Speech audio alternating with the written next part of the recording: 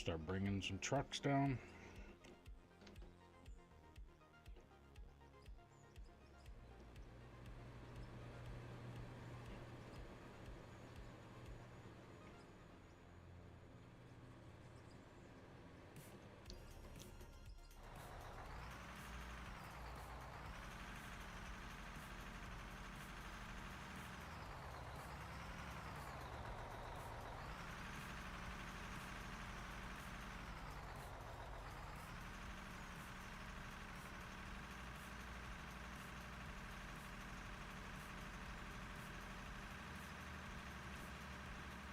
I start putting the trucks down at the bottom and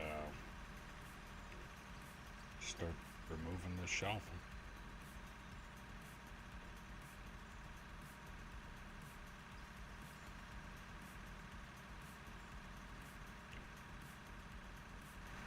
So I think what I'm gonna do first, I'm gonna remove that ramp. The old ramp, not the new one that's going down into the pit.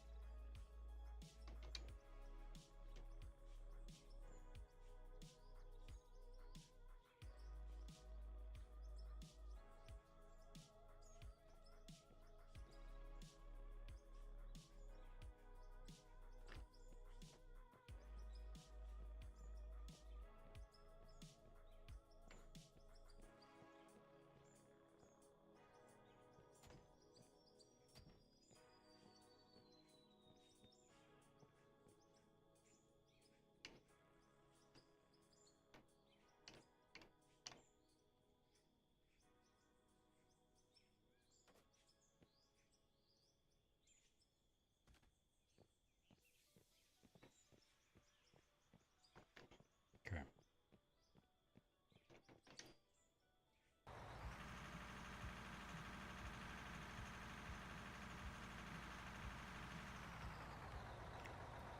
Start parking trucks.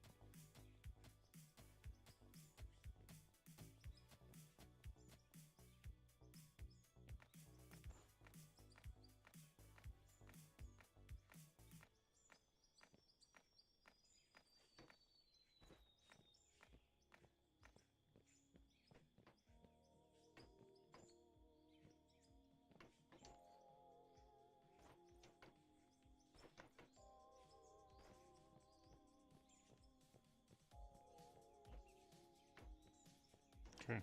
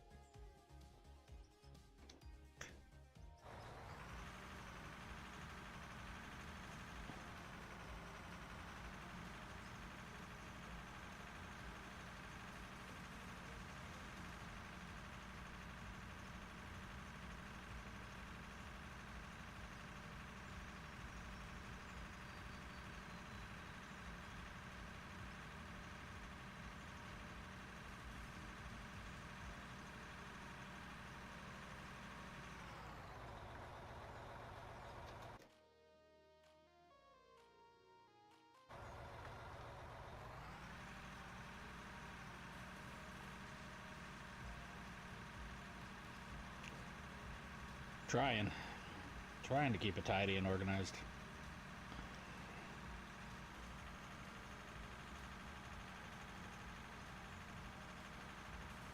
Not too bad, Velcro. How about yourself?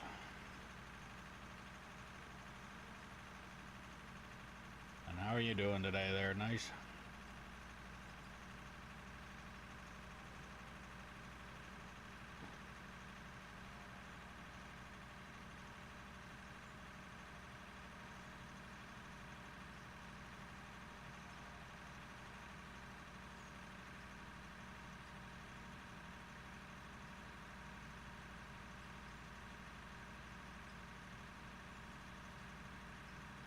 Pretty good. Had to take a nap.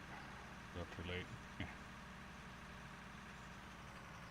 I was up at 5 o'clock till about 6-ish. Went back to bed, woke up at 10:45 to start stream.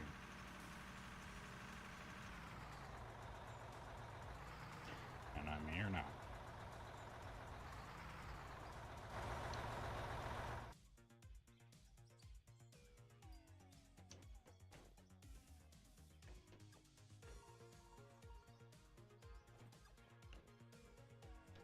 Bring all these trucks down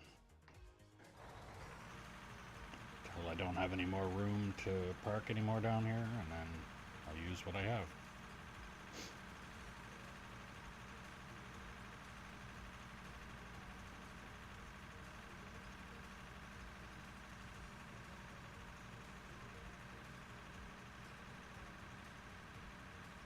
Wondering at this point if I should just stage them down there anyway. Just keep them down there.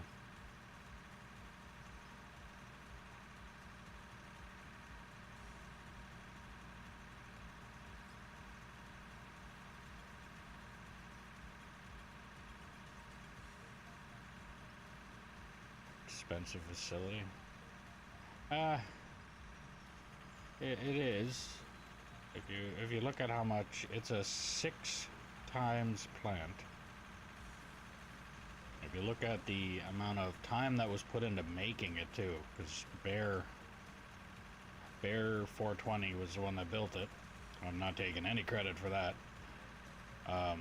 He did it in 2 days. Now that's 2 extremely long days, non-stop. But he also knows what he's doing when it comes to that stuff, so he kind of just had the idea in his head. If I was to have to sit down and make a plant right now, I would actually have to go over what everything does again, and it would probably look nothing like what he's got there. That's all condensed and layer upon layer. If I had to do it, it would be like dump at one end and it comes out at the opposite end of it, but the plant would probably start where I'm driving now and end where the other plant actually is. I don't have a fucking clue when it comes to that stuff.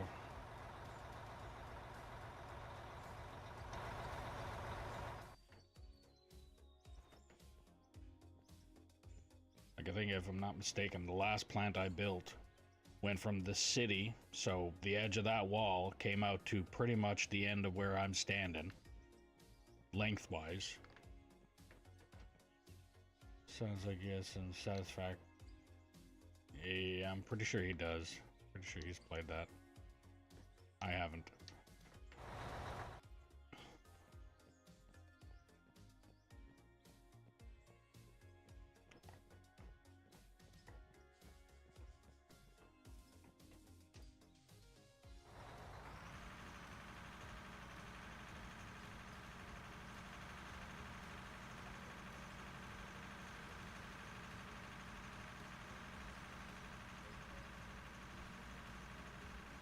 See, I'd be able to get probably 6 trucks down there. I'd say maybe 2 will take the old ramp. And then I could get started on removing the rest of this shelf.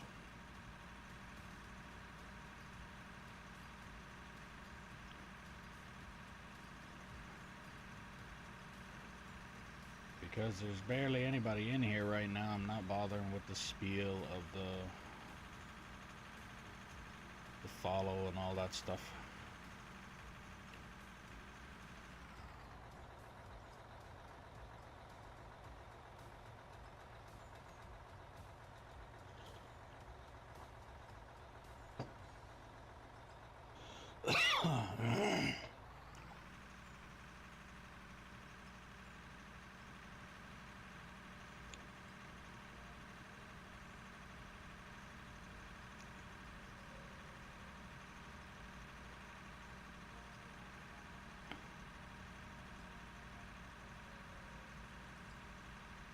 Yeah, I do think I can get 6 trucks down here.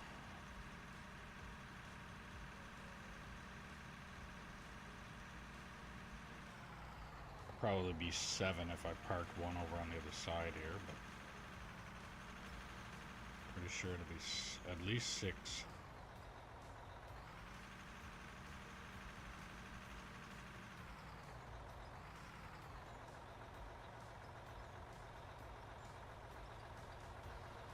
And the reason that I staged the trucks like this, for anybody that wonders, is I can spend way more time digging and not losing track of what I was focusing on. If I have more trucks here to fill, I can just go right back to what I was digging, instead of, with my brain, I could start digging, hop in a truck and go and empty it, and then turn around and go, oh wait, I need to do that, I need to do this, there's something else over there, and squirrel moments.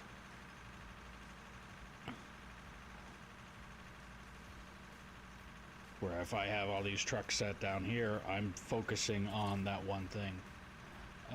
Cheers. Thank you. Nice for the 40 cheers. Again, still new to this. Have absolutely no idea what that consists of, what that is. But thank you for them all the same.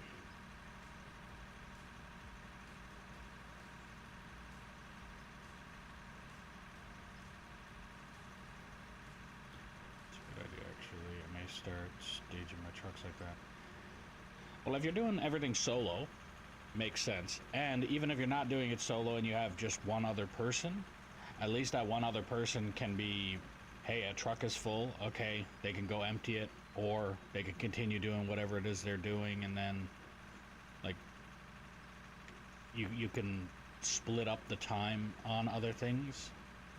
If you only had one truck, then it's literally dig until that truck is full and then go empty that truck, come back, drop it, and like I said, in my case, I have a risk of having a chance of going, oh wait, I need to do this, oh I got something else over there that I gotta do, that I keep driving by, and that kind of stuff.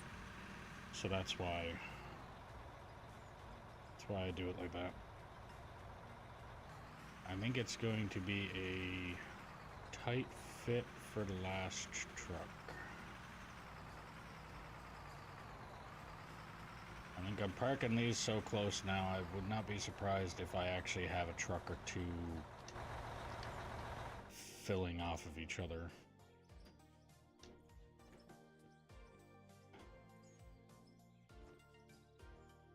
Let's bring the old Lee Bear down. Or the truck that looks like a Lee Bear. All of these trucks have resembling features of all of the other haul trucks. Like, there's Komatsu features, there's Cat features, I'm sure there's Lee Bear features. I haven't seen the Lee Bear up close, so I don't know exactly. But they aren't much, but I think whatever income you get from bits goes straight to you with no split. Oh, okay, it said that they were cheers. Oh, bits. Okay. Never mind. All I had to do was continue reading. Yes. And I don't know how much each bit is worth. But yes, they are definitely they just go straight to the streamer. I know that one. Bear told me about it there a little bit ago. But, yeah, I don't know how much each of them are worth or anything.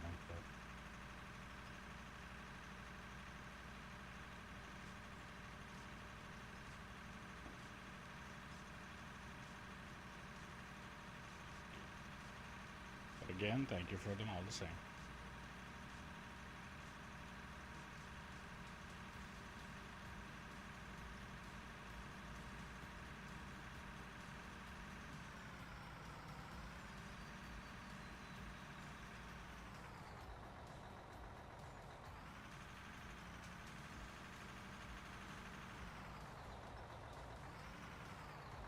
Oh boy.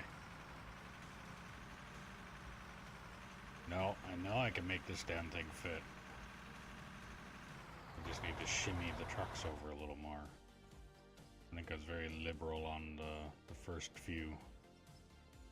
Yep, that space right there is the make or break on fitting all of these trucks in here.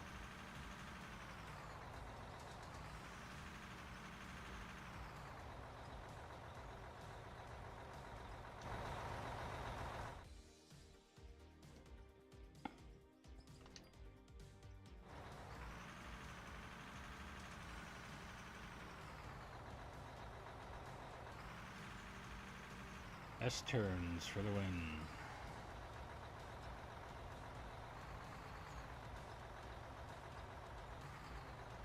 How's it going, Havoc?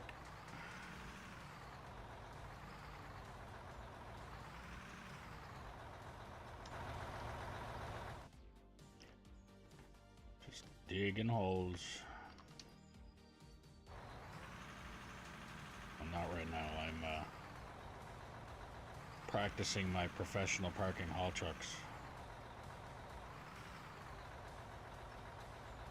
Oh, that's good to hear.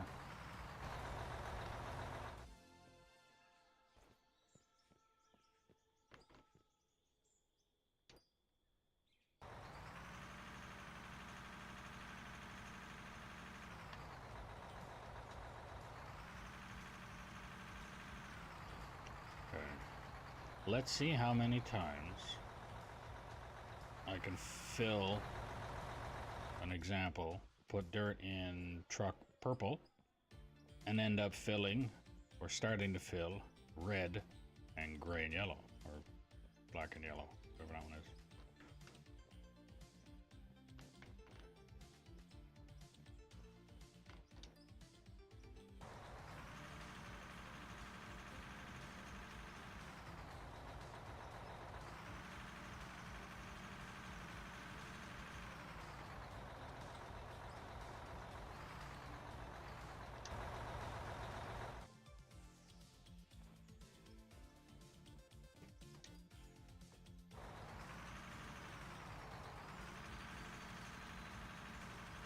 And there we go. I can fit them perfectly in there. It's almost like I cut this out perfect to fit them all. Almost like it was planned. Definitely wasn't. But it's almost like it was planned. Now let's hop back in here. Grab grab me a loader. Which one's the one most hours? 31, 4.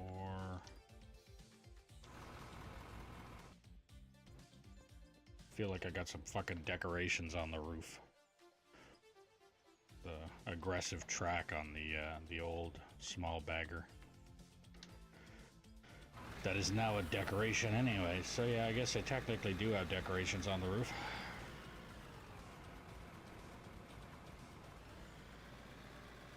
I have no idea why I have a bagger as a decoration on the roof. It's almost like I'm trying to show it off. If I wanted to show it off in my purpose, I'd have it have flames underneath it and about ready to burn.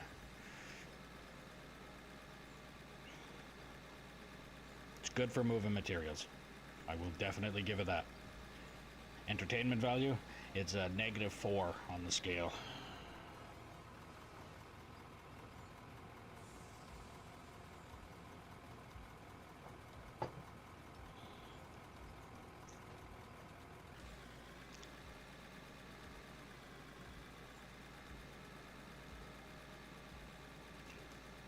Fighting with your cut. How many rounds are you on?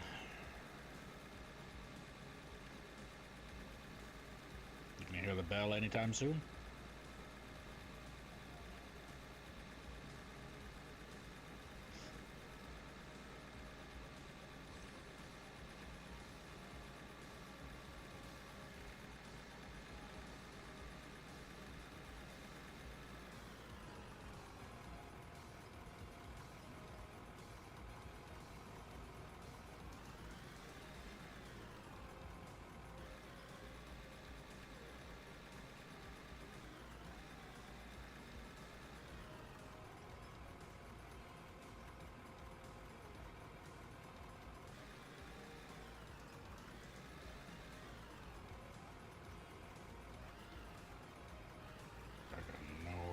To start.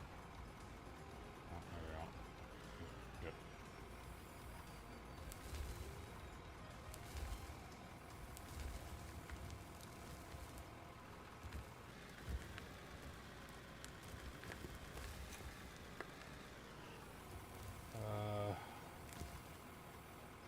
I was wondering what.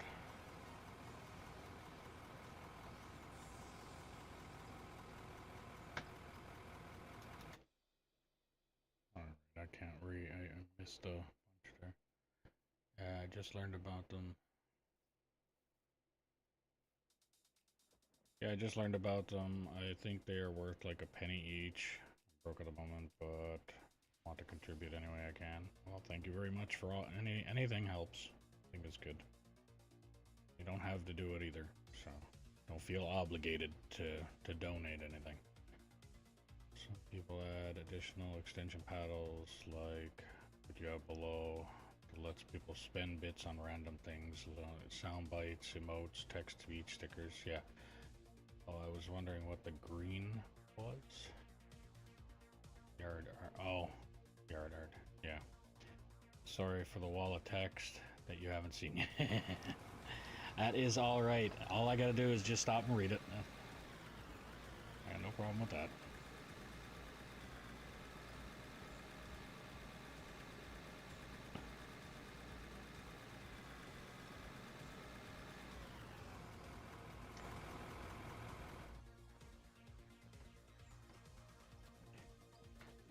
I swear M is like my safety advisor here.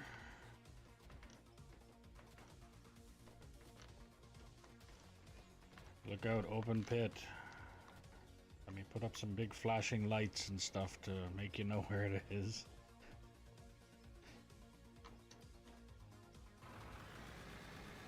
Because I do have to bring back this this bit here, because this is going to get a little bit tight.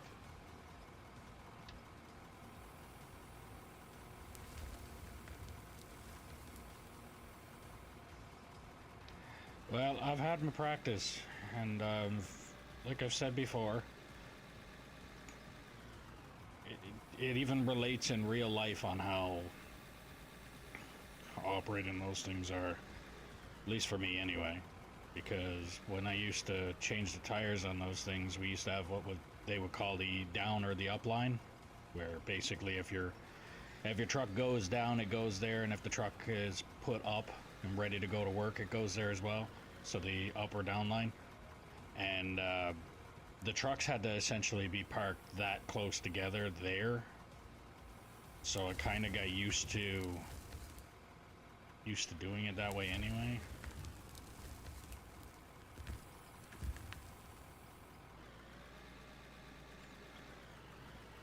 I'll get rid of that annoying ramp, because I think I've even had this loader stall out going up that hill.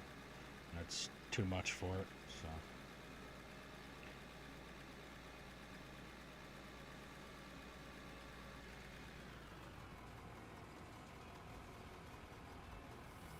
I wonder how many times I'm going to try and load the loader into the back of a haul truck.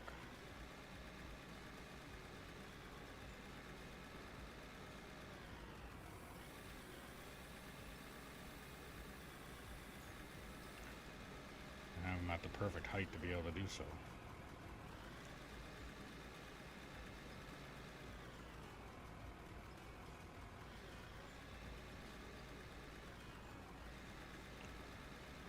But I wish we had a way to move them during breakdowns or something. Pretty annoying to have a small building sized vehicle blocking the road at random.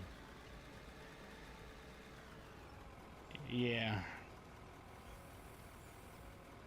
They need to come up with a, and if you don't know what I'm talking about with this one, you're probably going to have to Google it, just to try and explain it. It's called a float truck. Which, best way that I can explain it is a haul truck, tow truck. And you can get two different kinds. One basically has what looks like a, it's like a pin. And it's not really a pin as much as it's a giant fucking cylinder that goes under the center front of the truck. Kind of like a stinger on a regular tow truck. The thing that goes underneath and lifts the front of the vehicle. Well, the float truck that I've seen, or the tow truck that I've seen, I guess the float truck is the one that has the trailer. But the tow truck that I've seen has literally a ram or a hydraulic part that comes down, goes this way and does this, and has a pin. And it literally goes into the front bumper of the haul truck so that you can just tow it around. If a truck gets broke down in the middle of a haul road, you don't have to leave the truck there. And and the float truck is literally a haul truck with a fifth wheel trailer attachment on the back of it. So you can imagine there's people out there that have a hard time operating the haul truck. Imagine having a haul truck with a trailer that's long enough to accommodate putting a haul truck on the back of it.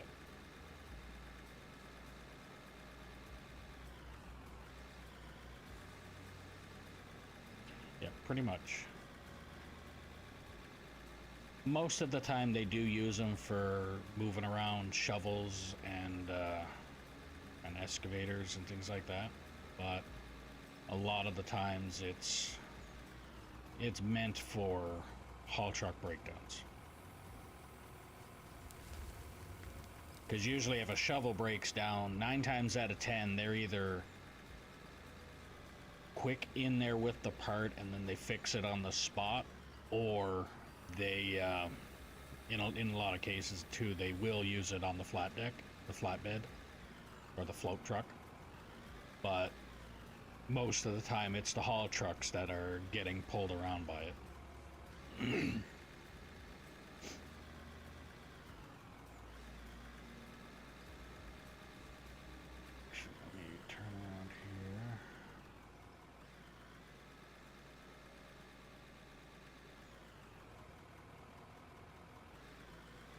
How the fuck did I start off on a flat surface, dig this out, and now I'm on a ridiculous angle?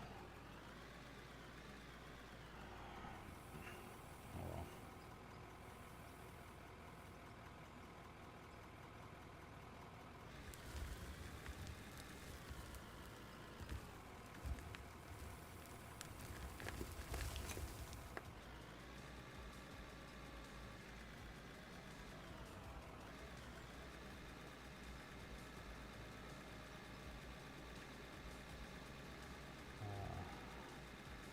truck update when? Oh well. Be nice to move dozers and excavators with yeah. That'd be nice too, to be able to move a dozer without the blade getting dragged around. It's like you should be able to put your blade up at maximum and it automatically do like a no material moved thing. But again, I'm just talking at a personal perspective. I have no idea how the game developing works and how much of a pain in the ass that would probably be to set up or anything like that, right? That's like I was saying there yesterday with Velcro about mirrors. I have noticed on the Discord page, there is a lot of people, not just me, that want functional mirrors. I mean, within reason. It's if they have them, then why not? But at the same time, what it consists of to be able to implement it into the game, I have no idea. Tried a bit of game dev and legit one of the hardest things. Yeah. I'm probably one of the very few streamers that would actually tell you that I'm damn near computer illiterate when it comes to, well, any of this kind of shit. Like, if I can't Google it and find out that way, then I'm pretty much fucked. And until I get a real, a good viewing, like a good pile of people watching my streams, it's not like I can just go, hey chat, I need to know this, and have like 18, 20 people be like, yeah, this, do that. I don't have that yet. I do hope to have that later on, but see how that comes out. At this rate, I'm just happy to be able to stream for a few people, let alone...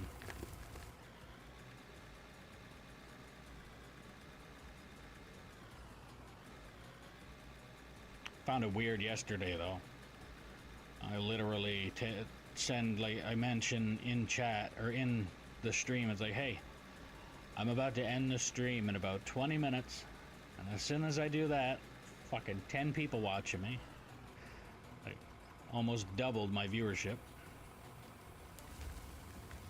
Like, of course, I'm about to log off and everybody wants to come and watch. But is what it is. Give me plenty of time to tell everybody when my stream time is. I do want mirrors though, really bad. Yeah, I like, so the ability to do this.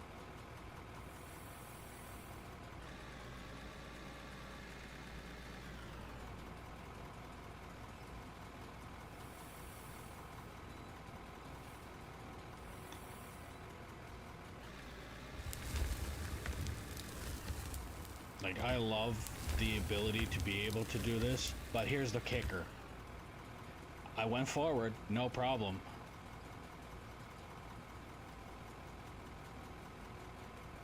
I shouldn't have to do this. I should be able to focus on, like, that mirror there. And again, because of my neck issues, this is pretty much how I drive in real life. It's very rarely do I actually do shoulder checking.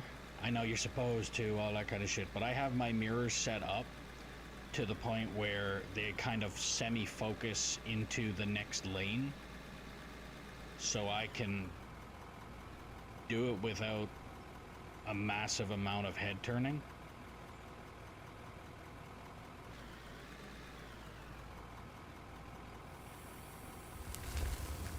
But I mean, I'd love to be able to do this all the time. But I have to drive blind, hoping that I'm not gonna back into anything, and I love the look of this. but I can't sit here and go and do this all the time, because knowing that I can't use mirrors just drives me nuts.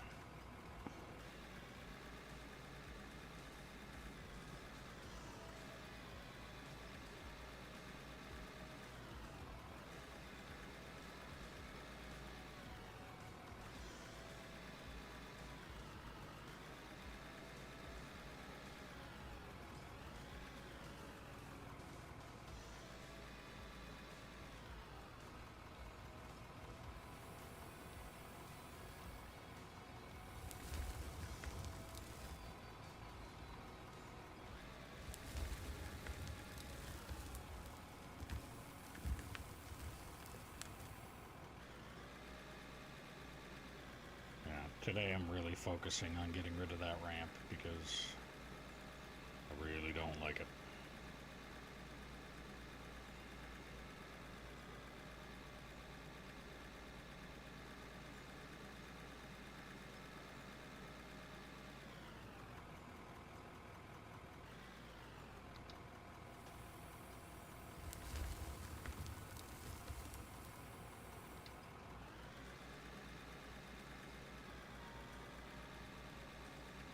Once I get that ramp out of there, then I come up here and focus on working on getting rid of the shelf up here.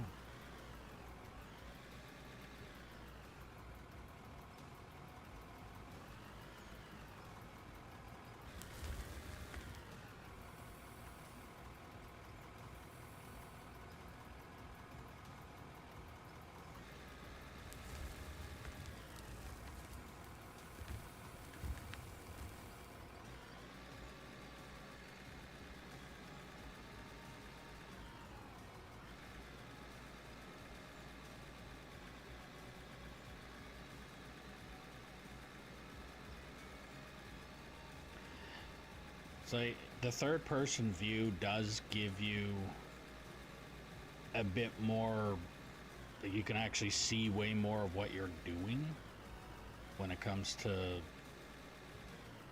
like where your blade is touching the ground and all that kind of stuff. But at the same time, if your GPS works the way it's supposed to and you know how to use it, there's no real reason for you to need to know how flat your blade is.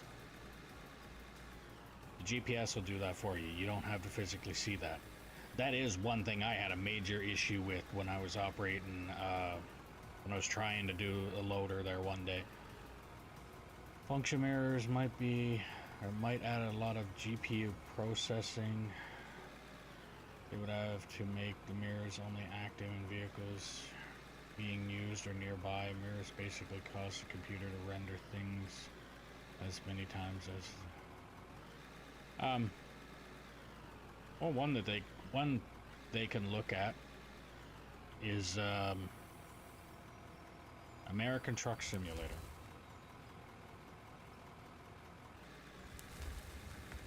That game has fully functional mirrors, and you are also able to turn on extra. So you can have your head can turn and see a mirror, and that mirror does what it's supposed to. And then you do it the same with the other side, but you can also set it up to where there's mirrors that are on the screen that are just sitting there. That if you looked one way, both of those mirrors are with you that whole time.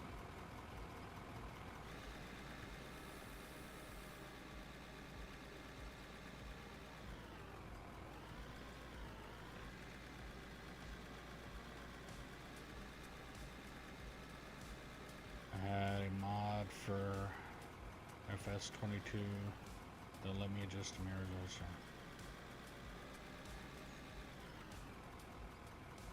Yeah. So I mean, it's not completely out of the question, and if I'm not mistaken, correct me if I'm wrong, I could be very wrong, but I know they have rear view mirror functional. I'm not sure about the passenger and driver mirror on GTA, Grand Theft Auto 5. I can't remember if they have fully functional mirrors all the way around or if it was just mirrors for the center, like the rear view mirror.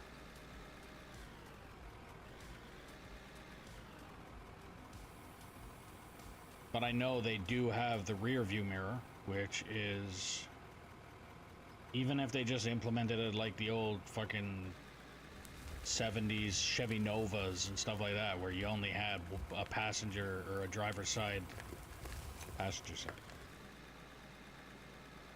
driver's side, I can't remember. It only had one mirror anyway.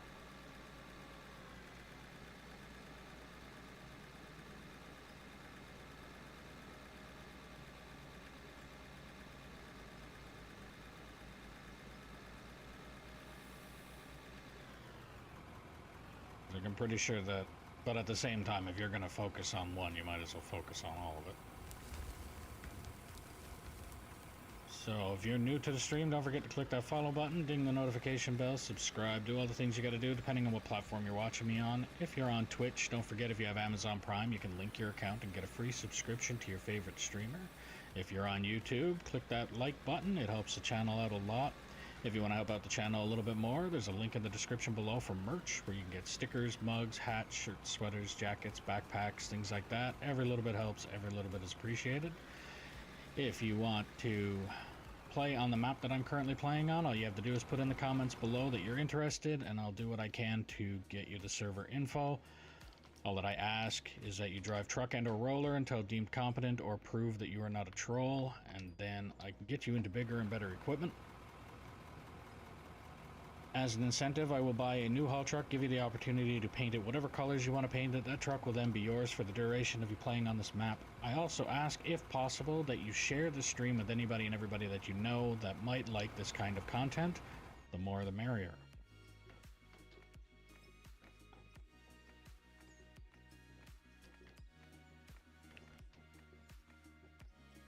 And I don't know if I promoted it before or not, but I do have Facebook, I do have X, and I also have Instagram. They are usually on my "this stream is ending" screen, so I kind of really never promoted it very much, but I would probably want to start promoting it more, so that if I am going to be missing a stream, or if a stream's going to be late and things like that, I should probably be posting it more on there as well. But as of right now, I don't have very many people watching on there, so I haven't bothered. But I also do have a Discord that is in the description below. Actually, all of them are in the description below. So if you want to join that, just go ahead and join it. Again, like I've said, because I've seen a lot of the freaking spam accounts and all that kind of shit there of, add me to Discord. It's like, no, I don't add anybody to Discord. You do that yourself. If you can't add yourself, you don't get there. That's it. I don't do it. I'm not your babysitter. If you can't figure it out, then Google exists. YouTube exists.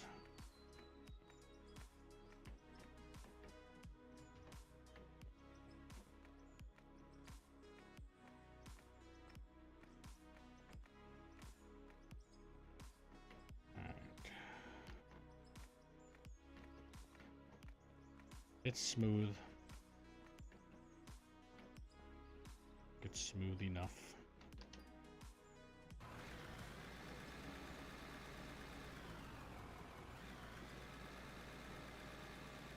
So let me try and get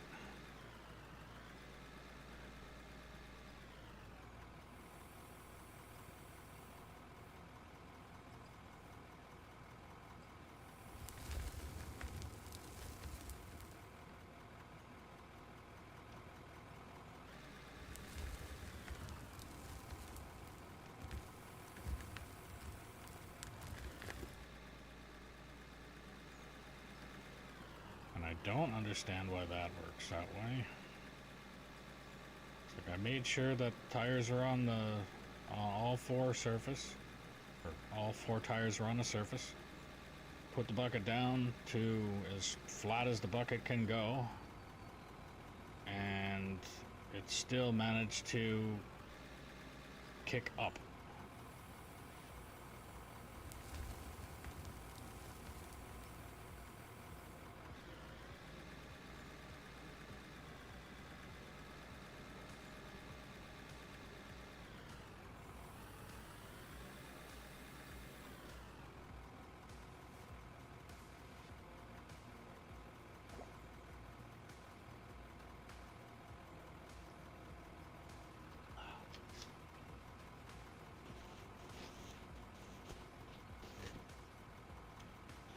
Drink my tea before it gets cold.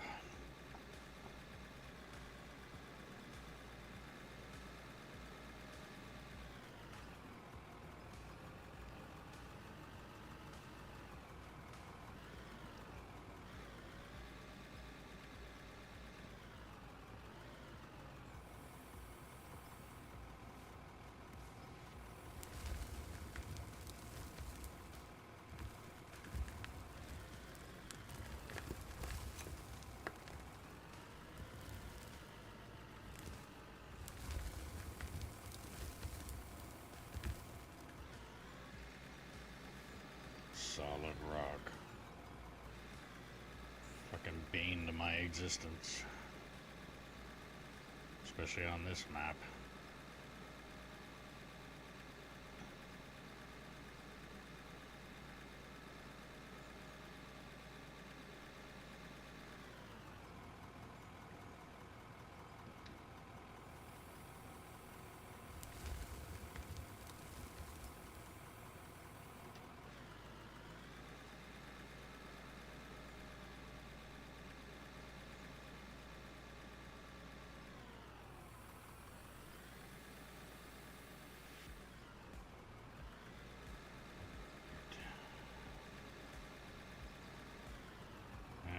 Fuck it.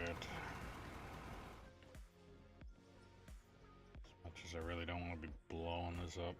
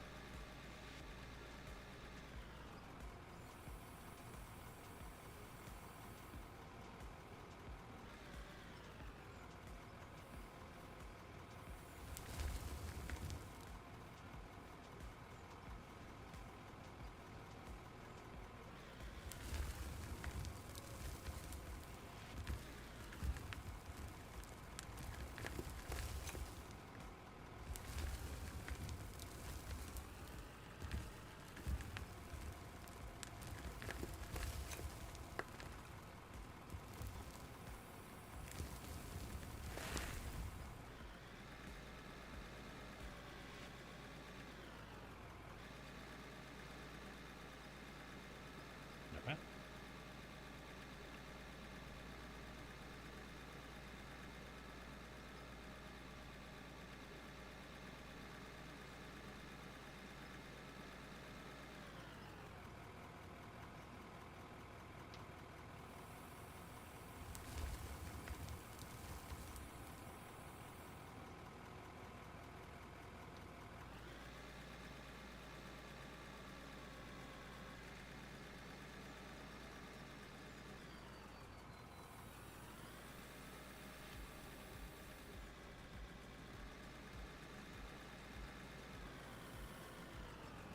But yeah, the what I was saying earlier about trying to do this, sitting in the cab of a loader and bringing your bucket down and then figuring out at what point is your blade actually flat.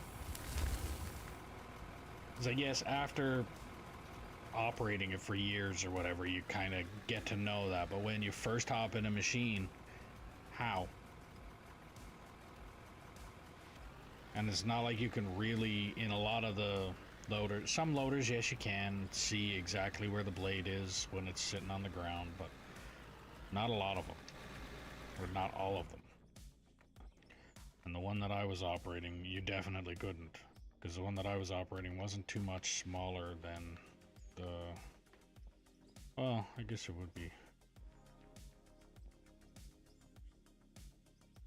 No, if I'm standing here, yeah, it would have been about the same size loader. So they're off on their sizes when it comes to the trucks, to the loaders, and the trucks to the shovels and stuff.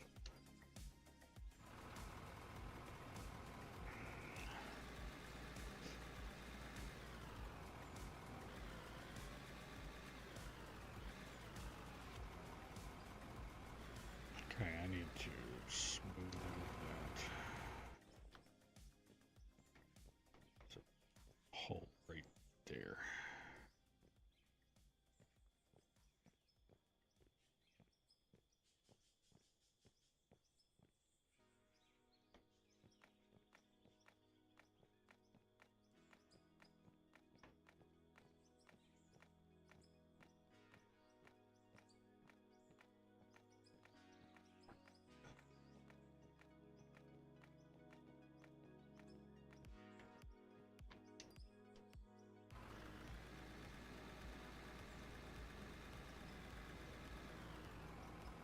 There's a hole right there too.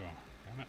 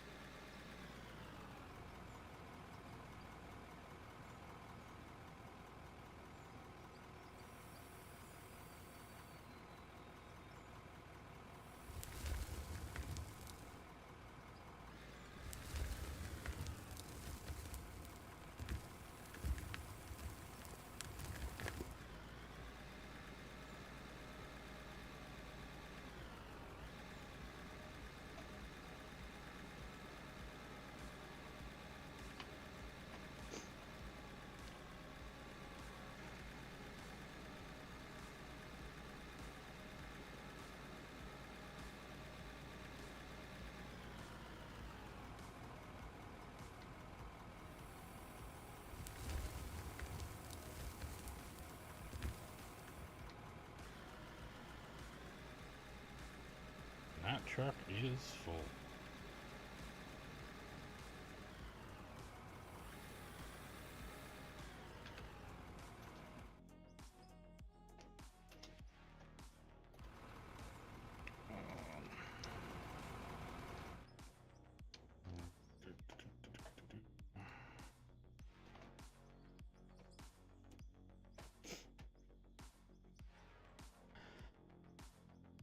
Total time played 1,553 hours and 38 minutes.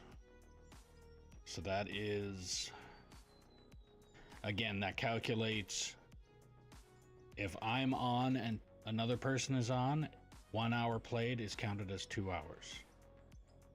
Rinse and repeat. That's how that works.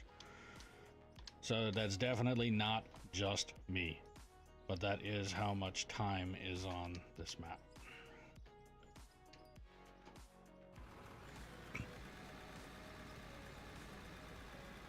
I have a way of calculating how long I have been playing. I have a total of 461 hours.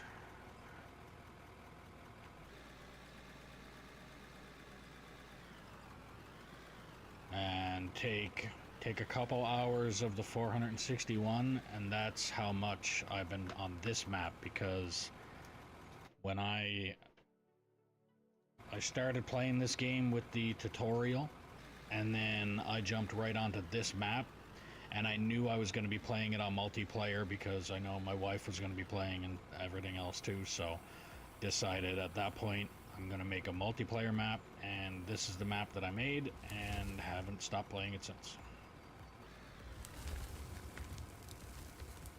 So it actually counts the hours when other people are on it. Yes, it counts the full map time played, and then Steam will calculate how long you've been playing the game. It's hard to calculate though if you're jumping from one map to another and things like that too though. I haven't played on anybody else's map. Actually, that's not true. I was on Bear's map for maybe an hour.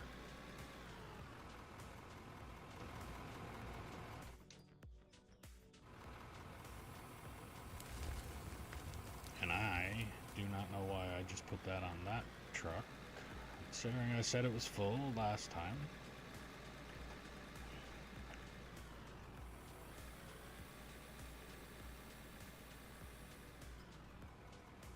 But I think this also tells you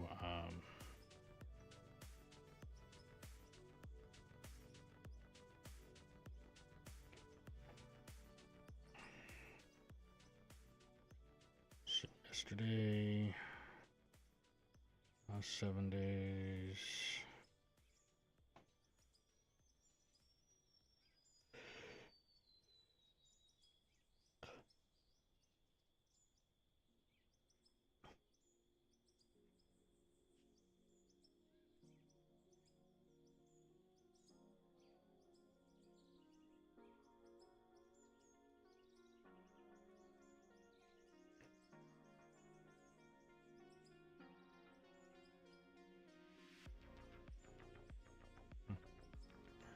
We're all over the board here on this one.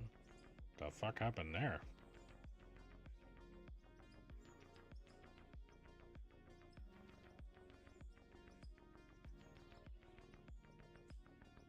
Profit went down into the shitter.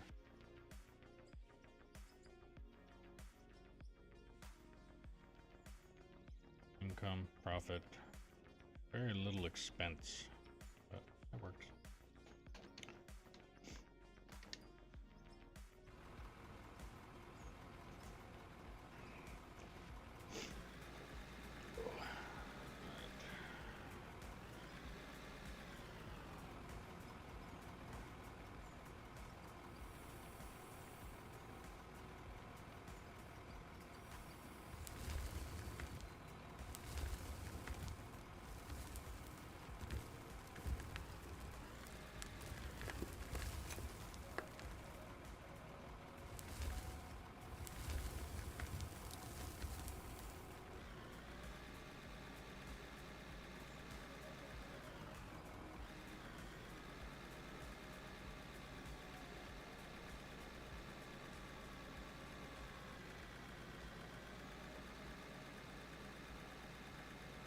Start filling truck number 2.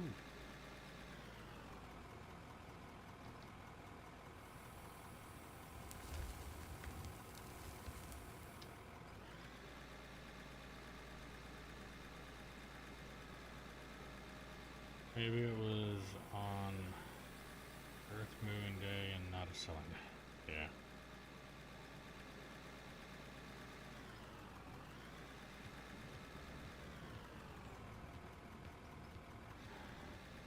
it could have been. There has been days that I have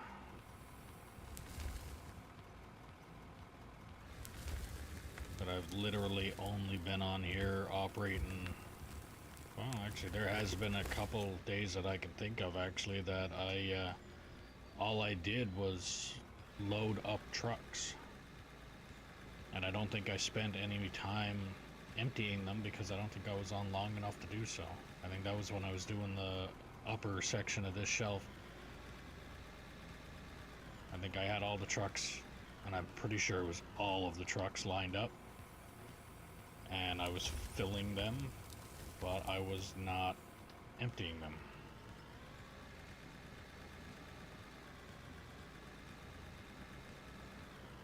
And then I logged off, and I think that was probably that day.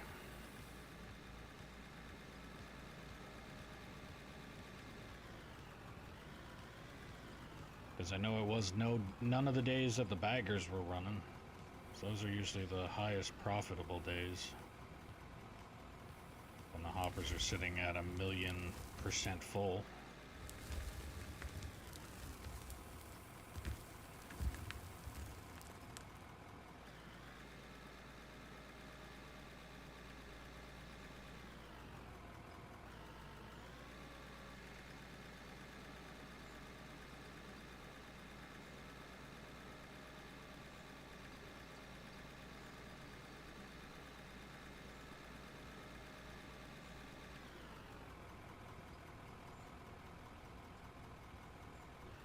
There isn't any.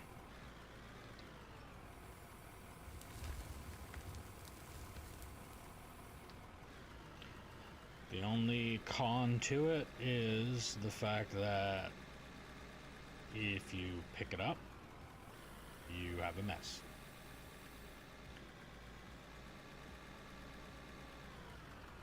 And if it's at, let's say, 1,000,000% full, then you have a very long time to wait until it's emptied.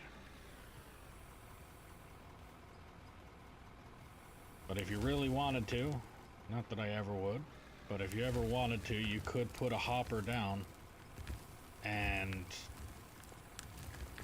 not have it attached to anything, not have it turn on, nothing, and just fill it. You can probably take all of your time and load the entire mine into that one hopper. I mean, it'd probably lag the shit out of the map. I don't know. Just sounds like something that would happen.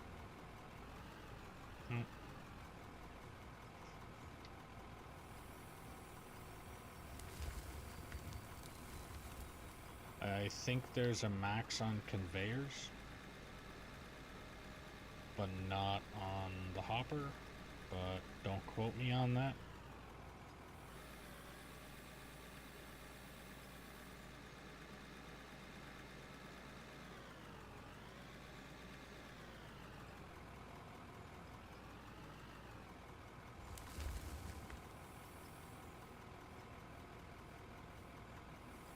No idea though.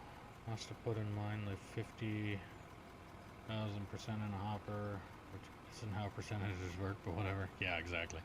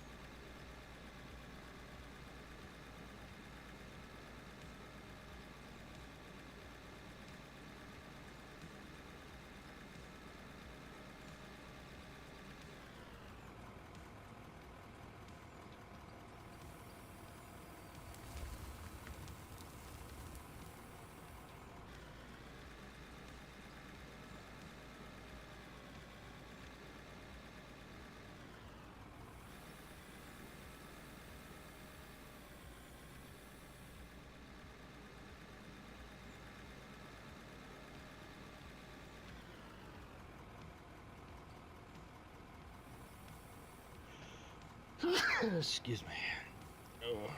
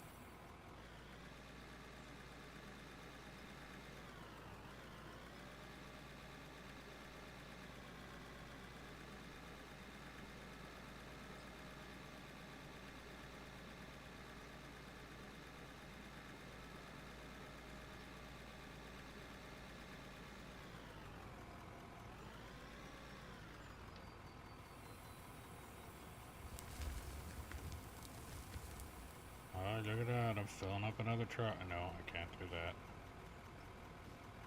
Oh, come on.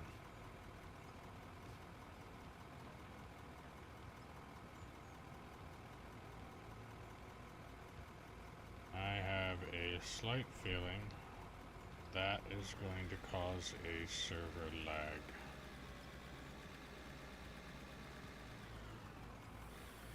Yep. Truck is almost full though.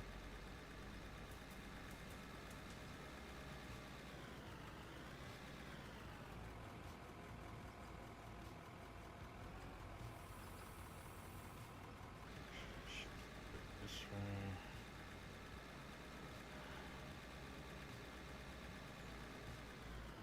Oh yeah, fucking lagging right out.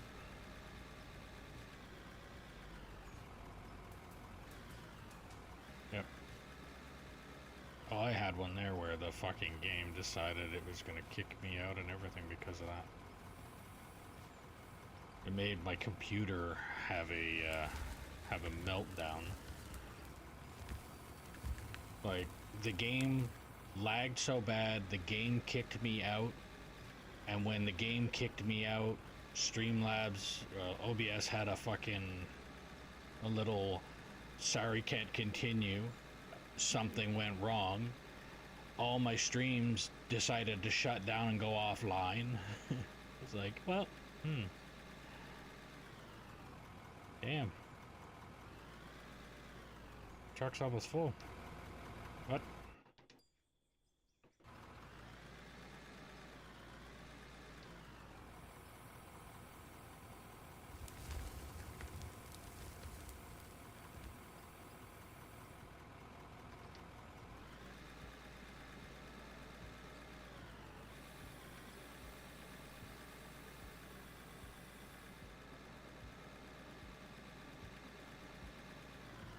I'm gonna finish filling the one truck, I think, actually. Once I finish filling that truck, I'm gonna go empty it, because this lag is a bit much.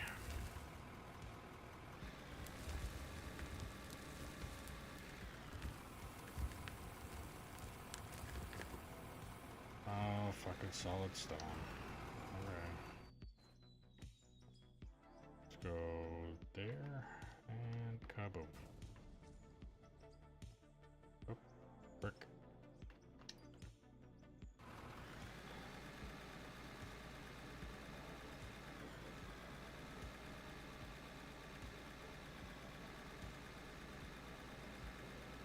Yeah, I'll finish filling the red truck next to the purple one. And I'll go dump it.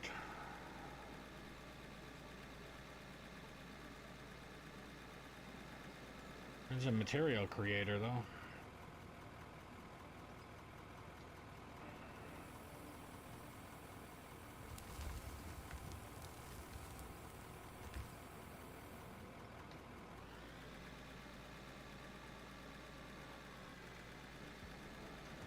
Considering I don't think I had that much material in the back of the red truck before it started spewing over into the purple one.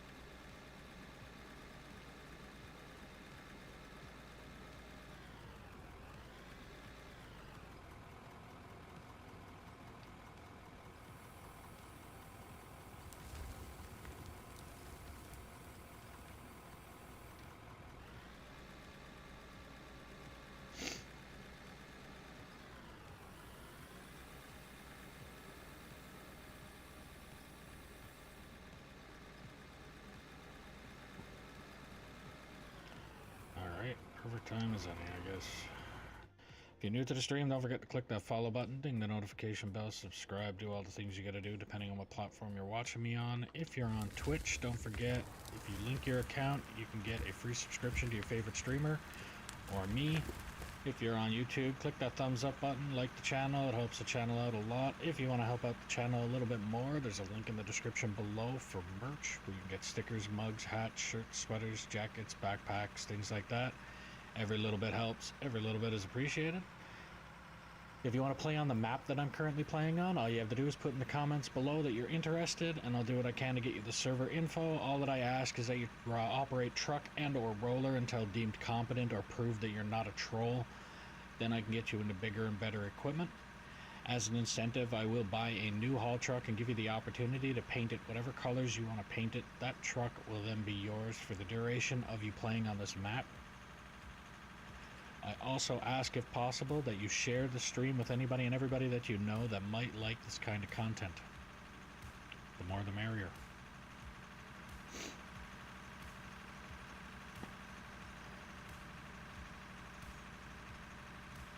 Yeah, let's get rid of this lag factory.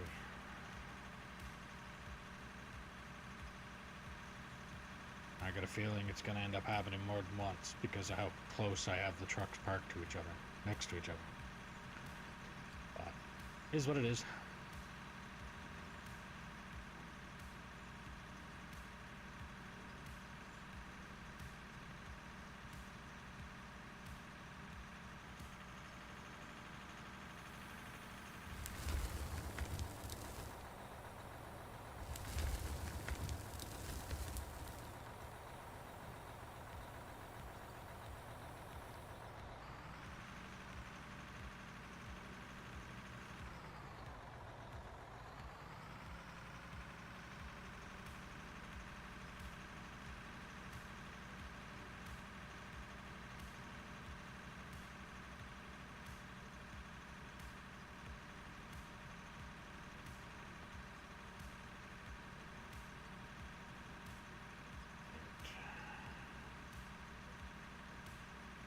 This truck back where it came from, and I continue removing that ramp. I had a feeling the amount of material in that ramp, I'm probably going to fill up this truck, purple truck, and maybe M's truck, the one that's got the rusty box on it. That's I would say that's the amount of material I'm going to have to remove.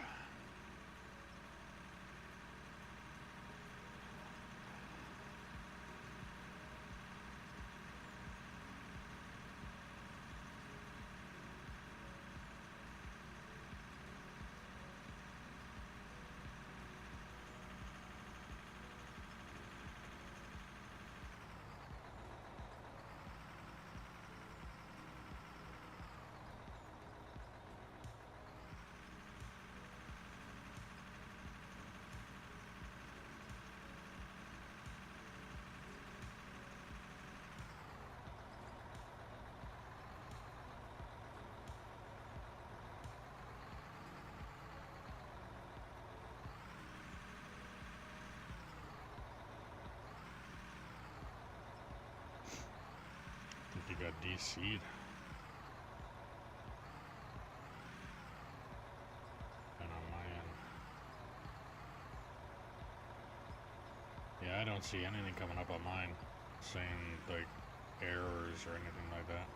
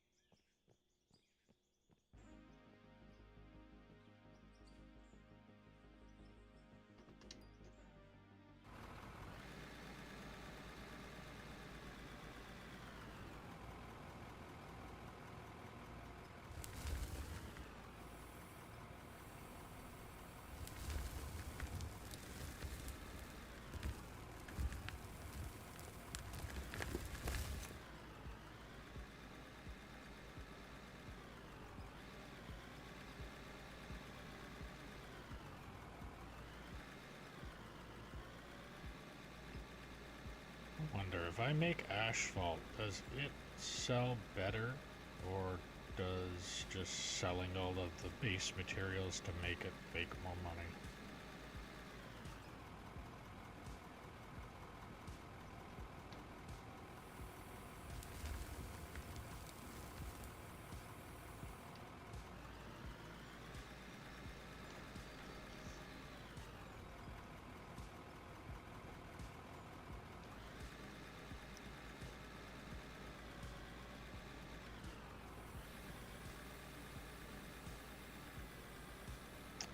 I mean, it's not like I'm running low on funds or anything either, though, so I don't know if I'll be that worried, because that would mean I would have to add an extra step to my plant up there, and I have no idea how Bear's got it done to even know how I would add that to it.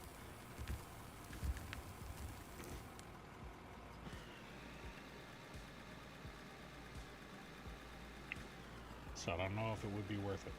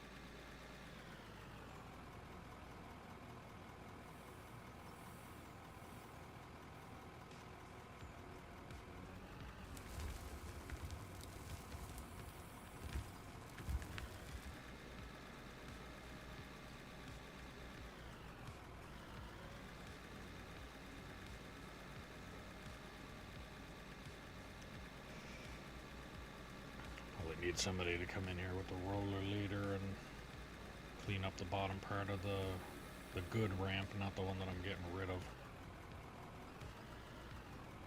because that's getting lumpy, getting a bit rough to drive on.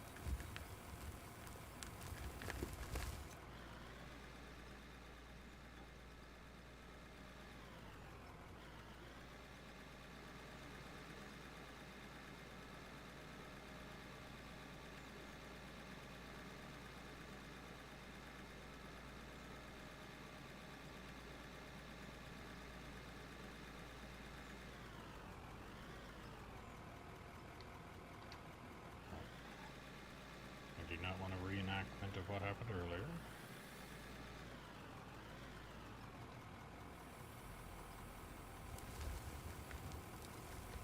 I got a feeling it's going to end up happening as soon as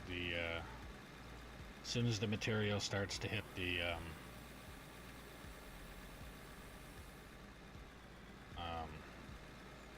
why did I already forget the name of the side of the fucking box?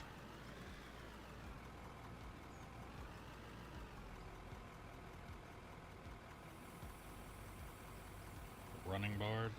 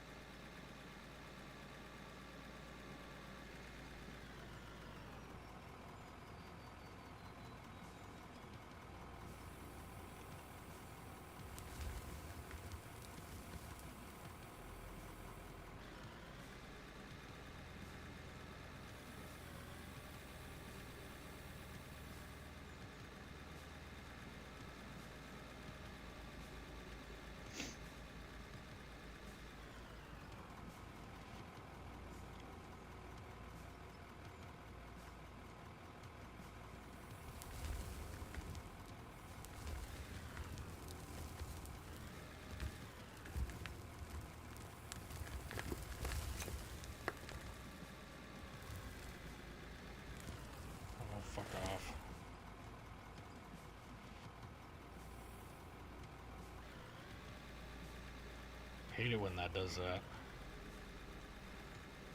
At least I didn't leave any lumps all over the place. Like, the box magically makes material show up and I start throwing it all over the fucking mine. I really don't like that.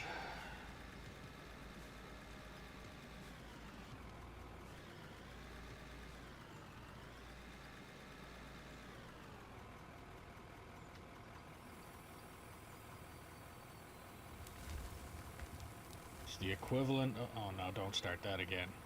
No, don't start that again.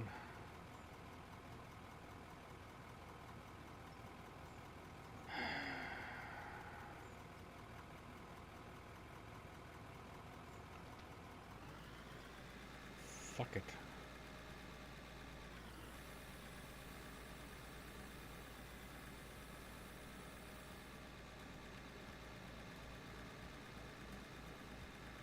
Had a feeling it was gonna happen. Oh.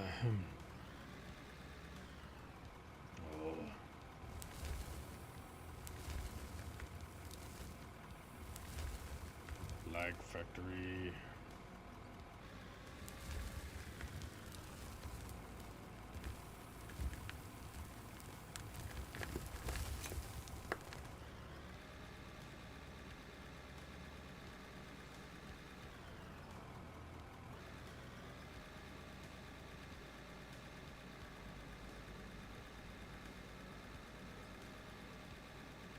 I think I'm just gonna fill that truck and I'm gonna pull it ahead. I don't wanna fucking empty it, I'm just gonna pull it ahead so that this shit doesn't happen with it anymore. I was gonna say, did it stop? But no, it keeps on. Truck looks like it's full now anyway.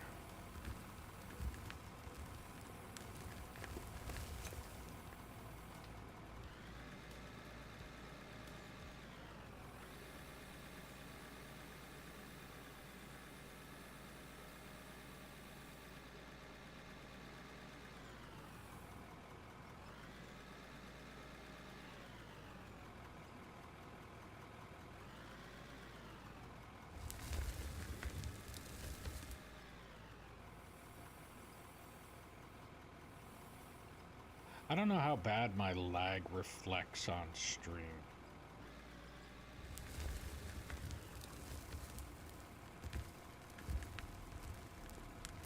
Like, is it extremely noticeable that I'm lagging on stream, or does stream itself lag with it anyway and make it kind of look blended? Like, does my bucket go fucking nuts on stream when I'm lagging, or...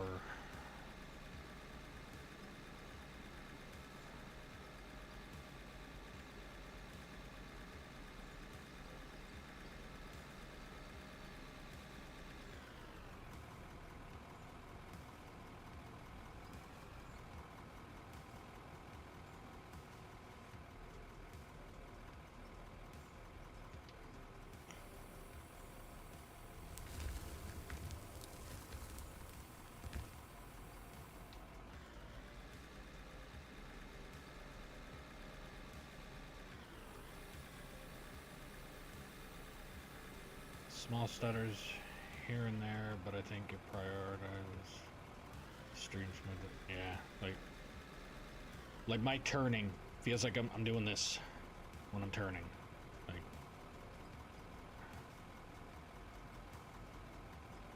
almost like a fucking fish out of water.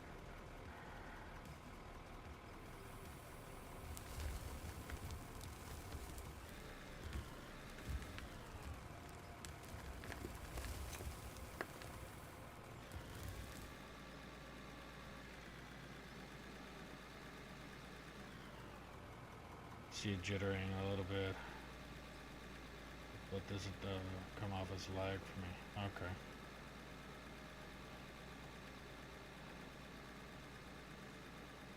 I think I'm gonna dump this last one in that truck, and then I'm gonna pull that truck ahead so that this shit can stop.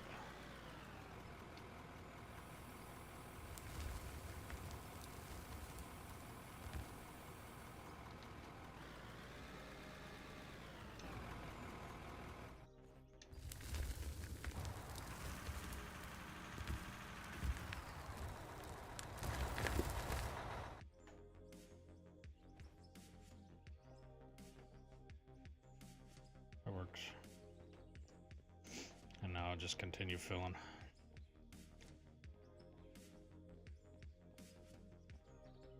Like everything runs a lot smoother when that's not doing that.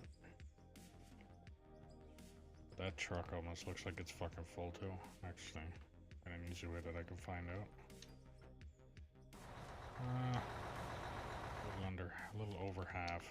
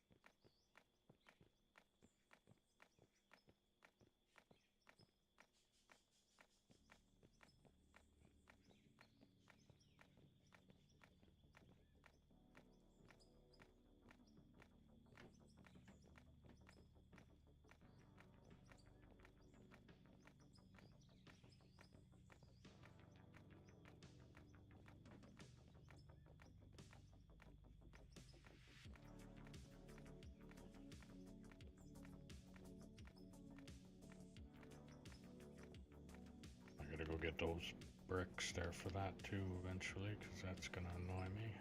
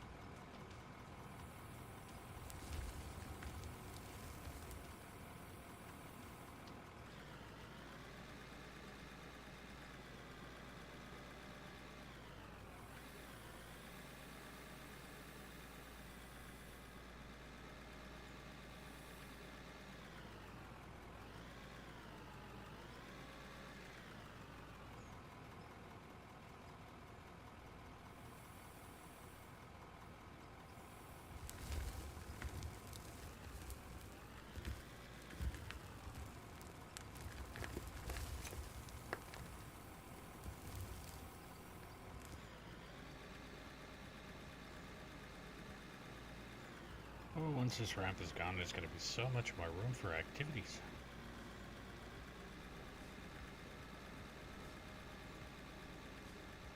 A lot more space to turn trucks around, and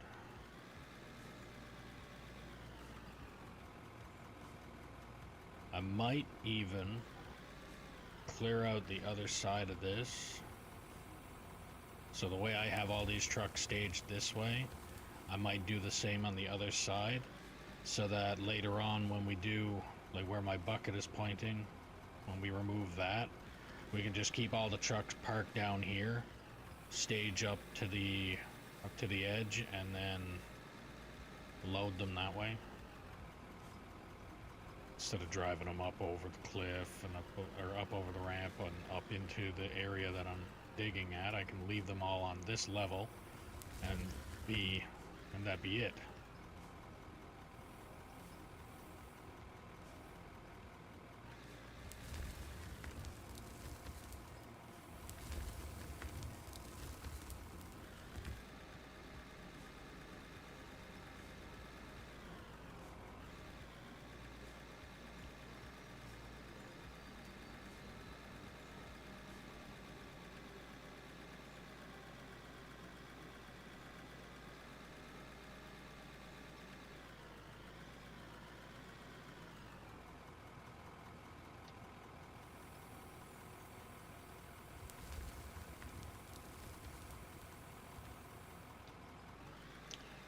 dump the last bucket into that truck and see the purple one.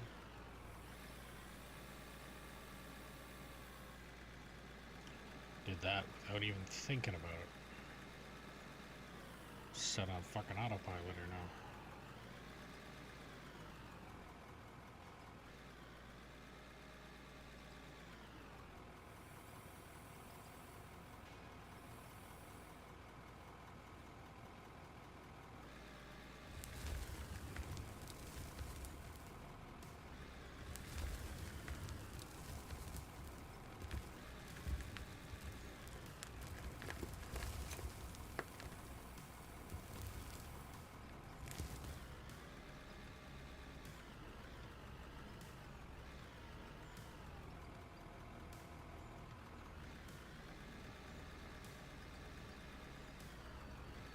You don't like the layout of it, you don't like what it produces, or you just don't like the location. What's the fight for?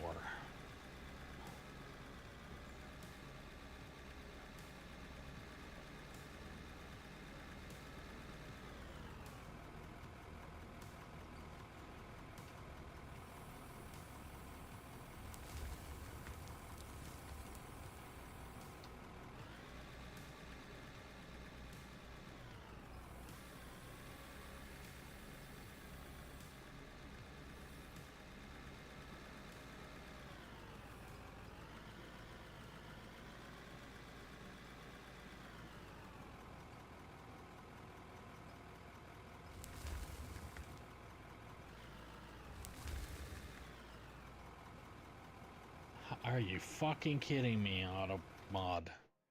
Apparently you're not allowed to use the word ugly. Oh, give me a fucking break.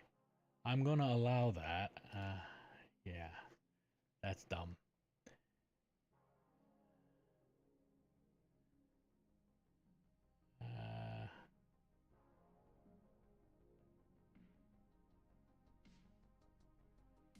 So you typed something, and when I allowed it, it put that message after. Is there a way that I can turn off? I don't know if I want to turn off auto mod. Actually, maybe I do, because of the fact that I still have Nightbot.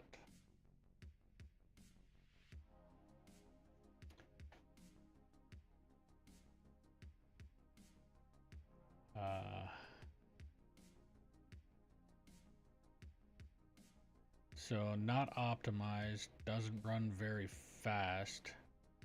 Now that I'm getting into bigger equipment, and it's really ugly. So, like, very spaghetti.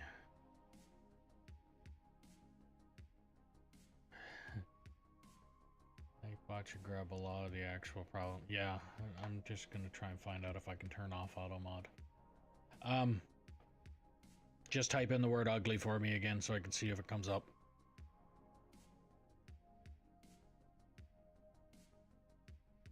Or actually, no, don't put ugly. Put the word ass, or that works too. Yeah, I didn't know if I wanted to get you to use the same word, because sometimes an auto mod, it might ban you or something for using the same thing. Okay, no, don't. The more you do it, there's a chance you're gonna get. Okay.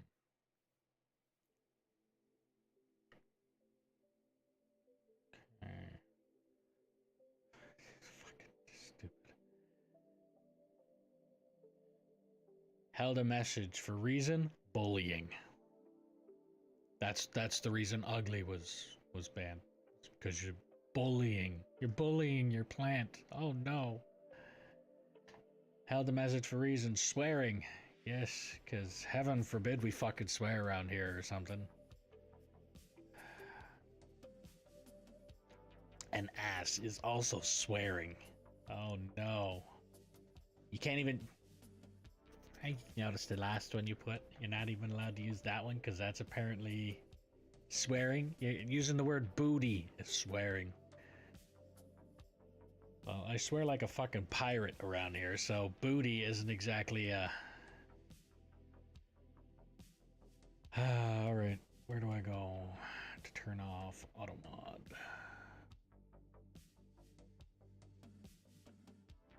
Analytic, community, content, monetization, moderation, settings, auto mod and messaging filters.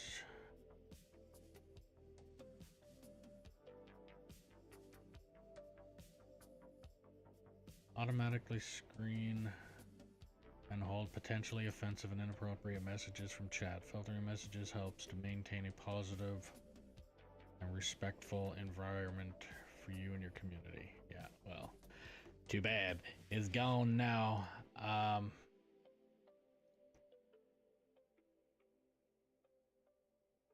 Now, I am not going to ask you to get Nightbot involved because what I have Nightbot set to not allow, I would not like. I don't want you to type those words.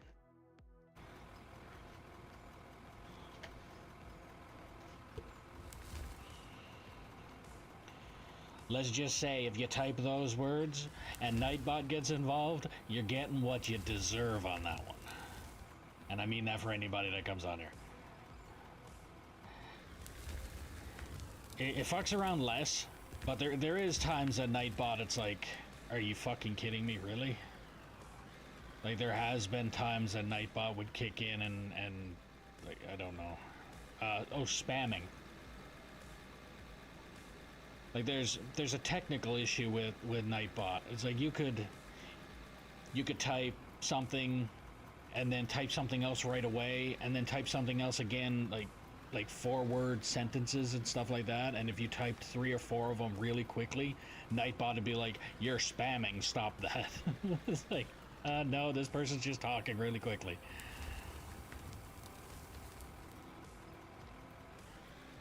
And Nightbot can be a bitch, but I'd rather Nightbot being the bitch than Automod being the fucking PG. Like, not even PG-13 at this point. It's like PG-8. So if you're new to the stream, don't forget to click that follow button, ding the notification bell, subscribe, do all the things you gotta do depending on what platform you're watching me on. If you're on Twitch, don't forget, if you have Amazon Prime, you can link your account and get a free subscription to your favorite streamer or me. If you're on YouTube, click that thumbs up button, like the stream, it helps the channel out a lot. If you want to help out the channel a little bit more, there's a link in the description below for merch, where you can get stickers, mugs, hats, shirts, sweaters, jackets, backpacks, things like that. Every little bit helps, every little bit is appreciated. Like shirts like this, that I forgot I was wearing.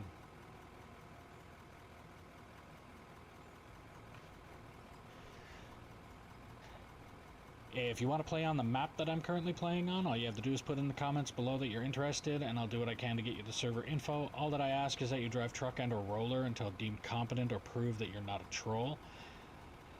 And then I can get you into bigger and better equipment. And as an incentive, I will buy a new haul truck and give you the opportunity to paint it whatever colors you want to paint it. That truck will then be yours for the duration of you playing on this map.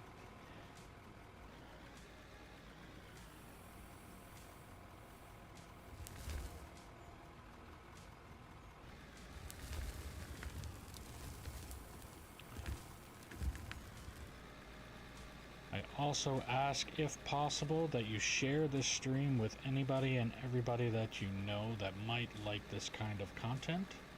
The more the merrier. And now we'll get back to digging. But yeah, all of my merch, I have, again, it still costs me money every time I want to get some of my own merch. It just, I pay cost as opposed to you guys paying. I think I put it down as the minimum amount of profit that I could possibly make on it. If I wanted to, I could boost the profit up to where, let's say, if it was a $4 mug, I don't know what the price of the mug is. I do have the mug, but I can't remember what the price is. But if it was a $4 mug, I think I have it down for you guys to pay like $5 or $6, something like that. If I wanted to, I could turn that mug up to like a $30 fucking mug. It's stupid, but I could if I wanted to. I don't want to. But as far as I'm concerned, like with the mug is awesome. It fades a little bit if you constantly use it and keep putting it in the dishwasher, but what doesn't? I bought 2 different sweaters because I've lost quite a bit of fucking weight since I've been on the Ozempic slash Wegovy injections. I think this time last year I was 310 pounds. I'm now 258 pounds. And the only thing that I did is literally use the Ozempic and I switched from Ozempic to Wegovy because of the price difference. Ozempic per month was like $500 and something, and Wegovy was $475 or something like that. It's still fucking expensive, but I'm lucky I have a wife that actually in real life operates these trucks. She actually works out on the oil sands site operating the Cat 797. And here pretty soon I should be able to pay for my own shit when fucking disability starts to pay me what they need to pay. Yeah, I don't know if you've been on when I went on my spiel of what my career choice used to, or not career choice as much as my previous careers consisted of.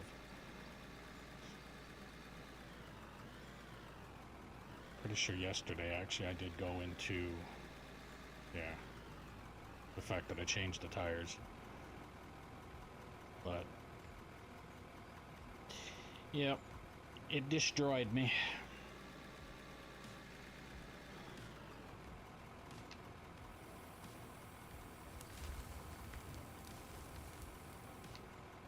So at the time of all of that, so I'm taking the Wegovy now, and it's like I said, that is the only thing that I changed. My lifestyle has not. Now, because of the fact that I have lost weight, obviously my stomach got smaller, and because Wegovy also does and same thing with Ozempic, it also does a appetite, almost like an appetite reducer, makes you not feel hungry. And because of that, all I ended up doing was just eating less. So that old thing that a lot of people used to say when they were insulting people, like insulting the bigger people, is put the fucking fork down. As harsh as that statement sounds, it is as true as it can be. I mean, there's different ways you could go about it without just saying that, but it's true. And 9 times out of 10, the reason that people are as big as they are, if they're big people, is because they just overeat. That's it. There is some people out there, obviously, that are completely different story. There's other reasons behind it. But most of the time, it's overeating.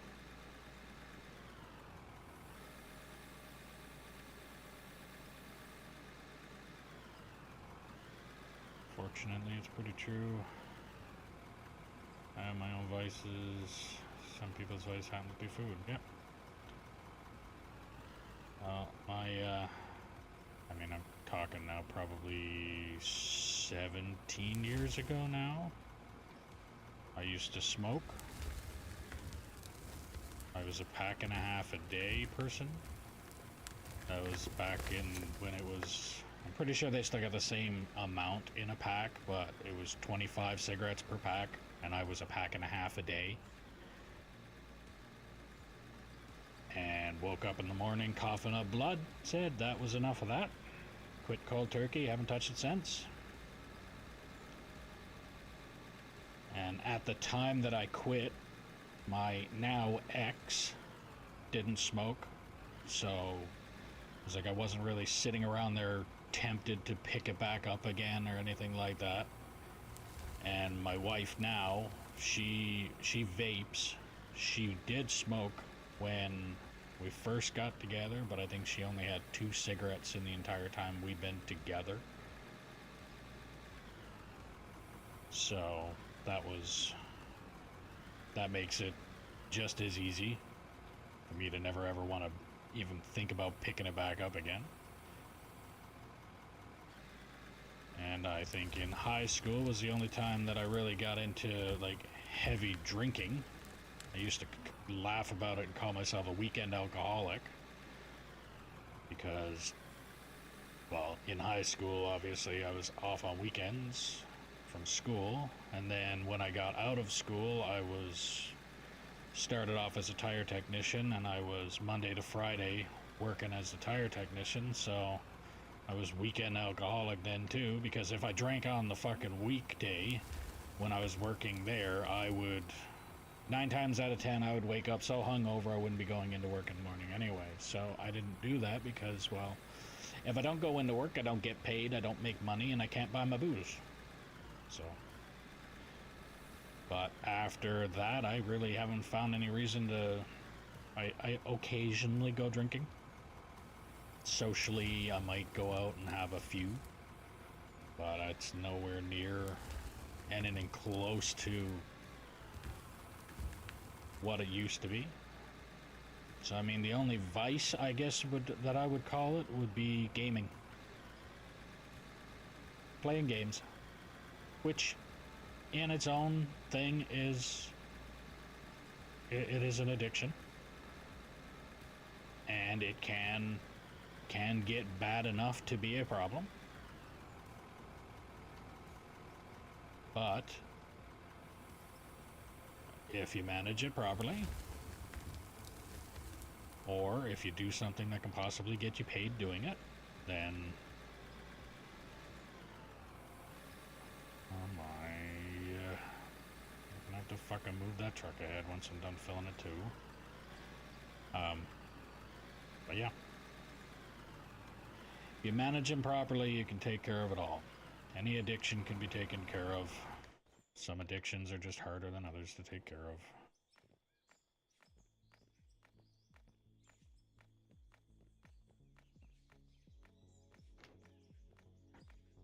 I mean, some addictions are like a weird addiction that you wouldn't think was an addiction, or you wouldn't think is a bad addiction.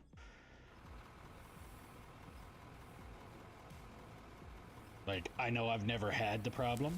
I know that it exists, but there's some people that have an addiction of going to the gym. I know that sounds kind of stupid, but at the same time, in almost the same argument, the reason I don't is because of the fact of, like, all my condition that I'm in. The only way that I would be able to physically go to a gym and do anything productive, I would need a personal trainer, and I mean like a one-on-one personal trainer, in order to find out what the fuck I can do that's not gonna absolutely destroy me and put me in a worse condition than I'm in now. Because if I went into the gym right now on my own and just started grabbing weights and throwing them around, I'm almost certain I have like a 90% chance of going in there and fucking absolutely destroying myself. So it's the reason that I don't go there.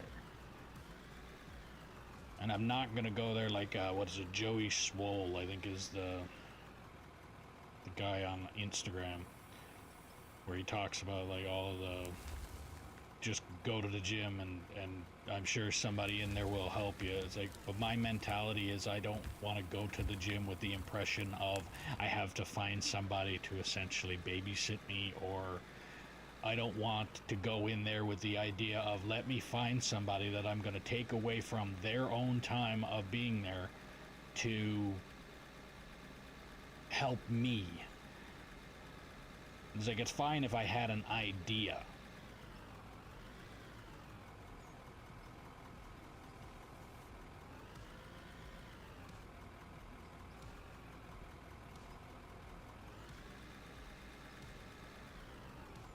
feel that I do lean on nicotine too hard.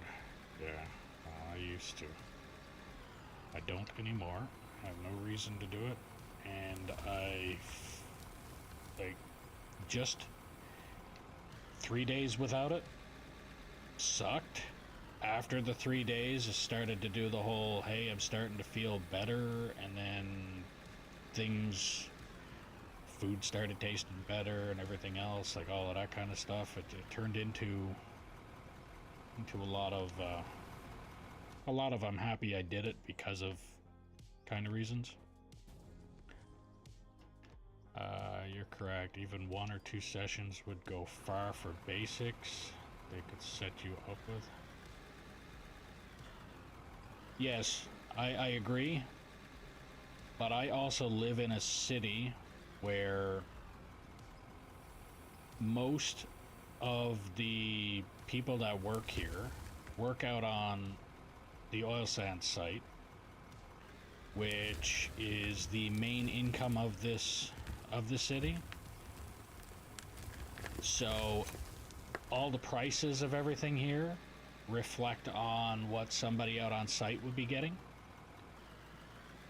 So in a normal city, and then I'm just pulling numbers out of my ass here, might not even be anything close to it, but a regular session at a gym in a regular city would be, let's say, $100 for the week. Might not even be close to that, but let's say $100 for the week. You come in every second day, you get a private session. In this city, the equivalent of that would actually be a $700 bill, because everything reflects what the oil sands does here. So in order to make your money on anything else here, I used to make fun of it and call it a Highway 63 tax, because the main highway that gets everything into this city, it's the only fucking way in and out of this city. But we used to call it the Highway 63 tax, because if you drive 4.5 hours to the capital city. So I'm in Alberta. Edmonton is the capital city of Alberta. And if you drive to Edmonton and buy something, the price difference is almost cut in half. 4.5 hour drive, everything's cut in half. Anything up here, you're twice the amount as what it costs. So that's why I used to say that it was a Highway 63 tax.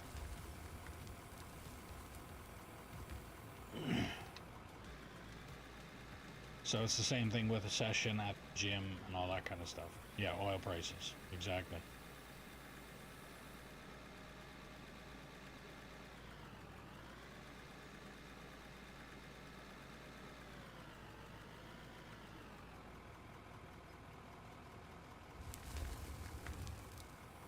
So to do anything like that, and at the same time up here, in a regular gym, to find a personal trainer, they would also consider it as almost like a group session. It's not even necessarily, like, when I think personal trainer, I think me and somebody showing me and me only how to do something in the gym. The way they think of it is almost like those like yoga classes that they show on TV, or fucking whatever, Pilates, the one where you have one instructor and like 20 fucking students sitting there doing something. That's what they would consider you having a personal trainer here. Like, that's not the case. That is the farthest thing from the case for me. And I definitely need what would be like one-on-one with somebody, because I need to go in and tell them, like, hey, I'm broken in 48 other ways. If I was to go and grab that machine there, I'd probably fucking tear myself apart, and if I had 3 full sessions in here by myself, I'd probably put myself in a fucking wheelchair.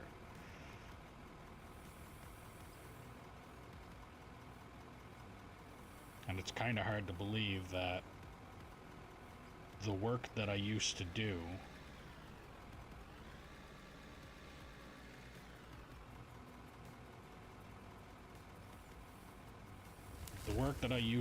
would reflect on the gym would fucking just beat the living shit out of me. But the work that I used to do, I used to be able to, if I wanted to, I could go to the gym and fucking just throw all the machines around like they were nothing. It's kind of like the, like you look at let's say a professional strongman, and then you look at a lumberjack. Lumberjack, a lot of the times, they don't look anywhere near as strong as a professional strongman. And yet, they could probably take that professional strongman and throw him around the fucking gym. Yeah. Yeah, it makes sense. Oh, weird. Yeah, I've had a one-on-one, sexted not around you. The straw, broke camel's back situation. Yeah, exactly. Yeah, like I said, out of my career choice, I used to change haul truck tires. I used to change tractor trailer tires by hand, tire bar and bead axe and things like that, like swinging around fucking tools all the time. And now if I go out and just going for a walk can throw my back out. Going up and down the fucking stairs in my apartment building, I've had times where my back has been just fucking totaled. That's put me a couple days out just from walking up and down a fucking couple sets of stairs. So all I can think of is like a situation like that, and then let's say I go to the gym, and because I remember doing this in high school, I was in grade 9 at the time, and I was able to go into the gym and use the leg press machine, max the fucking thing out, and I was just rep after rep after rep, just constant, not a problem. And I can think about it now. I could go into the gym, hop on that machine, fucking do one of them, and then need a wheelchair to get out of the fucking gym.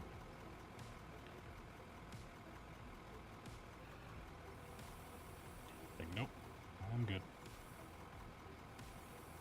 So that's why I would need somebody that has a way better understanding of what kind of condition I'm in and what I would be able to do, what I'm not able to do.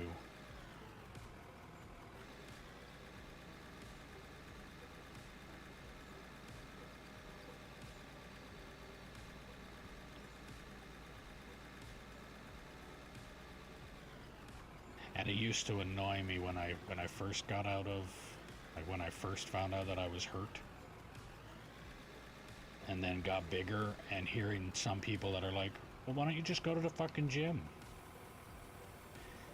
Like, yeah, okay, not having them.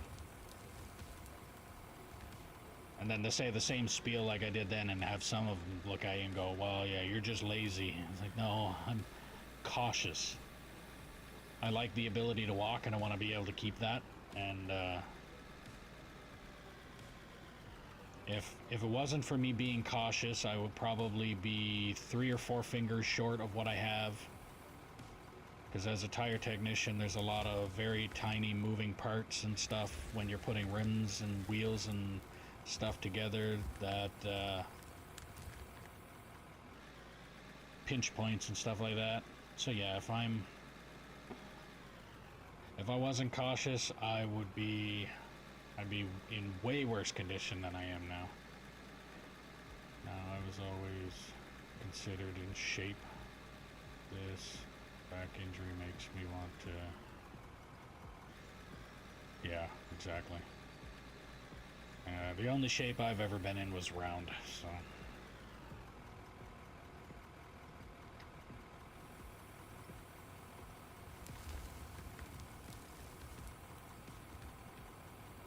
not not mistaken, I think my current weight right now is the best I've been in probably 15, maybe 15, 20, 15 years at least.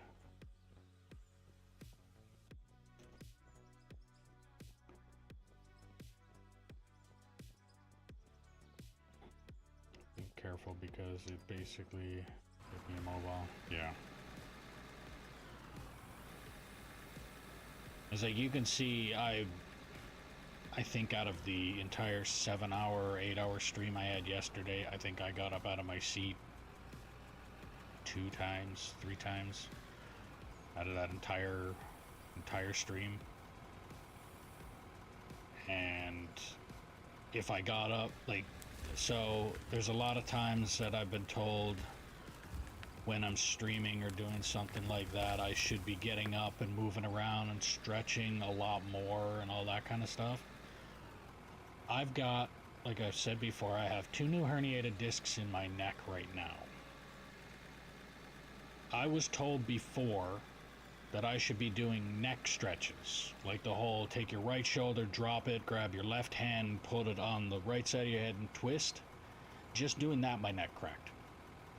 So that tells you the condition that I'm in. But when I did get told I'm supposed to be doing certain kind of stretches and stuff like that on my neck, every time I do those stretches, I get a fucking migraine. Now, so I stopped doing them for a little while. Recently, like over the last 2 weeks, I had a migraine that lasted over, I would say, close to 6 days.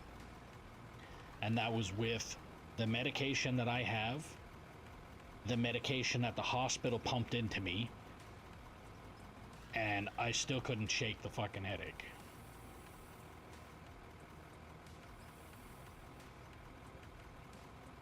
Congrats on newfound hope, though. Joints for thank you for the way. Yeah, I really wish they'd stop yelling at me, though. They're not thanking me very well right now. But again, like I've said before, I have degenerative disc disease, I have bone spurs, and I have arthritis all through my spine, and I'm sure if it's in my spine, I also have arthritis in all my other joints as well. It's just probably not as pronounced. So there's a very good chance that I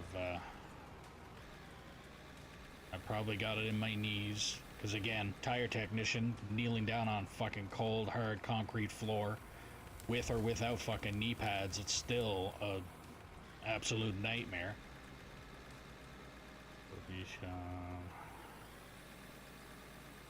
I'm sure it'll be some CTE later on.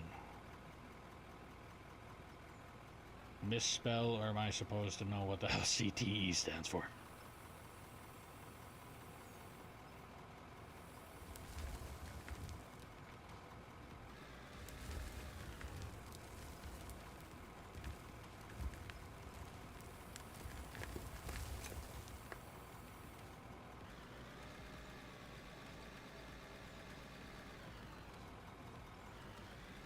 Sorry, headache. Yeah.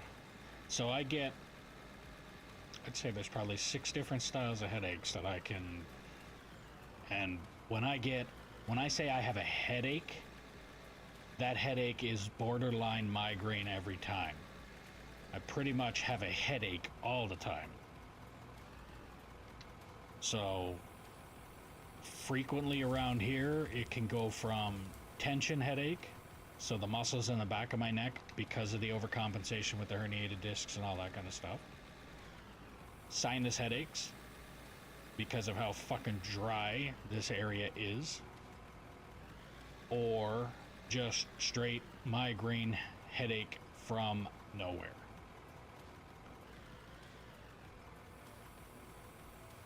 And I'm pretty sure that the migraine headache from nowhere can also stem from pinched nerves in my neck. I also have a thing that's called a myelopathy.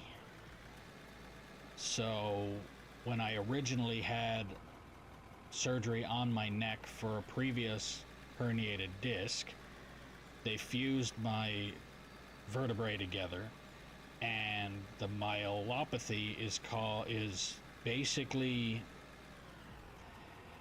in layman's terms, the myelopathy is the fact that my spinal cord was pressed by the herniated disc for so long that it didn't bounce back when the obstruction was removed. Now, I got a lot of the function back from what the herniated disc was causing. So originally I had, like, down both of my arms, the middle part of my arm, from my middle finger to pinky finger all the way down to my elbow, was numb. Completely numb. Like dead man's arm numb. I had the herniated disc removed, I got that back. But I still have, like, tingling and or almost numbness in the tips of my fingers.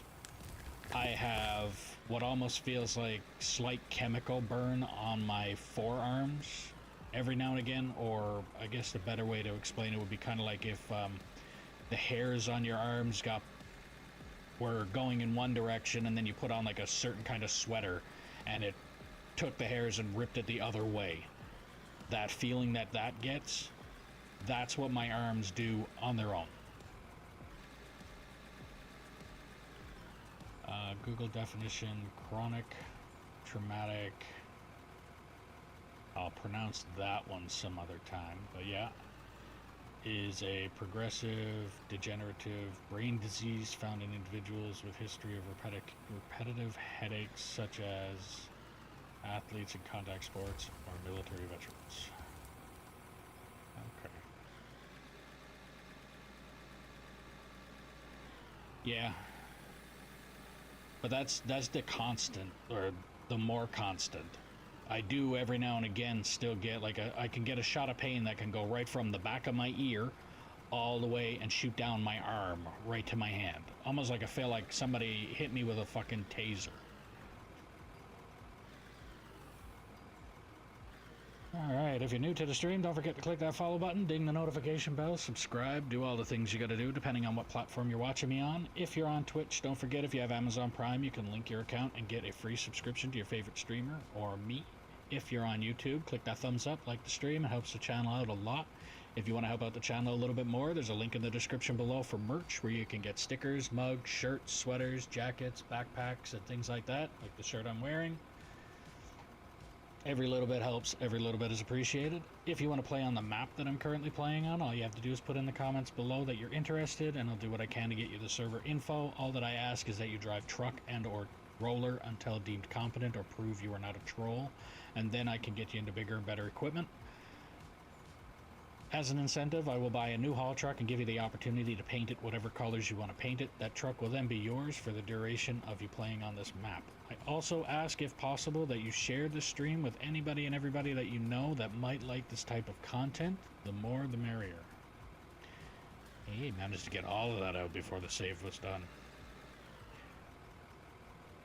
Kyle, another guy that plays on this map every now and again, mentioned it sounds like I'm doing a fucking one of those side effects of a medication commercial.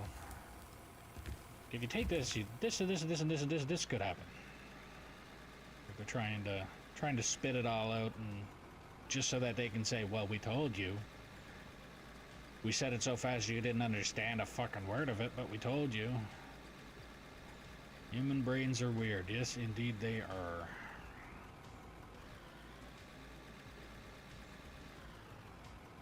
And the awesome part about it, / bad part about it, I wish the pharmaceutical companies would actually focus more on the awesome side about it. Would be like, you go out and grab a couple different kinds of plants, grind them the fuck up, and essentially eat it, and poof, problem solved. Either solved or taken care of for that period of time.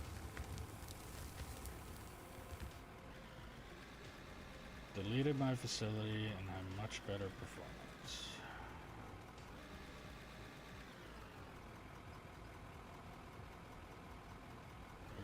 Yeah.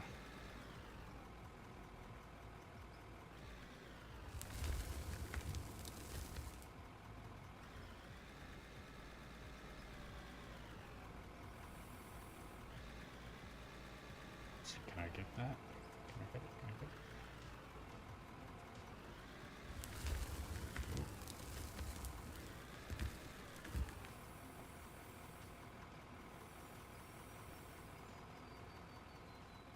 Yeah, that makes, there we go.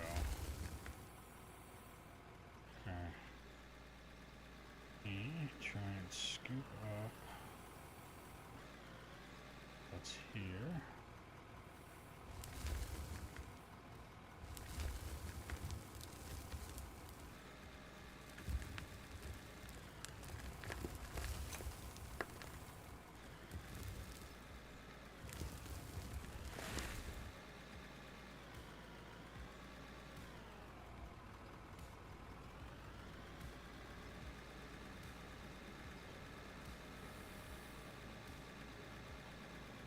So when you say you deleted your facility and you have much better performance, that means you haven't rebuilt the facility, or and because there's nothing running at all, it's working better?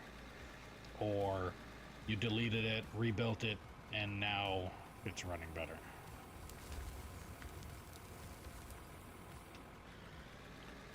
Just my wash plant, not built. Okay. Yeah. It's amazing what happens when you make the system not have to work so much.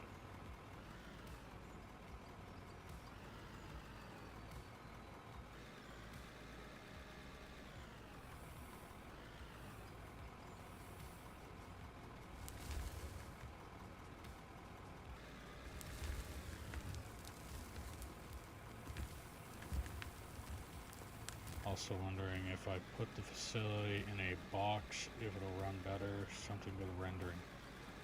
Well, I mean, mine is essentially in a box.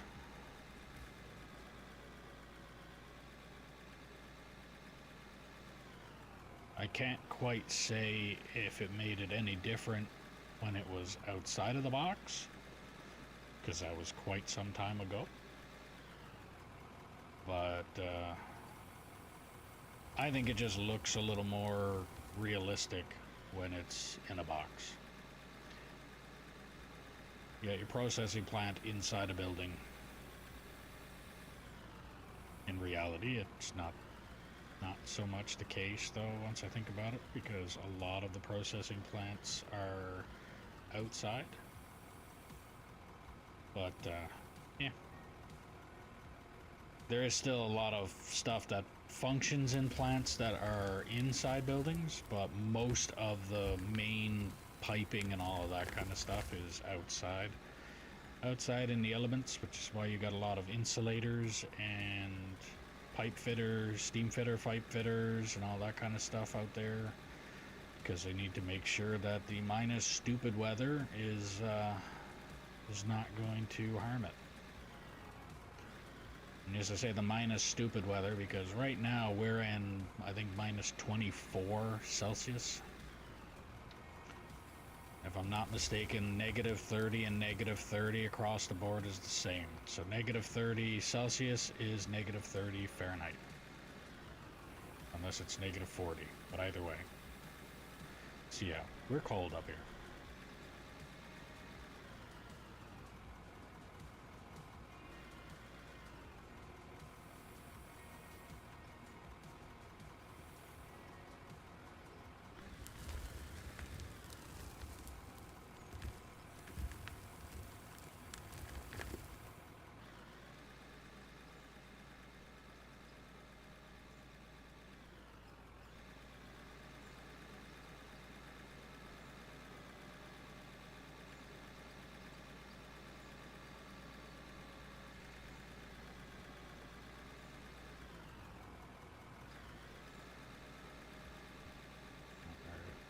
I think I can get another scoop into this truck.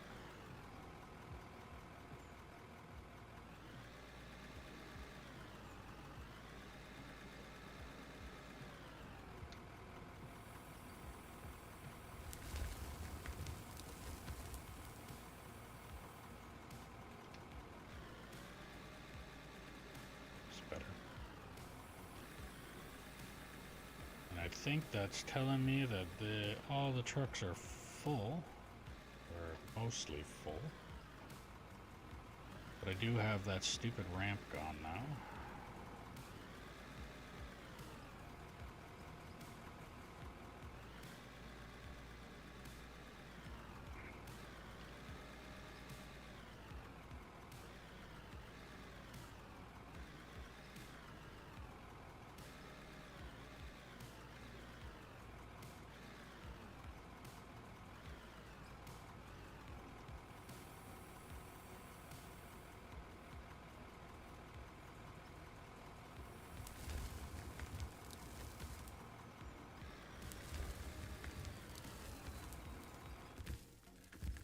Of course.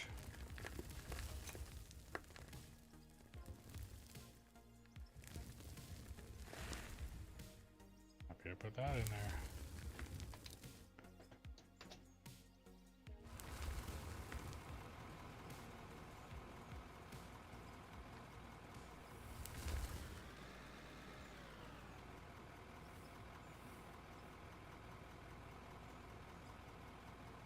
Yes.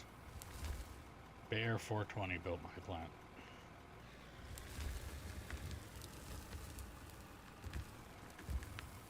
I can go through the plant if you want. If you wanted you wanted like a tutorial or just a quick little here's what's attached to here kind of thing, because at the same time I really don't know a whole lot about how it worked.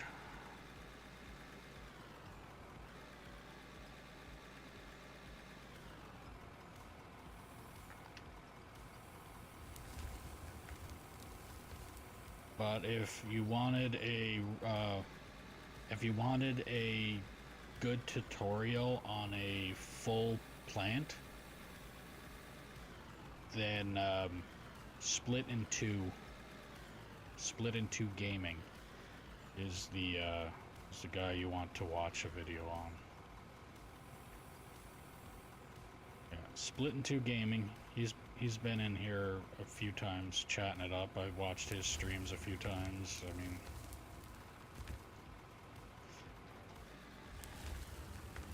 he's the that game tester that I was talking about. Yeah. He knows his shit when it comes to this game. He knows what he's doing.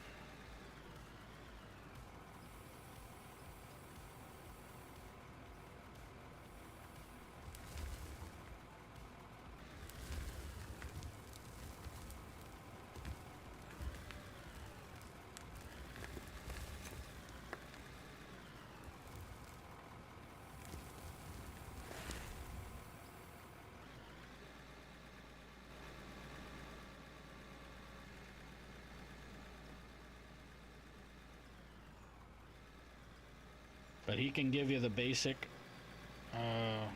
design on how to build the plant. And again, like the way, and I'm not going to promote the other guy, so I'm not going to say his name, because there was another video that I went and looked up.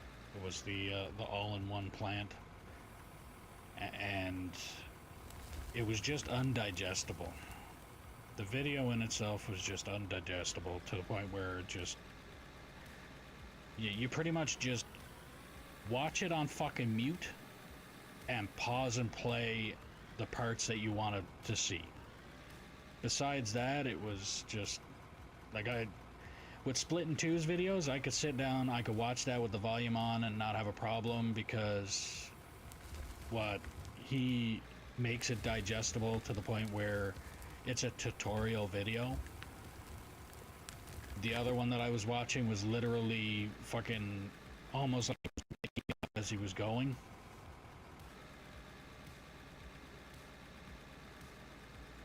It's like, oh, I know how to make this. It'd be like me in, let's say, when I was in Minecraft video. Like, I have building tutorial videos in Minecraft.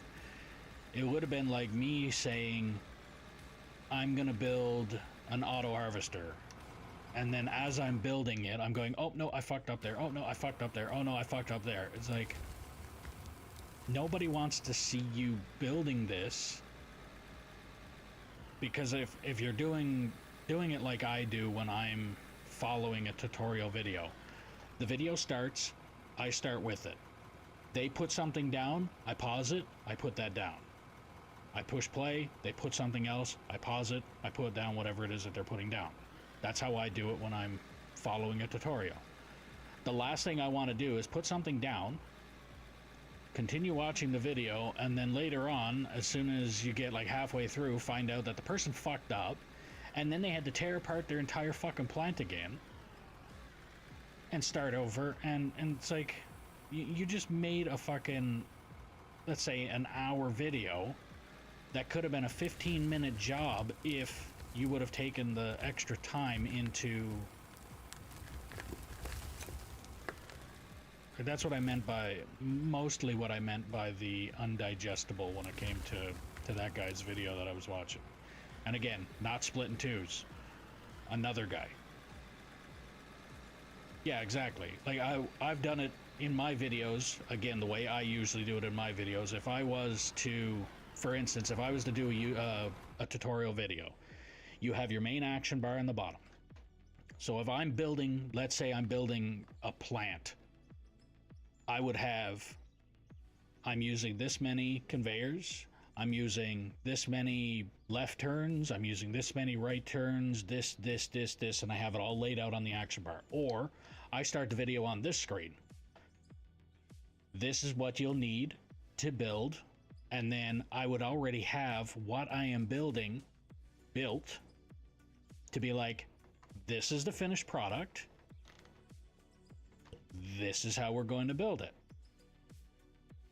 And then as I'm building it, I'm using all the materials so that I know the building that I built here, I already know what I used to build it.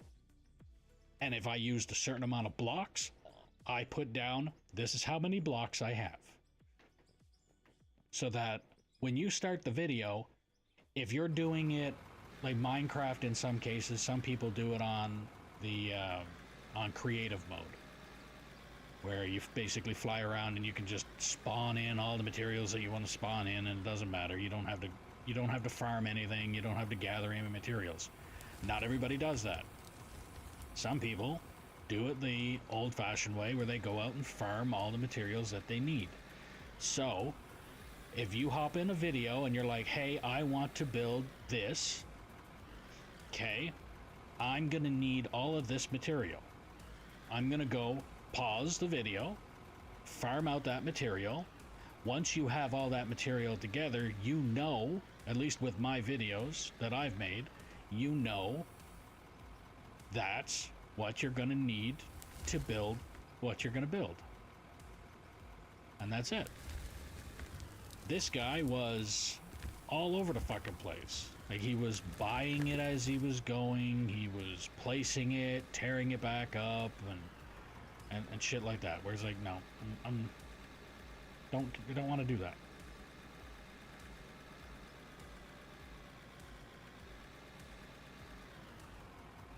But yeah, in most cases, when it comes to the videos that I used to do, it was, I would already have a pre-built.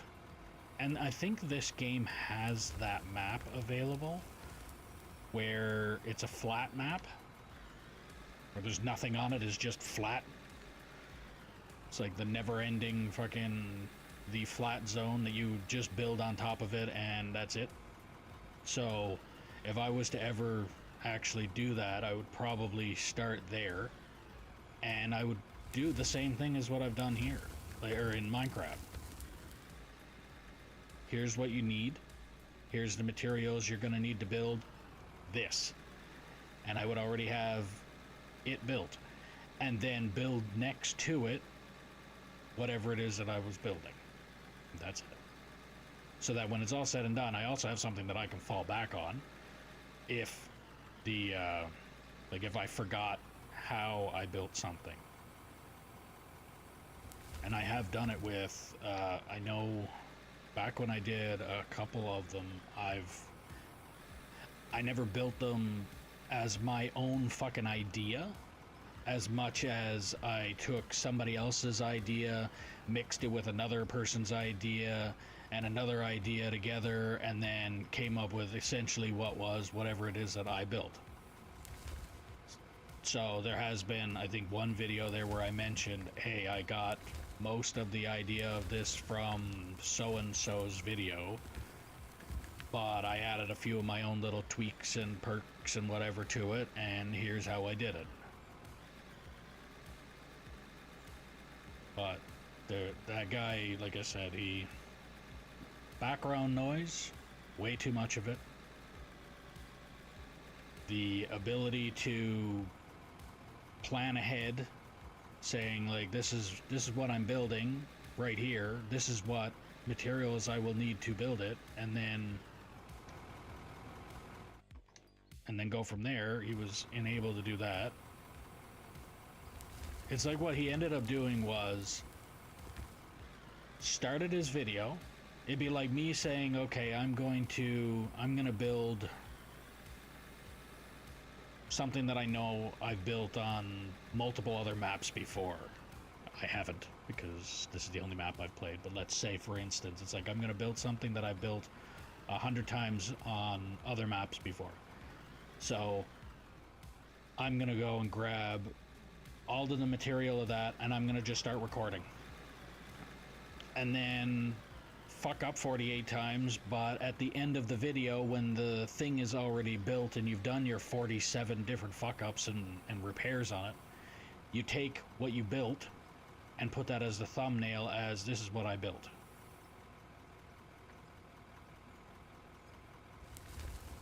Because I guess the design was alright in the end, but the extremely painful process to get there was unnecessary.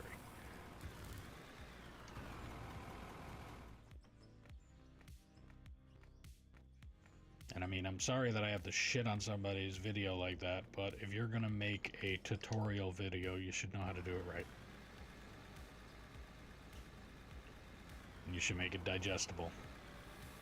Because at the same time, if I'm gonna go and want to watch a video on how to build something, I'm gonna want to be able to tolerate sitting through it and not... I don't want to have to mute videos. Alright, I think I'm going to start emptying these trucks. And then I think when I come back and park them, I'm going to start focusing on up here again. Because I think I got a good chunk of down here taken care of now. I'm going to start with this one, and I'm going to park this truck as close to that edge as I can get.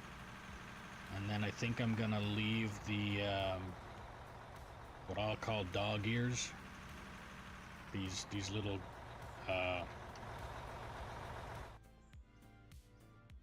these right here. The little metal flaps that, I mean, the purpose behind them is to prevent material from coming and trying to come back and smash into the cab of the truck. I'll call them dog ears. Gonna probably leave that much of a gap in between each truck and see if that might alleviate the issue of that overfilling slash one truck filling the other lag fest that ends up happening.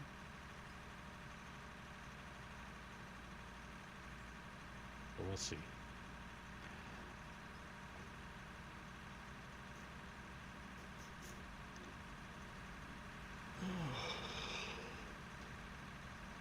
Yeah,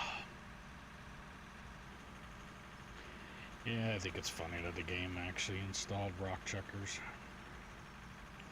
As a tire technician, we used to remove those steel, basically the steel rods that are going down in between the duals and back.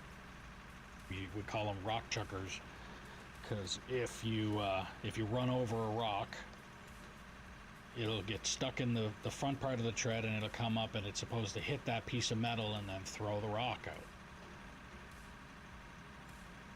That's the purpose behind it. sounds like a great fucking idea.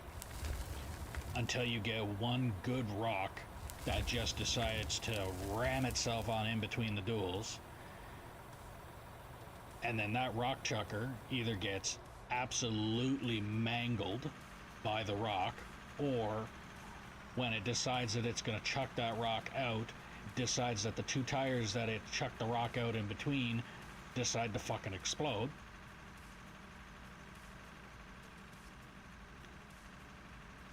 If a rock gets stuck in the dual, it's better off to stay in the dual and get driven on until somebody spots it, and then a tire technician comes out, deflates one of the tires, if not both of the tires, or not really deflates them, but, well, it's still deflating, but you let a lot of the air out of the tires so that they become springier.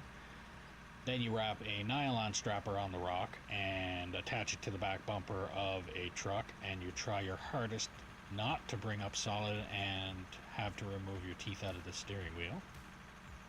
I only say that out of personal experience. Not that I had to remove my teeth from the steering wheel, but it felt like I probably should have had to remove my teeth from the steering wheel. But it does less damage to the tire when you deflate the tires and pull the rock out, compared to rock gets slammed in and then rock tries to get physically just ripped right back out again.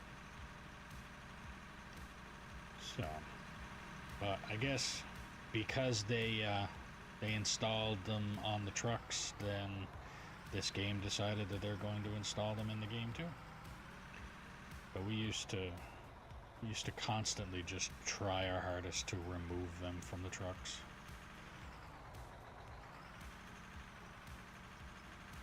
We found they did more damage than good.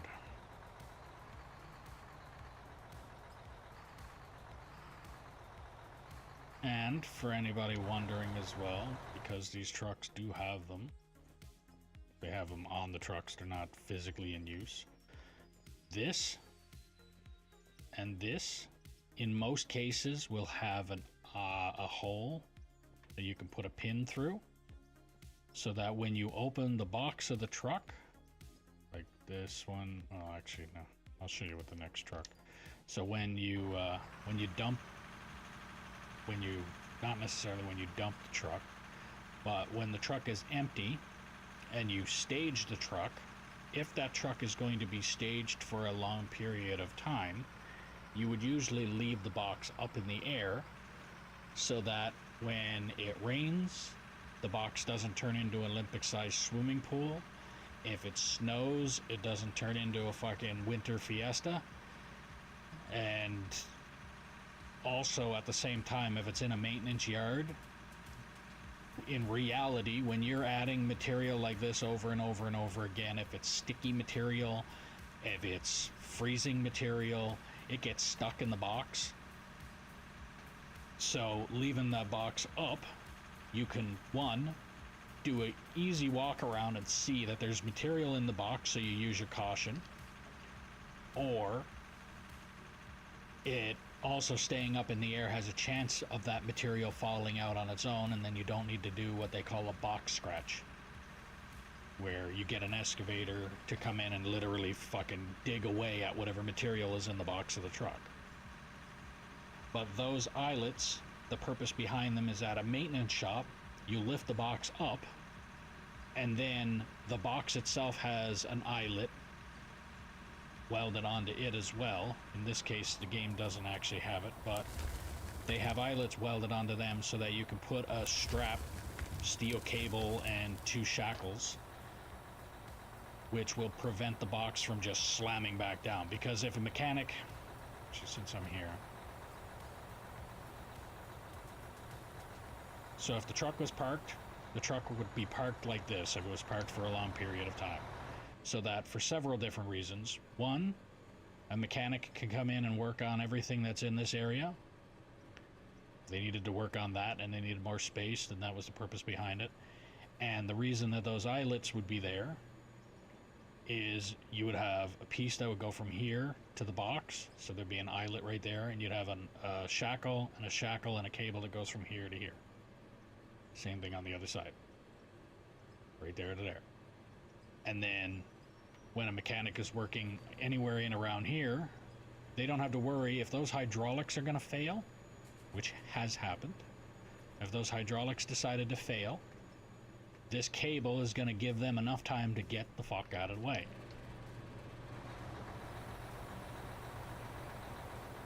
And those points as well that are actually on this game, so that those two spots there, that's usually the spots that you'll jack up a truck. That's where you'll put the jack when you're lifting it up.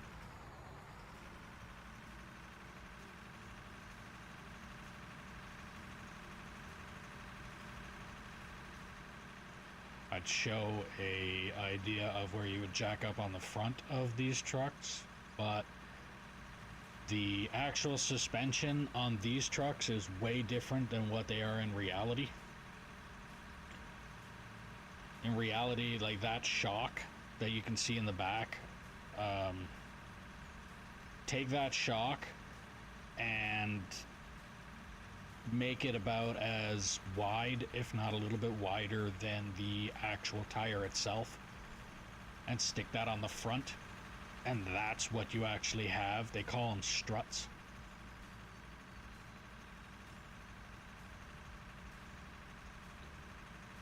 And then there's usually like a giant spot there that you would actually lift the truck up with. The jacks to lift these trucks is the size of, I mean, they're a lot bulkier, but if you ever go to a mechanic shop and you see the oil drain pan with the vehicles that go up on hoists, the big container that the oil drains down into with the big bucket on the top of it, that's about the same diameter as what a floor jack is for a haul truck. And they're a hell of a lot fucking heavier, and they do get rolled around with a handle and the handle and wheels and stuff like that, almost like a wheelbarrow.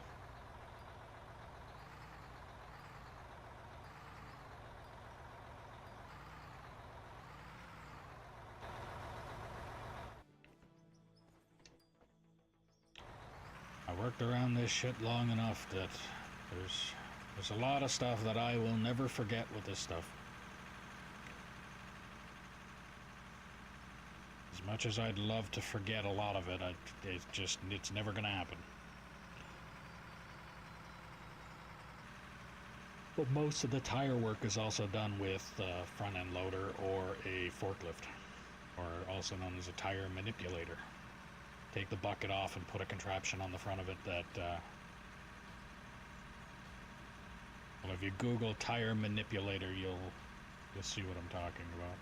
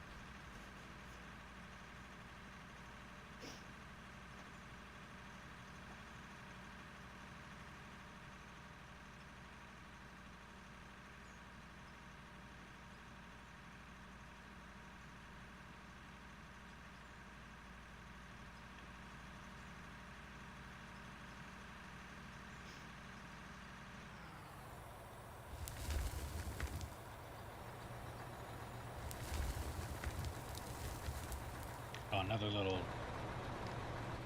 bit of information when it comes to these trucks. They do not exist on these. The little knuckle, they don't exist on them.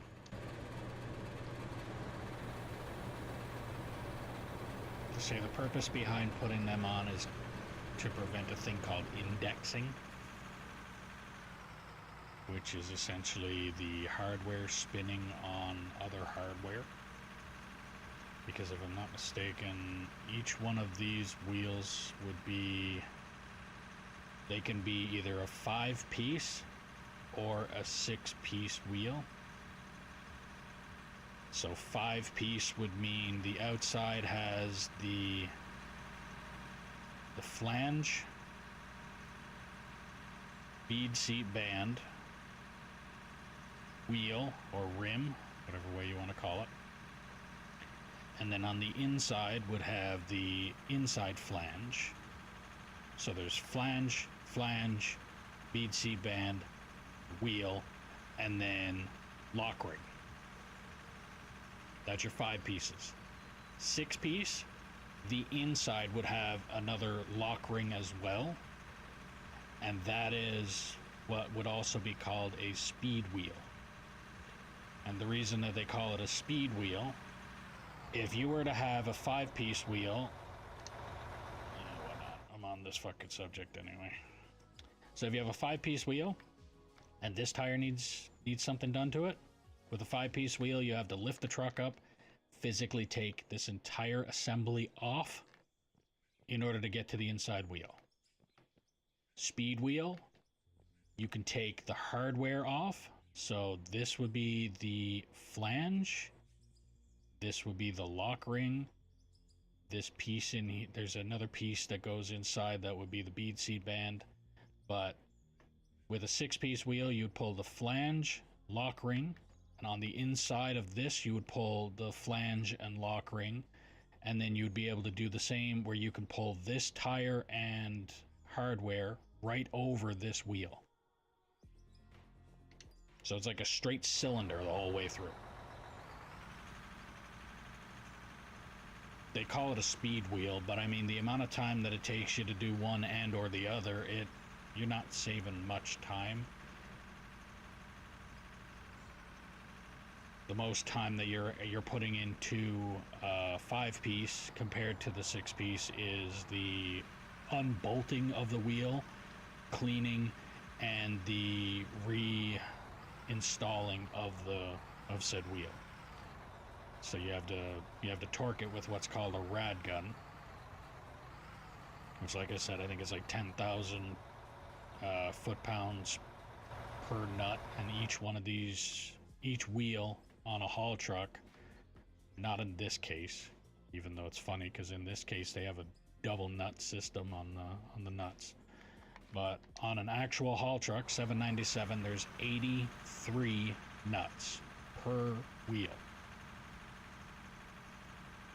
And yes, the inside wheels have their own, so it's not like on a dually pickup truck where you take the one wheel, put it this way, slide it on, and then take your other wheel and slide it over it and just bolt the two of them together.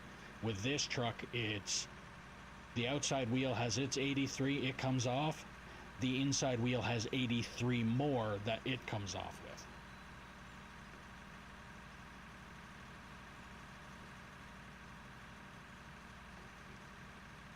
And the only time that they would end up getting you to do the inside wheels is when they're doing major mechanical with the differentials. It is.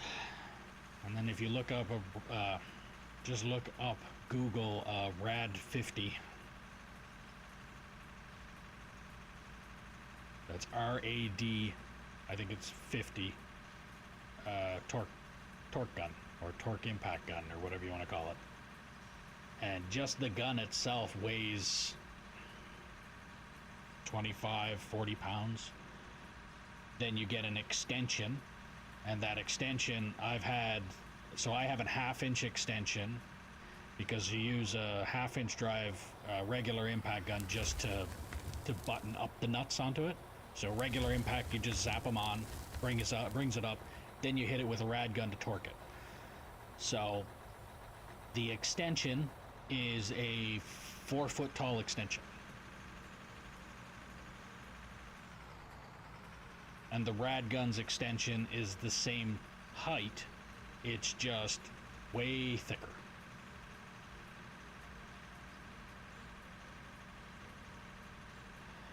Yeah, it's part of it.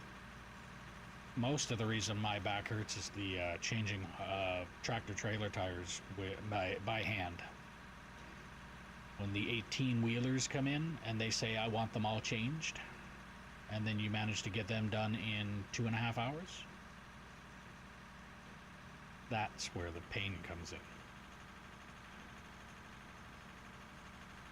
I'm sure if you ever flick through like Instagram or something like that and you see a guy barring tires on a wheel, that's what I mean, like taking a tire bar and just cranking the tire over the wheel.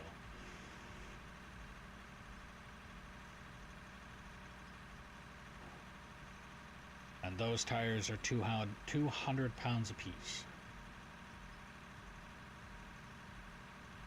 And I used to throw them around like there was nothing to them.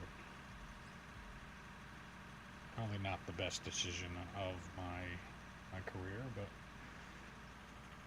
it was part of the job and it needed to get done, so it got done.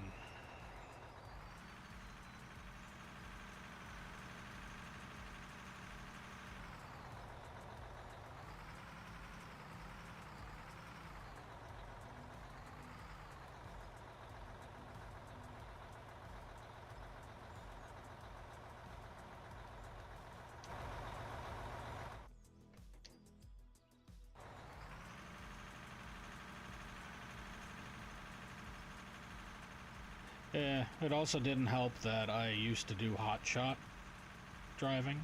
So hot shotting up here was driving in this case it was a Dodge 3500, and I was also driving the Dodge 5500 with the fifth wheel gooseneck attachment and a 40-odd foot trailer attached to it, hauling equipment like heaters, light towers, some cases little forklifts, skid steers, extremely large heaters, air compressors, all that kind of stuff. Basically what United Rentals would rent out. I'm pretty sure United Rentals is almost across the world, so I'm sure everybody knows about them. But what they would have rentals that you could, if you were able to stick that on a trailer, I would haul it. The problem is, when I was operating the 3500, most cases the equipment that we were hauling was almost too much weight for that truck, and when you're driving down the road overloaded on that truck, it almost felt like it was bucking, so it would do this driving down the road. Be almost the same thing as if you had a pintle hitch type trailer attached, where it would kick and then pull and then kick and then pull. So a lot of my I would say a good portion of my neck issue came from that, or that's what aggravated it the most, I would think. Back issue definitely caused by the tire technician part. Neck issue, I would say a good portion of it was the tire work, but I think the final straw was the hot shotting. Like I said, the way it used to be, if you were to drive next to me while I was driving that truck, you would think I was listening to hardcore heavy metal, headbanging the whole way to wherever I was going. But that was just because the truck was overweight and causing issues.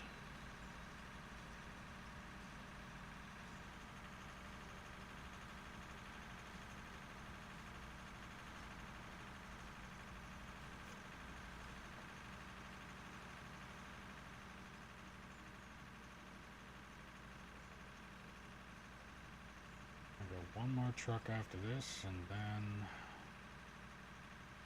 I can focus on. Always wondered how that life was.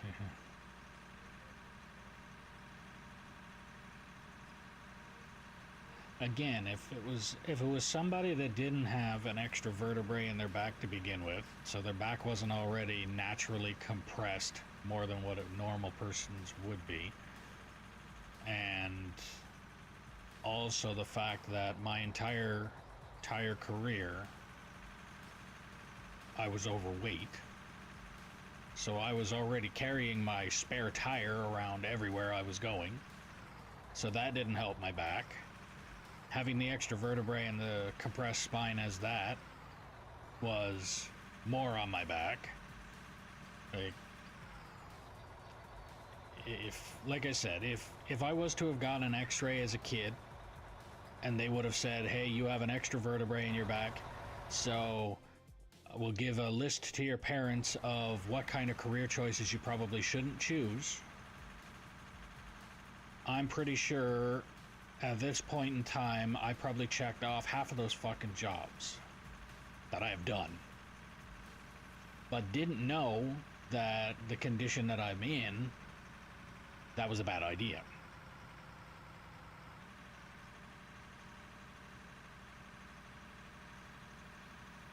That'd be like the equivalent of somebody having half of their tongue and being told that a career choice would probably not be public speaking.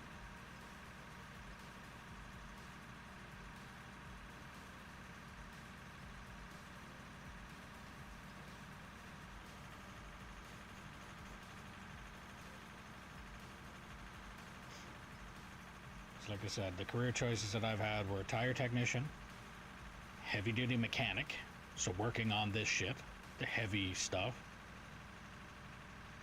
hot shotting. I was fuel and lube operator, so climbing in and out of the truck every single time. So the fuel truck in this game is a really good example of it. But the only difference is in this game you can just drive up and it automatically give you a little prompt. With the fuel and lube, you literally have to get out of the truck, climb out of the truck, go fuel up the machine, climb back in the truck, move fucking 20 feet to the next machine, and then, well, not really 20 feet because a lot of times the hose will reach that, but move from one piece of machinery to the next machine, and then you're climbing in and out, in and out, in and out, in and out all day long. Not good on the back either. I've also operated skid steer for a little while, and because I worked for a company as a heavy duty mechanic apprentice, he also had snow removal. So he had a bunch of skid steers and not closed in, but semi-closed in trailers. So if I wasn't doing the mechanical work, or if we were going slow on the mechanical work, I was operating a skid steer, removing snow. So best way that I can explain a fucking skid steer is a kidney buster, because you are literally just slamming on like absolutely no suspension whatsoever. The only suspension you get on a skid steer is what the tires would give you if it has tires, and if it has tracks, the only thing that you're getting is a bunch of flat fucking teeth. Sit there and have them rattled out of your head. So I've done that too. It's like I said, take a list of jobs that are not recommended for a bad back, and I've probably done them.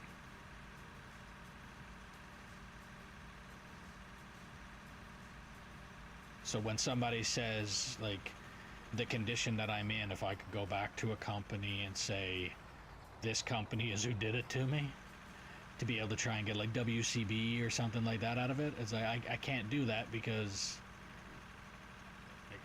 I'd have to narrow it down to every company I've worked for, and I can't do that.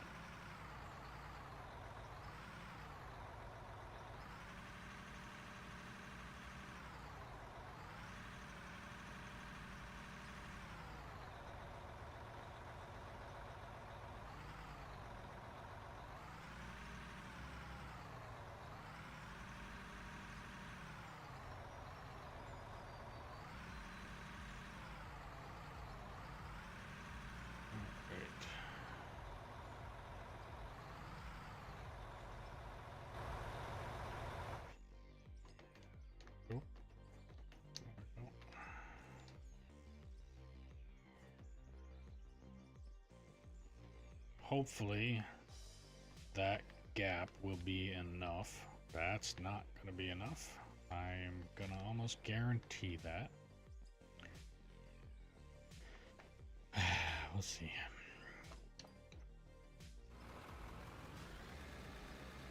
Alright, so now to try and remove this chunk here.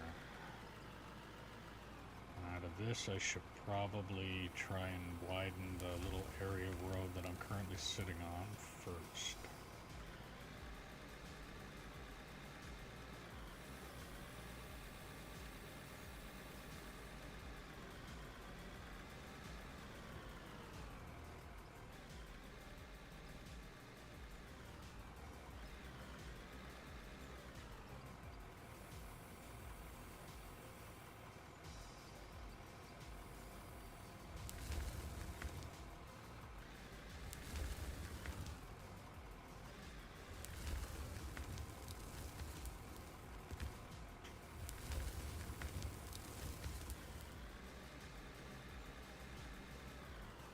Actually, I should be good enough. Let's see. Am I good enough to side load this thing?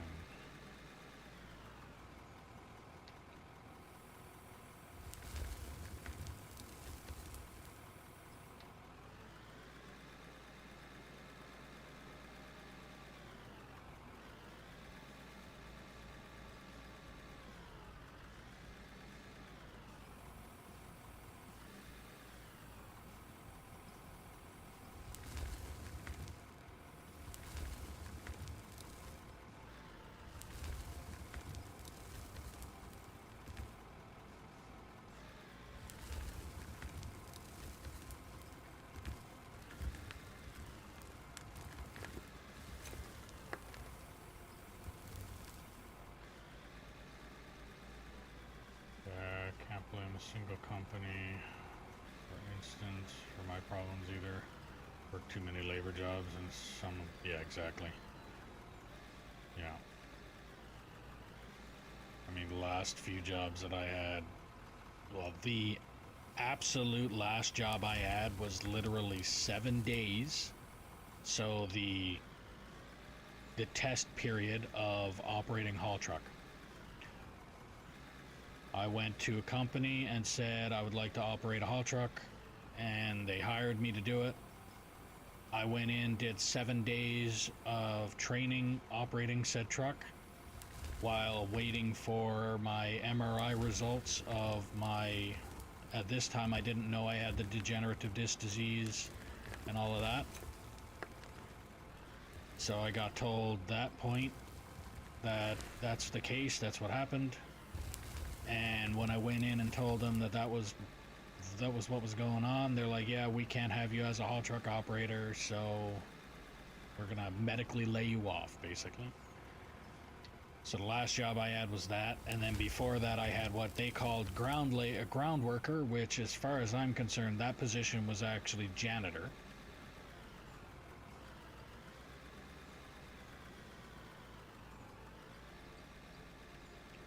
But I was getting paid. And I was getting paid quite a bit more than what a typical janitor would have got paid. Like your usual janitors, they up here they would usually call like almost minimum wage.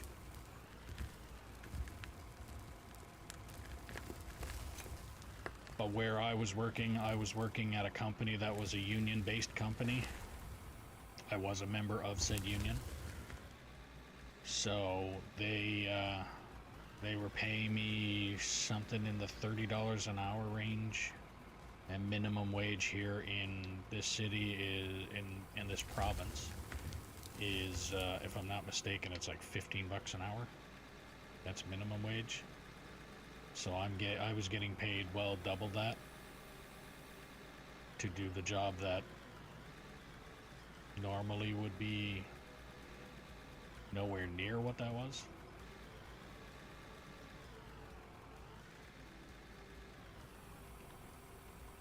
And then I got transferred into another position that they essentially called it parts person, which at that point was literally me going in the morning. I had a list of places that I had to drive to pick up parts, bring them back out to the shop, and give them to the mechanics. That was that. And that was That was literally a transfer of, it was just title. So I was still getting paid the same amount of money, 30 odd dollars an hour, to literally drive a truck around town. So where I was working, like where the shop was a half hour, 45-minute drive to the city.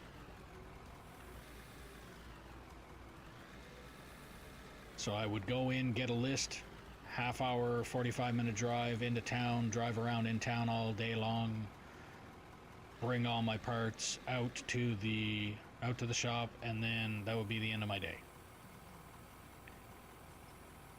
Sometimes I would have to do like a parts inventory, but besides that, that was it for that job. And then they laid me off from that, saying that there wasn't enough hours, but I have a slight feeling it was because they didn't give me enough time to learn the process. They only gave me like 2 fucking weeks. 2 weeks to learn an entire parts program and learn how to order parts and budget for certain parts and things like that. They expected me to do that in 2 weeks. It's like I could, that was computer programs and stuff like that that I would have had to learn, and I was like, yeah, that's definitely not me. I mean, I took the job, kept the job, but they laid me off, which is usually how it works. Especially up there. At the same time, they also, the turnaround in that kind of work, or in any of the work up here, the turnaround is usually extremely high, regardless of if you're qualified for the position, overqualified, or anything like that. A lot of times it's either management fucks you around, the hours fuck you around, or like in one case when I found out I had the herniated disc in my neck, I was working for a company called North American. I don't care about throwing their fucking company under the bus at all. I went in one day, I was lifting said rad gun that I was talking about. I lifted that gun up to try and torque a wheel, so 83 fucking nuts. I managed to get through probably 8 to 10 of them, and just dropped the gun. Just dropped it.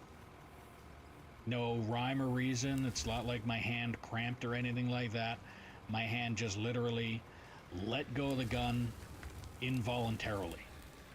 So I went into the office and I said, hey, my hands are essentially numb right now, so I think I should go get this checked out.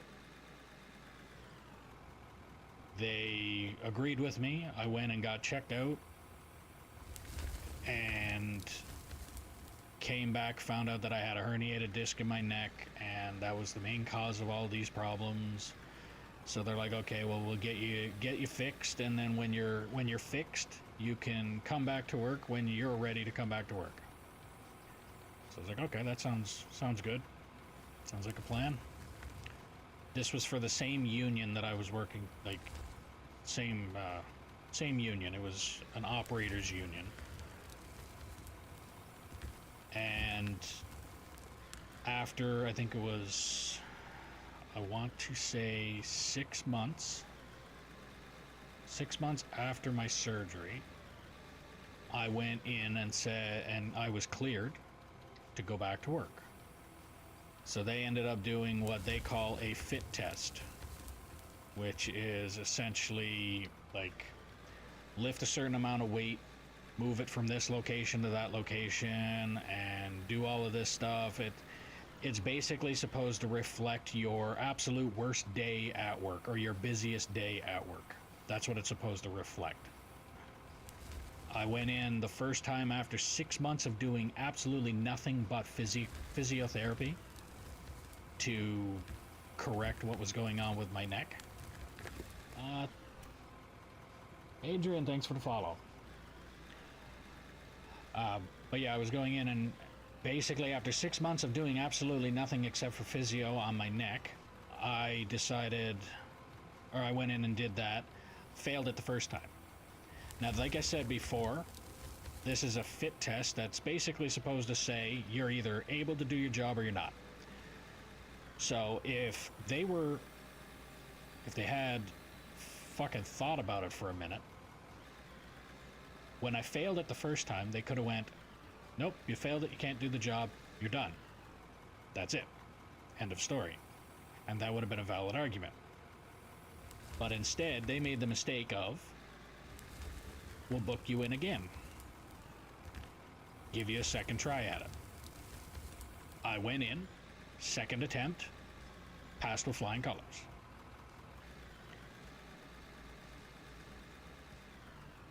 Then they're like, okay, well, you passed, so you're able to come back to work. Good enough. When do I come back to work? I waited for them to get back to me on that. Never got an answer. 2 weeks later, I messaged them, emailing them, and everything else saying, when am I coming back to work? I have been cleared to come back to work. When am I coming back to work? Still no answer. So almost 2 months later, I messaged them and I'm like, look, I've been cleared to come back to work 2 months ago. I am waiting for you guys to give me my restart date. When do I come in? What shift am I on? So on and so forth. I need to know this information so I can get back to work and make a fucking paycheck. Make a living. They come back and they look at me and say, what are you talking about? We medically laid you off when you went out for your surgery.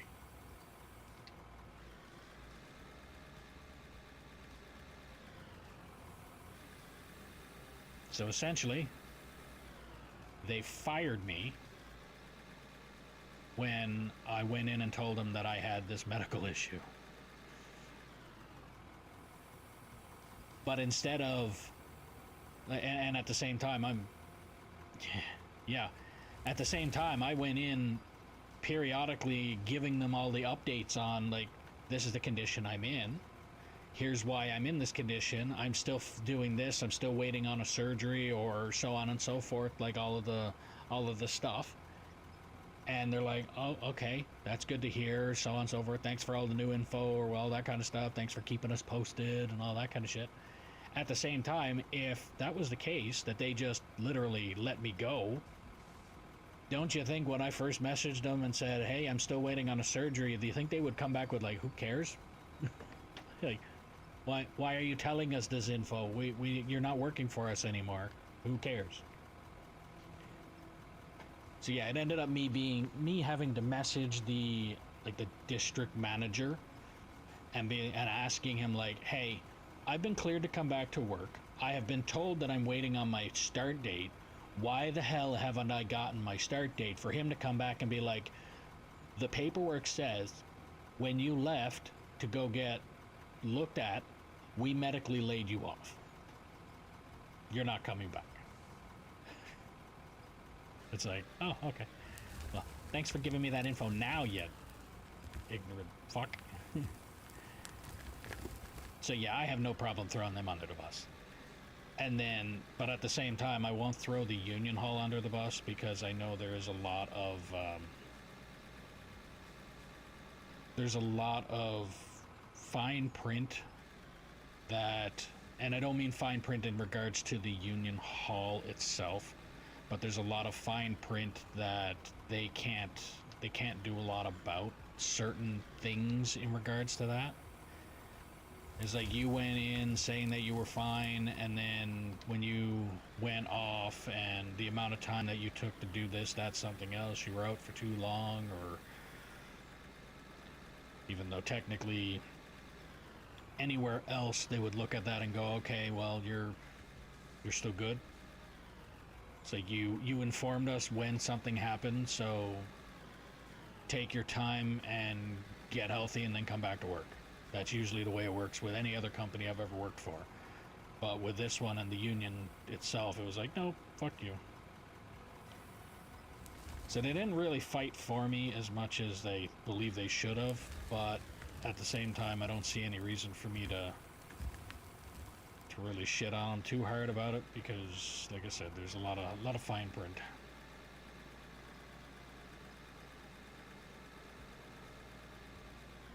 But this company was also getting away with, so like I said, I was a tire technician working for them. My title, when I got my dispatch slip from the union, the title that I had on there was tire technician. And this company tried so fucking often to make tire technician sound like laborer. If I didn't physically have a tire on my pad that needed to be done, like if there was no haul truck that needed a changed tire on it, they would have me doing everything from checking expired fire extinguishers to running into town if there's certain parts that were needing to be picked up, or if I had a fucking pilot license, and I'm talking pilot truck, not flying a fucking plane. Pilot truck is essentially the one that has the big blinky lights in front of a wide load, or behind a wide load. If I had that, they would have had me doing that too. Thank God I didn't. But yeah, they were all over the fucking place with that. And there was times that I went in and mentioned, like, I was in what was the tire shack. It was essentially a fucking a sea can that had a little bit of a lunchroom kind of thing set up inside of it. If I happened to be sitting in there, let's say filling out paperwork, and I wasn't out physically doing something, there's certain managers that would come in and look at me and be like, hey, why aren't you working? It's like, well, and I've done it. I've mentioned it to them. It's like, well, because right now I have no tires that need to be done. I am a tire technician, so I'm out of work right now. So unless you can go find me some work, tire related, then I could do that. But otherwise, I'm going to get caught up on my paperwork and things like that. And they're like, no, that is not the case. You are here as a, like, basically you're here, make yourself look busy kind of fucking attitude. It's like, well, no, that's not my job description, so that's not what I'm going to do. And I could care less about what their opinion was on it. So my make work project was, I went out and I did air checks, as I would put it, which is essentially if their entire yard would consist of, let's say, loaders, all the tires on the loaders, all the tires on the downed equipment that the mechanics are working on, that they're changing fucking engines or replacing boxes and stuff like that. I went around to all of that equipment and I checked the tire pressures and I wrote them all down.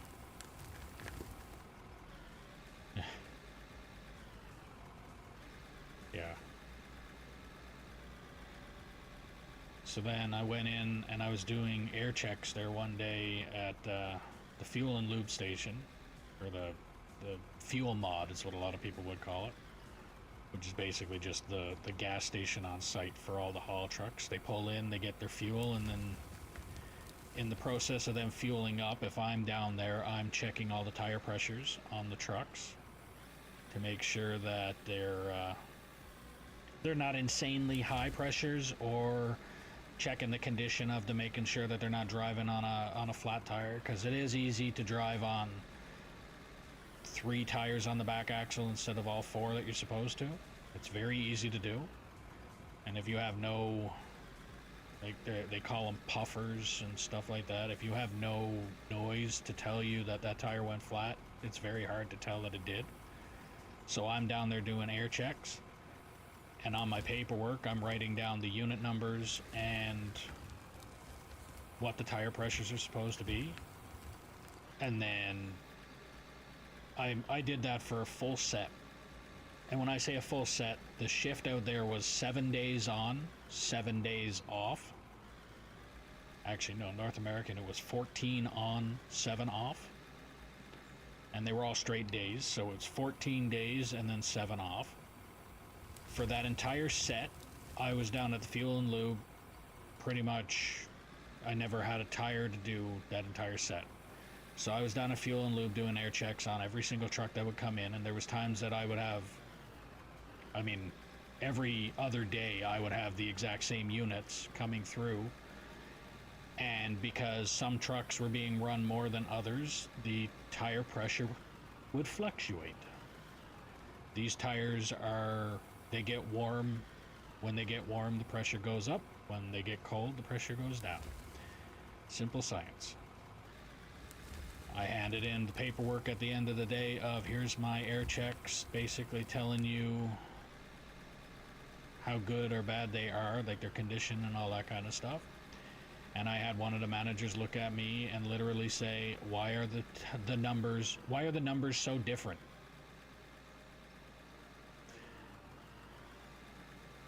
What did you want them at exactly the, like, when the tire is at the tire shop, when it's up on the tire pad, we pump them up to 100.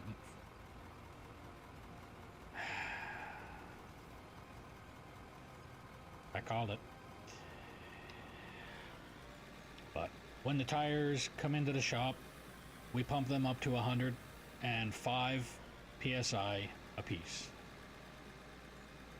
That is the number we write down when we change the tire and we hand it in. And this fucking bright guy, I'm the manager, so I know what everybody's job is supposed to be. I should be able to do everybody's job better than they do because I'm manager. I'm manager, I know everything. That kind of attitude. So I went in and I mentioned, I was like, okay, well, these tires are at, well, you're saying wholly 105.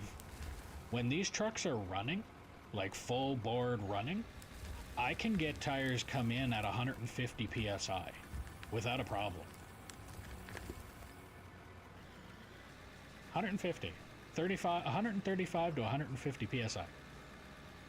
And no, I don't bring the tire in and deflate it down to what it needs to be. I leave it.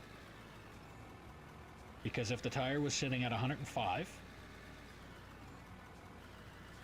if the tire was sitting at 105 when we put it on, and then it goes and gets warm, it's going to inflate itself up to that because air expands, so on and so forth. That's the pressure that it turns out to be.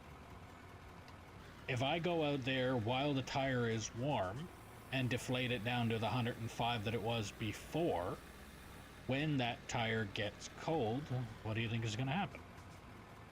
It's going to be flat. And because of the way the hardware and everything else works on that, when the tire goes down to a certain pressure, the wheel essentially comes apart. And when that wheel comes apart, that turns into an even bigger fucking hazard, all the same. So, that's the way it turned out. So I went in and told them, like, these tires are, one truck would be at 130, let's say, and another truck would be at 152. Yes, if it came up to a certain number, I can't remember the exact number at that time, but if the tire came up, let's say 152, I would try and get the 2 psi out of it. Yes, I know, 2 psi, woohoo. But in some cases, that's what it would take. If it was 102 psi or 152 psi and I bring it down to 150, it's a better number, a reasonable number, more rounded number. But the way his mentality was, those tires went on that truck at 105. They should all be running at 105 and stay at 105 forevermore. Amen. And I told him. He didn't like it, but I told him. First words that came out of my mouth is, science exists. And I really think you need to educate yourself on fucking science. Because if you think they're going to stay at 105 psi while they're running in hot, cold, whatever fucking weather all the goddamn time, then you're fucking delusional.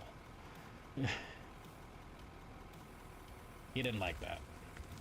But at the same time, I couldn't care less. Out of an entire company on that site, with well over, I think it was 200 trucks running. There was a total of 3 fucking tire technicians.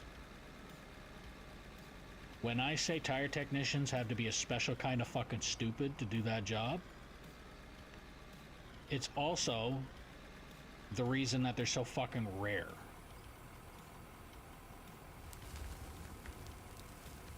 It's not an average job. It's not something that everybody and their dog wants to go out and fucking do. So yeah, when I went in and told him, basically, here's the case, science exists, fucking educate yourself on it, and if you don't like it too goddamn bad. He didn't like that, and it was like he had it out for me. Big fucking surprise there. But basically I just told him, like, piss off. Here's how the job is, here's what my job is, here's why I'm the professional and you're the fucking supervisor, and you're not doing my job. And like it or lump it. That was the point that he kind of got back, and at the same time, my coworker, the other guy that I wouldn't say trained me as much as, when you go in to a new company, you're considered a green hard hat, regardless of if you have fucking 50 years experience or you have 4 minutes of experience. If you're new to that site or new to that company, you are a green hard hat. So I needed somebody there to basically confirm that I knew what I was doing. And the guy that I was working with was the same as me.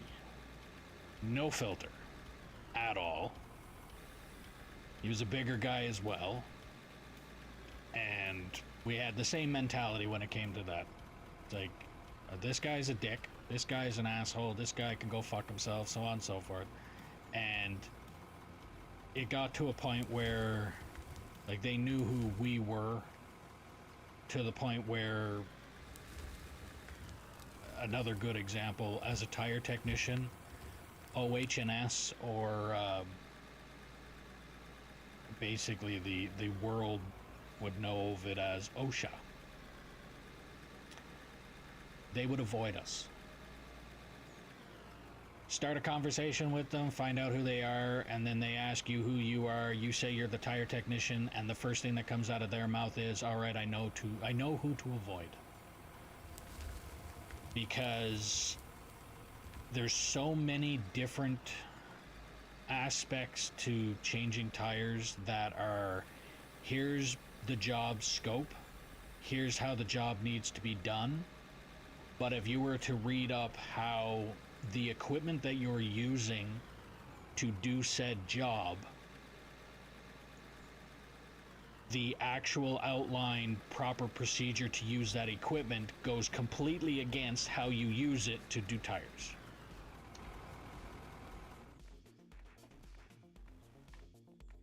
So that's why they would look at us and they would say, yeah, I'm going to avoid you, because at the same time, it's kind of a conflicting piece of paper. They'll look at you and say, hey, you're doing your job right, but according to this side, you're doing the job right. According to this side, you're breaking a rule. And you can't do the job right without breaking said rule. Actually, let me just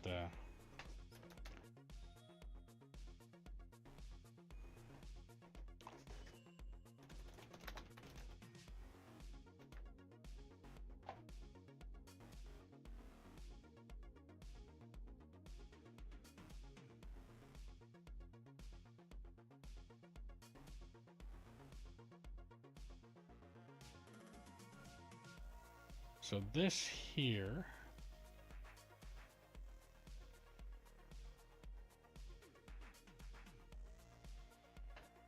this right here is what I would call a tire manipulator. So it's essentially a forklift, regular outdoor warehouse C-can lifting forklift with a specific attachment on the front Kind of like in this picture here, they got that attachment on it as well. There's a whole bunch of different kinds of styles of this stuff. But essentially when you're doing...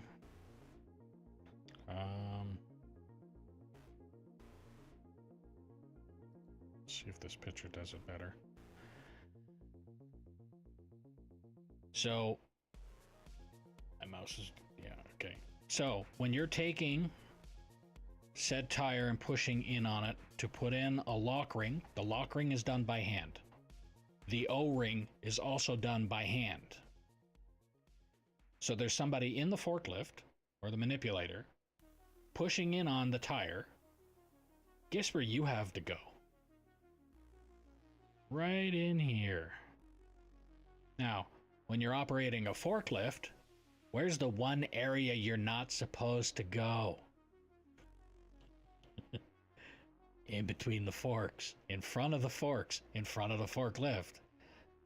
So that in itself, right there, OH&S or OSA or whatever company you want to fucking safety prick you want to talk about, they would look at that and say, here's you doing the job right. Here's you still doing the job right, but breaking a rule. They can't put them together and say yes or no. It's literally, you're breaking a rule, but you're not breaking the rule. So we can't really do anything about it. And then there's a whole slew of other things that are in the same relation to that. So another example.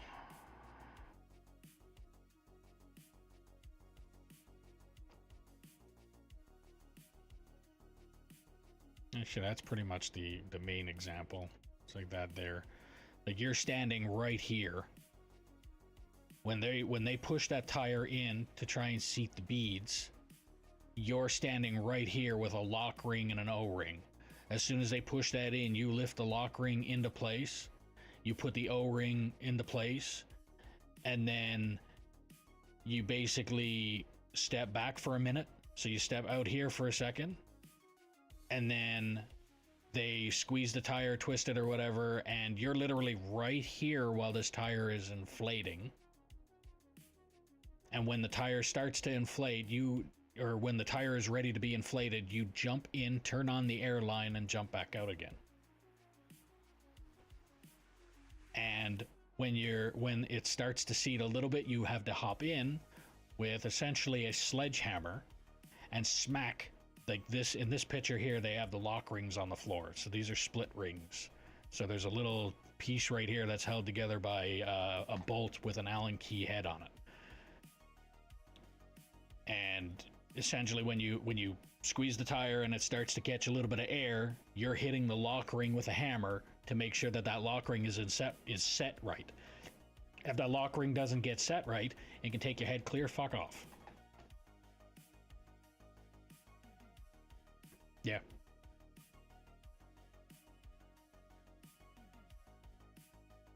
But like I said, when you're doing this shit, this is the reason you have to be a special kind of stupid to do this job. Because stuff like that is...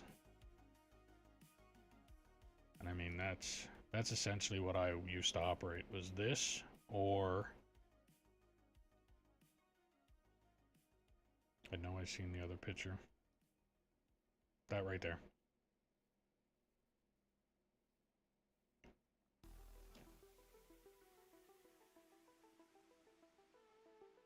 Or that.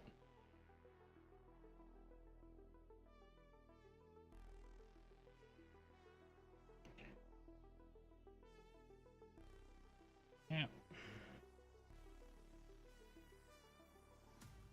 Essentially, yeah. But like I said, when you're... It's the way that they set the rules on them. It's like you operate... If you're operating a forklift, you're not supposed to stand in front of the forks. At all. That's a no-go zone. That's you standing in the line of fire, as they would put it. But when you're in a tire manipulator, you have to in order to get the fucking job done. Because that lock ring doesn't put itself up there. The O-ring doesn't put itself up there.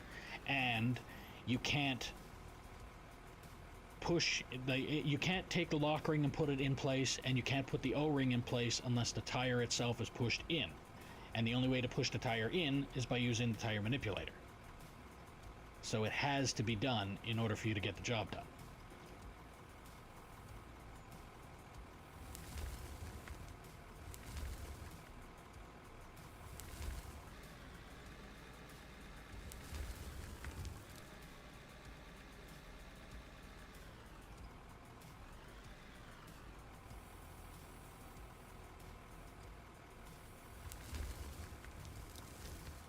Well, it's also why they paid me the big bucks to do it.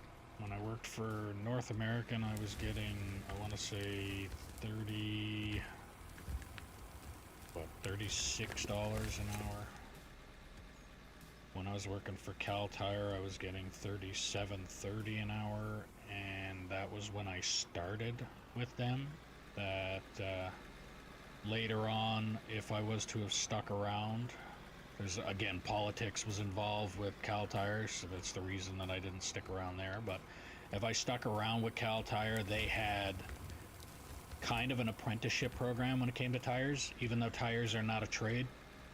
But they had what was essentially a trade kind of thing going on there, where if I stuck around doing tires and got up to the highest, like, journeyman style of tire technician, I would have been making $48 an hour doing tires. So like I said, it's the... But they also acknowledge how fucking... They acknowledge how strenuous it is on the body.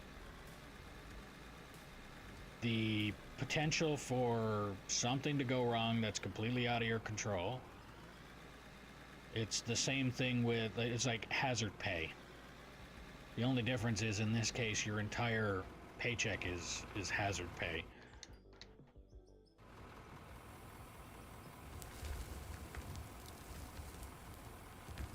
Because if you ever, sure, they've showed it on fucking Facebook and all that kind of shit, where you see videos of tire explode and then you see like the dummy just blow up into pieces.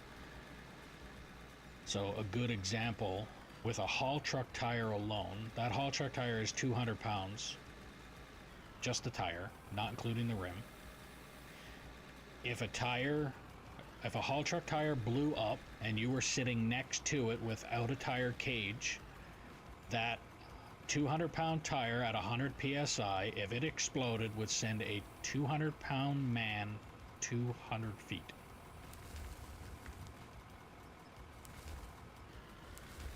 And that's a tractor-trailer tire. And that's at 100 psi. Now imagine haul truck tires are 105 psi. So can you imagine how far? Let's just say red mist.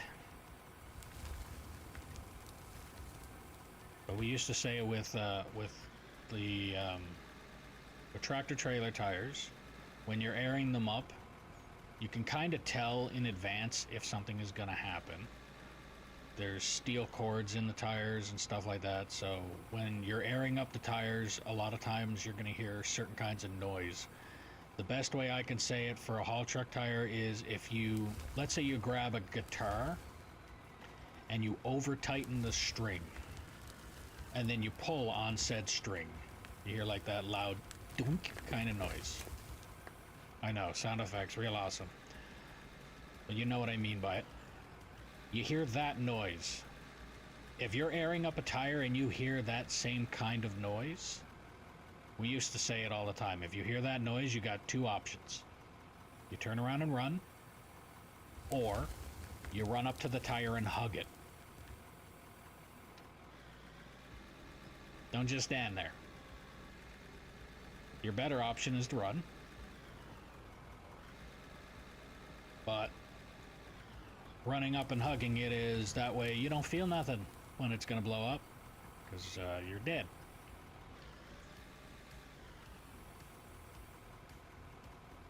I mean, Obviously, we didn't recommend it, but that's what we would say. It's like you've got two options. Those are your two options. Essentially, try and get away from it or kiss your ass goodbye. It's the same thing with haul truck tires. Yeah, or dark humor is what I would say. But we had basically a haul truck tire out on one of the sites. So if the tire was being done, let's say right where that satellite dish is, you know when I was saying that you hit the lock ring with the hammer to make sure it seats right? If you don't clean out that groove and you just leave it be and you try and put that lock ring in, it's not going to sit right, and then when the tire gets put together, it's obviously not going to work the way you want it to. Well, we had a truck out on site now, not a company I was working for, but this is the example that everybody used anyway. If that tire was inflated and put together where that satellite dish was, it blew up and the lock ring came off, and that lock ring flew the equivalent of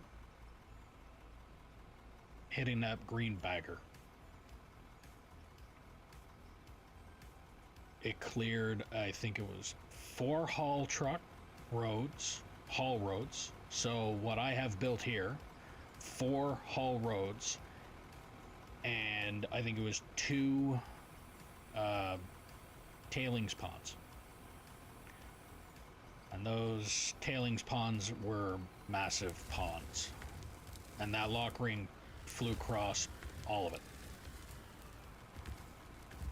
Sad thing about it, there was a employee working on said tire that was standing in front of it.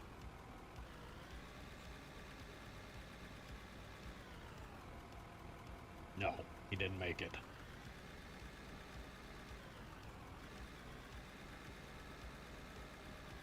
And there is no way that anybody is ever going to explain the gruesomeness of what happened there.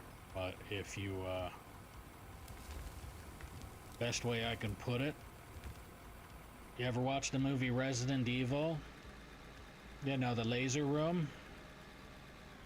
Use your imagination. If you're new to the stream, don't forget to click that follow button, ding the notification bell, subscribe. You do all the things you gotta do depending on what platform you're on. If you're on Twitch, don't forget, if you have Amazon Prime, you can link your account and get a free subscription to your favorite streamer or me. If you're on YouTube, click that thumbs up button, like the channel, helps the channel out a lot. If you want to help out the channel a little bit more, there's a link in the description below for merch, where you can get stickers, mugs, hats, shirts, sweaters, jackets, backpacks, things like that. Every little bit helps and every little bit is appreciated. If you want to play on the map that I'm currently playing on, all you have to do is put in the comments below that you're interested, and I'll do what I can to get you the server info. All that I ask is that you operate truck and or roller until deemed competent or prove you are not a troll. Then I can get you into bigger and better equipment. As an incentive, I will buy a new haul truck and give you the opportunity to paint it whatever colors you want to paint it. That truck will then be yours for the duration of you playing on this map. I also ask, if possible, that you share this stream with anybody and everybody that you know that might like this kind of content. The more the merrier.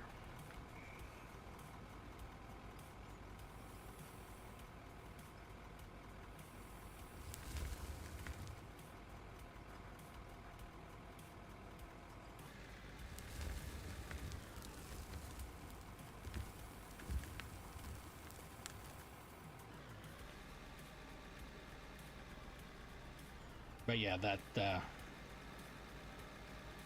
what happened to him is also why we also call ourselves, say at the same time we say that you gotta be a special kind of stupid to do that job. We also call ourselves rubber bomb diffusers, because that is essentially what they are. And like I've said in a previous stream a while ago, when I worked for Cal Tire, we had a... So again, when OH&S or OSHA or whatever safety company you want to call it on, when they get involved with haul trucks, it's usually because with the tire department, it's usually in regards to a front tire. And the reasoning behind that is because on a haul truck,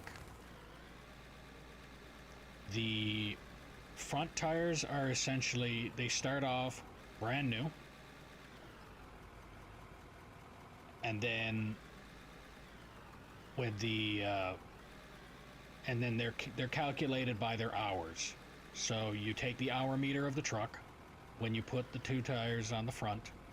You calculate, like, after that point they're being houred. They're being checked by how long they're being run by hour. Once they hit a certain amount of hours, then they come off and they are used as what is called spares.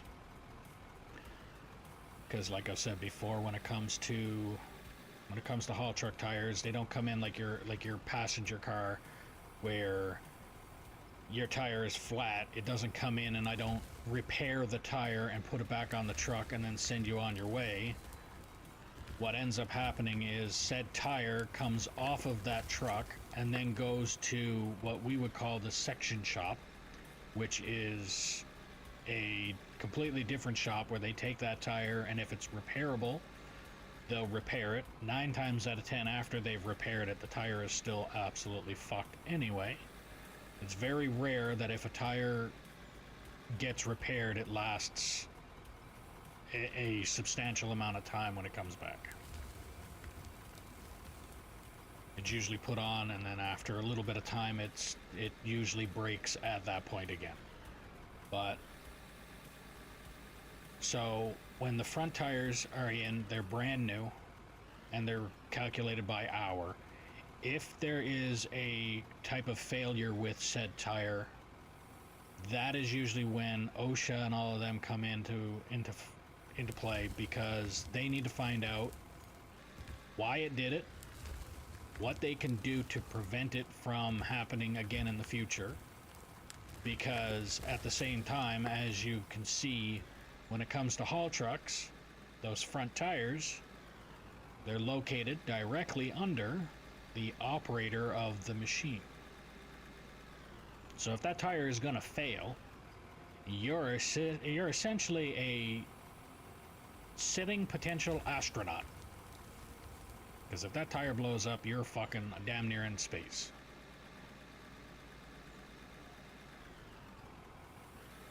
So we had one tire when I was working for Cal out on site that had a giant, and I mean, I could have sat in it like the like in Men in Black when Will Smith was doing the entrance exam to enter the Men in Black thing, that seat that he was sitting in, the bubble chair or whatever.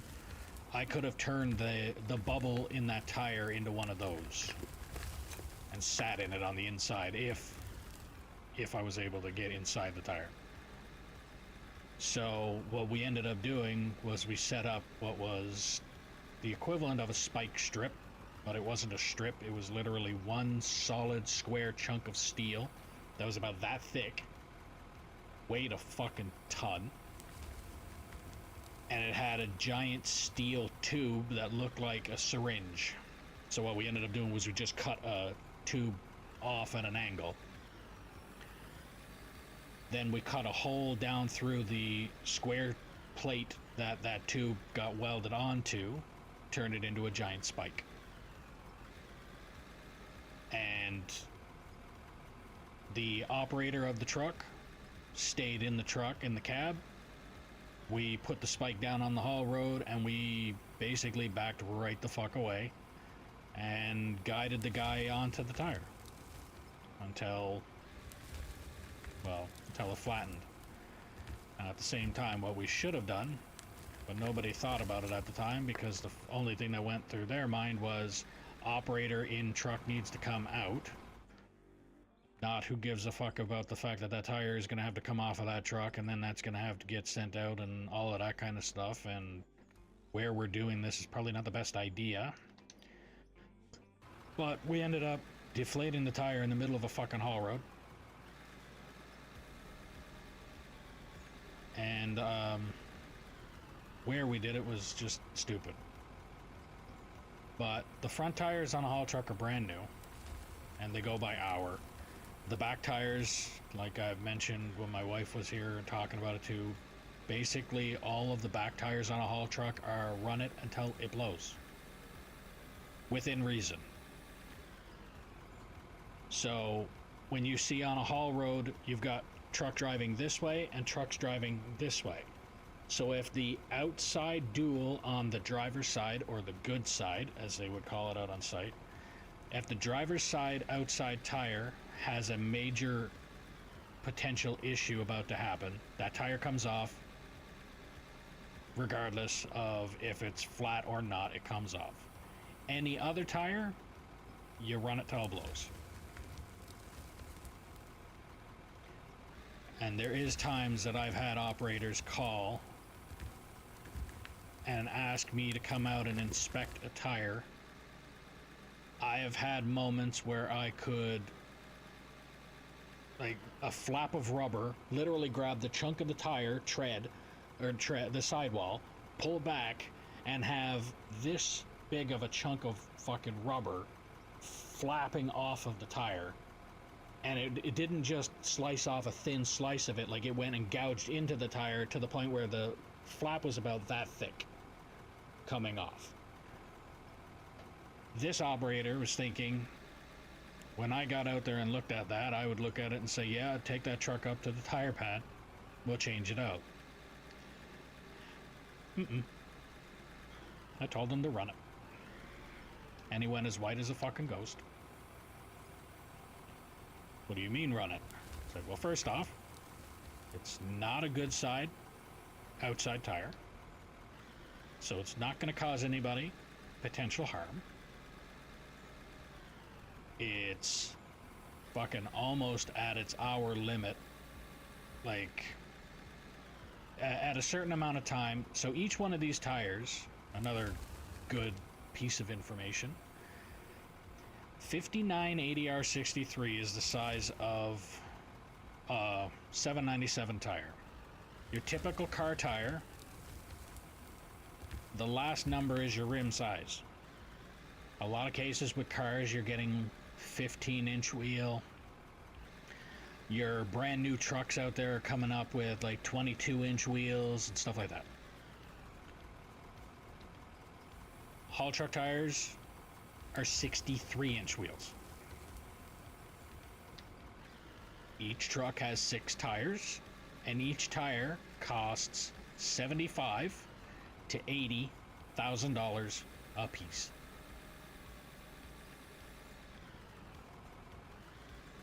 So when I say that they want to get their money's worth out of these fucking tires, that is an understatement. So they want these tires to be absolute fucking shreds before they want to do anything with them.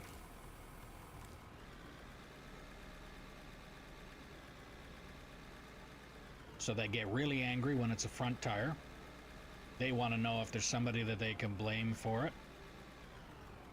They're pretty much out to see if there's anybody that they can blame.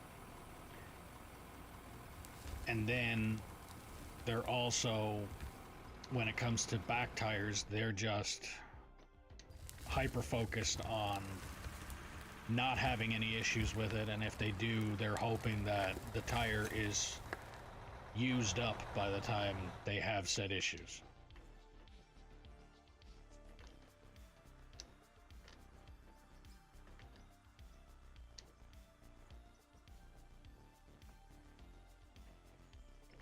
But you also got to think about it too. When it comes to a haul truck, your front tires are literally just steering tires. The back tires are the ones that take the most beating. When you get trucks that go, most of the dumps or the crushers out on site, the trucks back up to what is called a bump plate, which is essentially a speed bump that stops the truck from going any farther.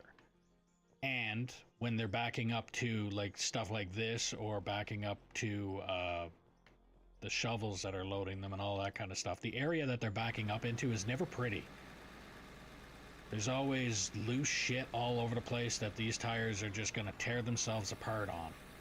So it's not very often you're going to get back tires on a haul truck that come out looking like a front tire.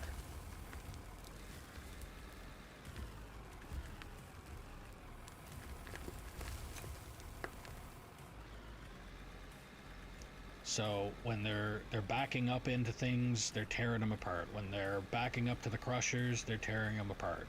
Backing up to shovels, they're tearing them apart. Same thing everywhere. Front tires, not very often, and there's some cases when you're taking a front tire off a haul truck, there's a couple little rubber flaps that are coming off of it and things like that. But again, if it held air when you took it off, it'll hold air when you put them back on. So that's it. So when the tires come in and they're holding air, they're still good. If they're not holding air, then if it's a front tire, why? If it's a back tire, typical wear and tear, good enough, change it and it's good. But you get some operators that think, I want to have a early lunch or something like that, I'm going to call this truck down and I'm going to say I don't feel comfortable.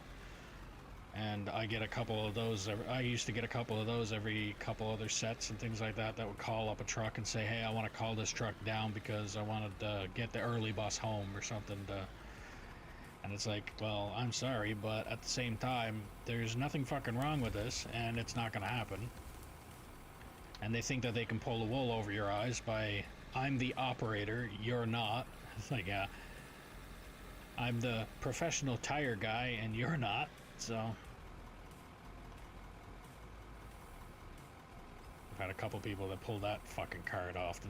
It's like, well, I'm the operator. I know more about this. It's like, yes, but I am the tire guy, and this is my specialty. I don't tell you how to operate the truck, just like you wouldn't tell, well, these guys would, but it's like, I don't tell you how to operate the truck. Don't tell me how to do tires. Simple.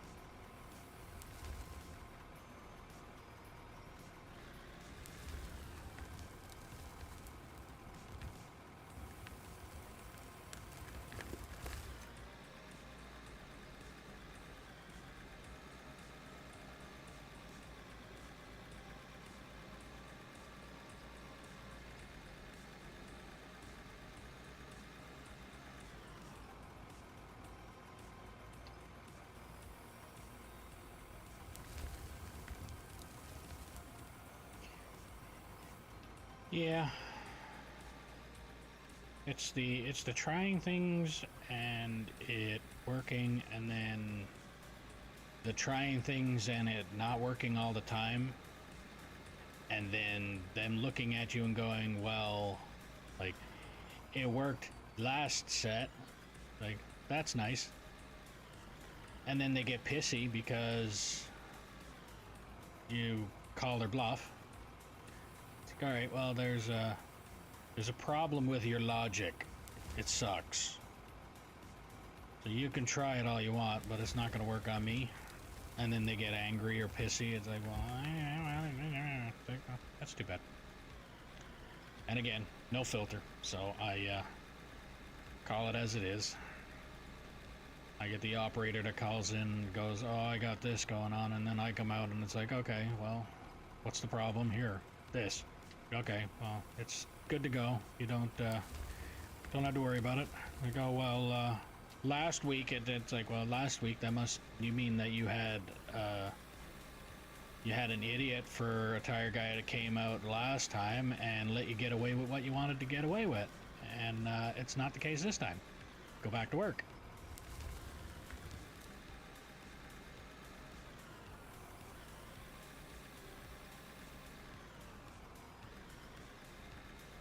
And in the same argument, yes, there is some tires that they look fucking ugly. And it's not unreasonable to question whether they're good to go or not. But when you get the professional that comes out and says it's good to go, then it's good to go. Basically, the way I look at it when it comes to that, it's all liability is now off of me as the operator, and all put on the tire technician that said you're good to go. So if you go out and something happens, you called it in, you said there was something wrong, and if something ended up happening, you can come back and say, well, I did call it down, this guy said it was fine, it's his fault. That's it. As much as they want to tell you that working out there is, they just want everything done safely and they don't want to point fingers or look for somebody to blame, that is bullshit. 110% bullshit. That is the first thing they will do. That is the first thing they will try and do. And they will also try and gaslight you into thinking that it is not what they will try and do.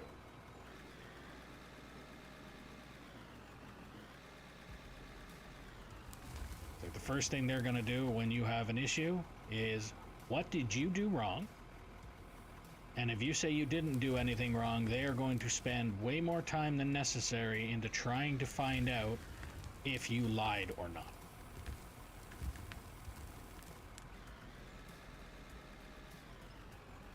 And then once 3/4 of the actual investigation is done, of them trying to find out if you lied to them or not, then the other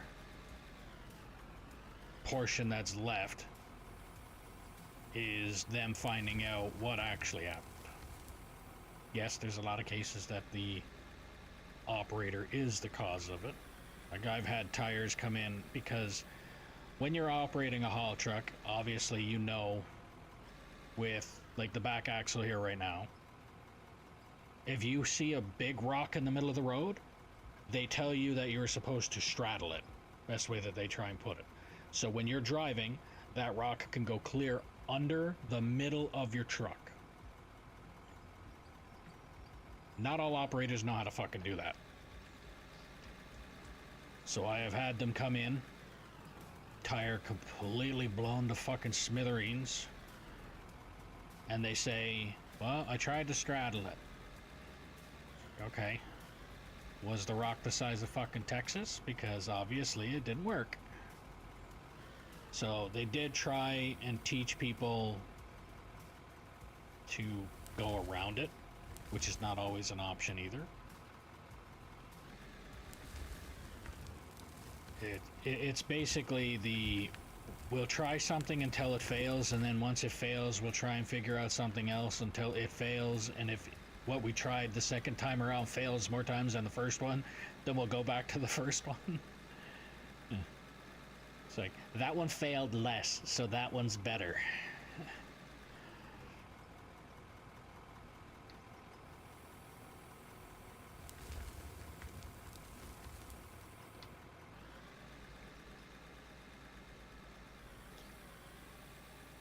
Sad that when I said that, I immediately pictured Fluffy, the comedian, saying it that way, but saying it in his voice. It's like, that way failed less, so that way is better.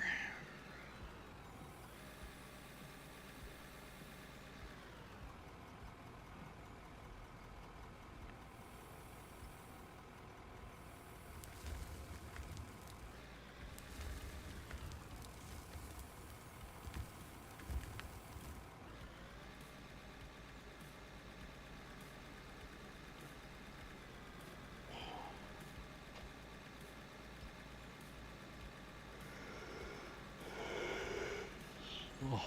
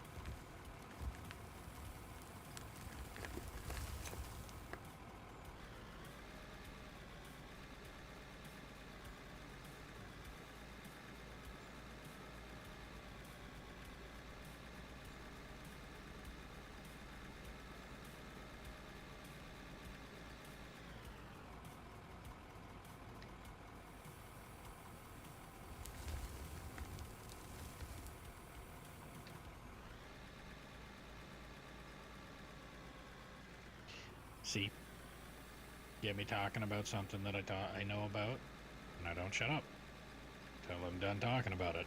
Then I go quiet. Then I gotta think about something else to talk about.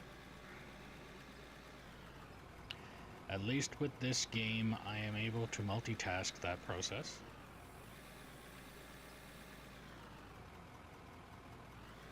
Turbo and deep on this.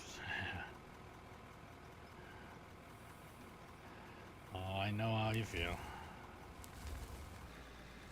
I said, I'm literally just here digging and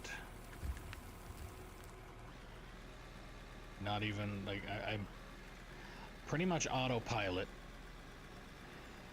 Take the shovel or the truck or the dozer. Holy fuck! I'll get the name out of it. A fucking roll call of all the equipment except for what I'm actually operating. The loader. Take the loader, bring it up. Scoop a bucket, bring it to the truck, and then rinse and repeat. Like, I pretty much forgot that I was doing it. It's just happening.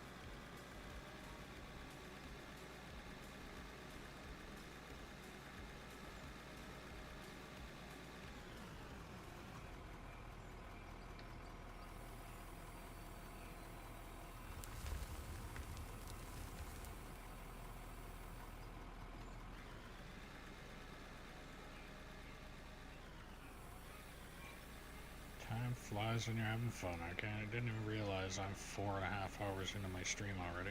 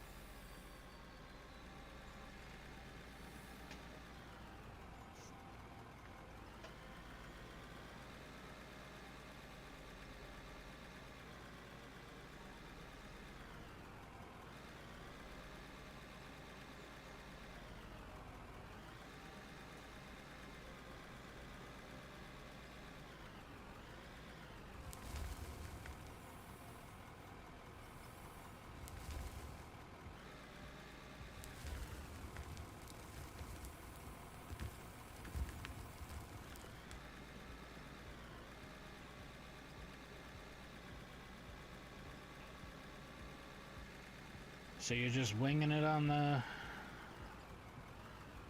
plant, or you going by a tutorial?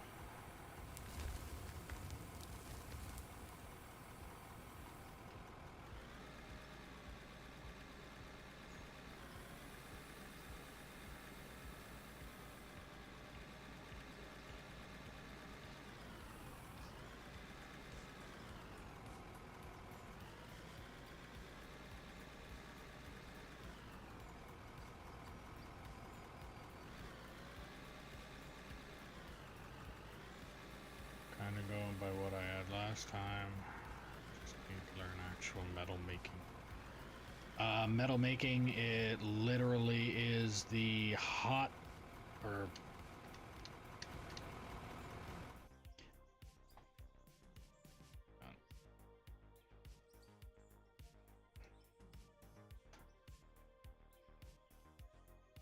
high temp smelter first, then the regular smelter second. It's the only process that I know of, because I was told to do it that way. High temp first, the other one second. So if you're new to the stream, don't forget to click that follow button, ding the notification bell, subscribe, do all the things you gotta do depending on what platform you're watching me on. If you're watching me on Twitch, don't forget, if you have Amazon Prime, you can link your account and get a free subscription to your favorite streamer. If you're on YouTube, click that thumbs up, like the stream, helps the channel out a lot. If you want to help out the channel a little bit more, there's a link in the description below for merch where you can get stickers, mugs, hats, shirts, sweaters, jackets, backpacks, things like that. Every little bit helps, every little bit is appreciated. Where you can get shirts like the one I'm currently wearing. If you want to play on the map that I'm currently playing on, all you have to do is put in the comments below that you're interested, and I can do what I can to get you the server info. All that I ask is that you drive truck and or roller until deemed competent or prove you are not a troll, and then I can get you into bigger and better equipment.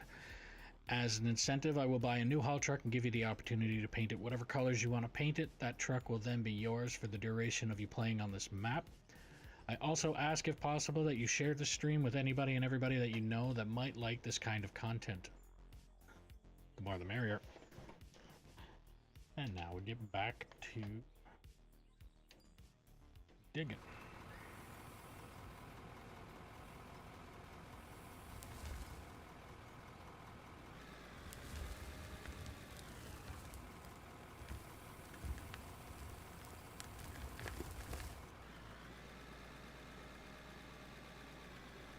Not a problem. I'm gonna dump this. I'm gonna take a truck, I'm gonna go up and empty it, and then I will do a little walkthrough on the plant that I have, and maybe it'll give you an idea or two on what you want to do there. And at the same time, you might look at that and say, way too fucking complicated, no thank you. And to that, I wouldn't understand completely.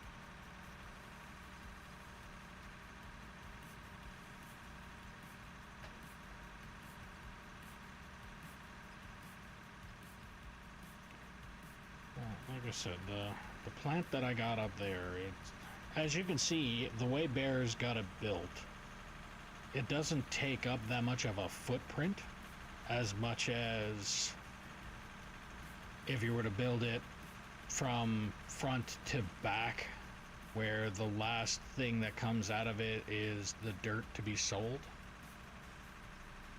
Like, he's got it layered, and layered well.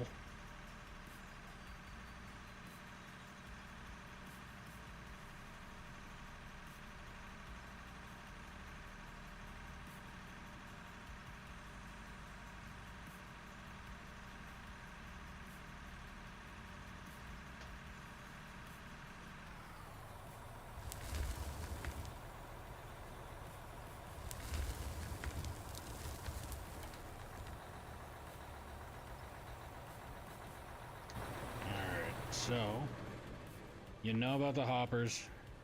You know that the belts lead in.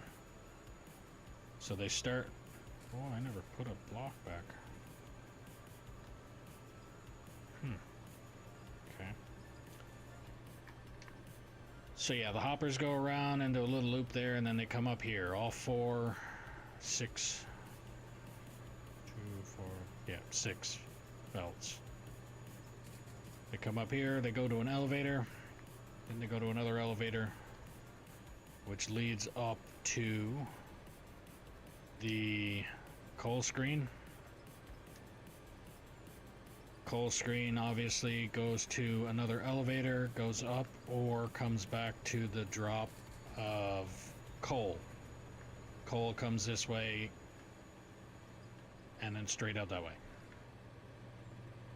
So, coal is the first step. Then he has another elevator. That goes up another flight. So coal is first, and then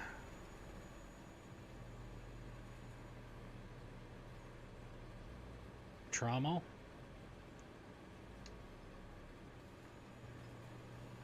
I think, and then trommel comes back with, I can't remember how the trommel really works.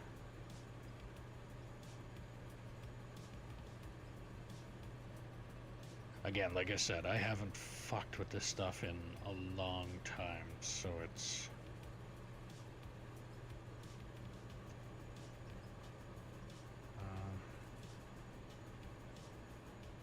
where's the trommel? So trommel, so dirt and pay dirt. Yeah. So, if the coal is already removed, that's one less material for this thing to have to sort through. So the coal goes through, it doesn't have coal coming into this thing. The back one, that's pay dirt, yeah. So the pay dirt literally drops out the back, and then it goes to goes out a conveyor.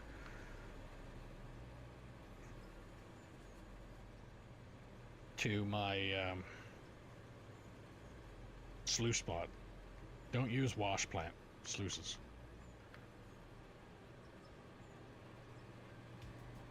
So, yeah. So everything else goes through that way. Pay dirt and regular dirt comes back this way. Then, after the trommel is the shaker. And the shaker screen goes forward and then drops down onto another conveyor, which leads into...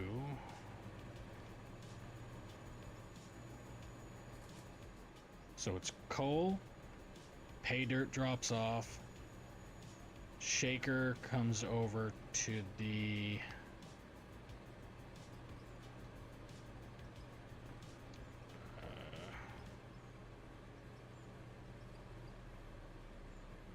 oh, he's got the elevator. Okay, so shaker just drops down and then it comes up to the metal. So it goes over here. Elevators go all the way up to that. Yeah, elevator goes on to just the conveyors that lead in. Holy shit, this guy's got it all looped around. So then I think it's the crusher? Jaw crusher? Yeah. So shaker, then it goes to jaw crusher into cone crusher into, in this case he has a extra storage because this is where you're going to go to put so you physically go down to your wash plant or sluice. You grab the material that's there and you would put your gold or your silicon. You put them physically in here so it can run through. So once it goes into so jaw crusher to cone crusher cone crusher into high temp. Oh no, froth floater. Okay, cone crusher into froth floater. Froth floater, which drops the gravel out the bottom and puts the rest of the material up through the top. So he's got it set up that it literally takes the dirt and the gravel and sends both of them onto another conveyor belt. Like they combine into another conveyor belt, and then that goes and gets sold. Everything besides that goes up top. Yeah, goes up into the, I'm pretty sure it's high temp, and then the high temp into the regular,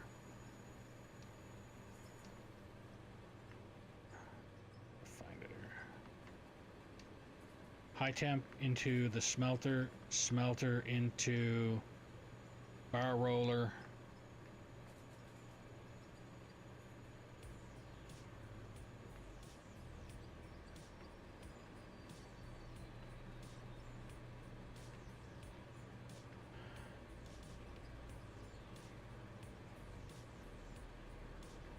yeah. So high temp into the smelter, smelter into the bar roller, and then the bar roller literally just goes out to a storage in the back here. So the bars all come out to here. So it's coal,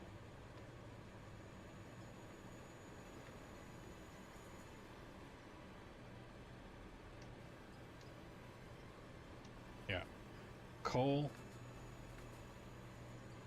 trommel, shaker, then I think it goes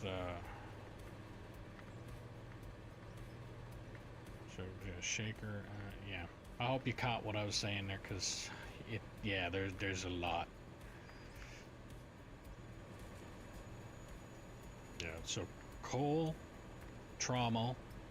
The trommel will automatically drop your coal into its own, or no, shaker brings coal screen. Holy fuck. First thing is coal screen. The coal screen will drop all of the coal into its own storage. Then it's the trommel, which drops pay dirt and regular dirt, which you can send to a wash plant or sluice. And what else comes out goes to the shaker. Shaker then goes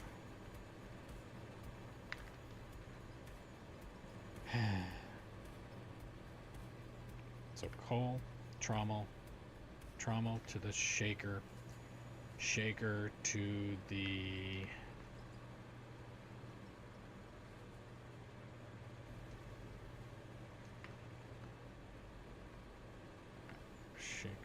to the jaw crusher, jaw crusher to the cone crusher, cone crusher to,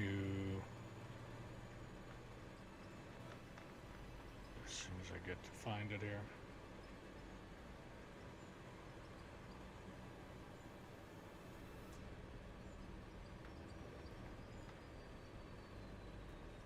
yeah, jaw crusher, cone crusher, frother, and then the frother goes high temp to regular smelter, smelter to bar roller, and then bar roller to the storage.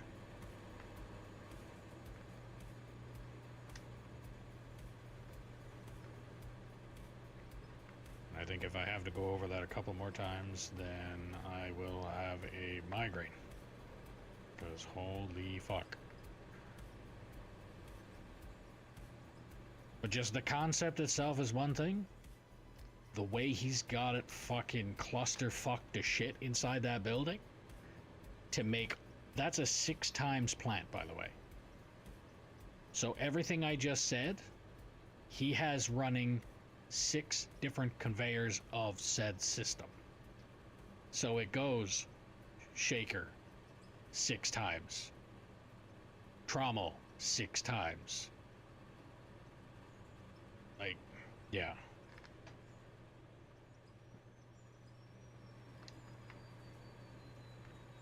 Like, it starts here with the 1, 2, 3, 4, 5, 6, and then 6 of those all the way across, 6 trommels all the way across. Then they drop down all of the materials of wherever he's got them going, which is the wash plants in that case. And then I don't know how he has...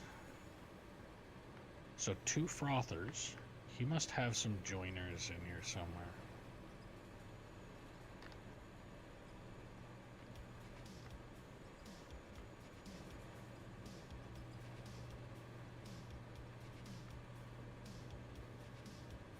Yeah, I think he might have combined a couple.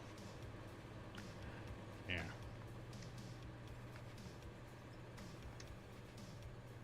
And don't worry about doing 10 times power on everything.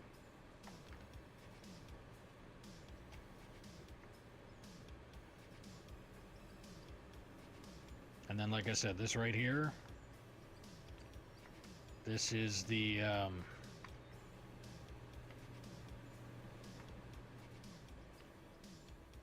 end of the plant. So he literally has all of the all of what's left. So when the wash plants are, or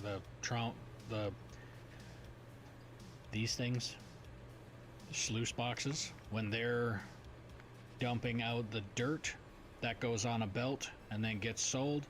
He's also got the conveyor, like this one here. Oh, never mind. He's got another belt in here set up to where the gravel gets put on that same conveyor. But there's a belt that goes under here that runs out this end here. That also runs onto that belt. Okay, so yeah, he's got a belt that comes down here, and he's got this belt that comes up here, and then it goes straight over. So the gravel and the dirt just go into the sell point.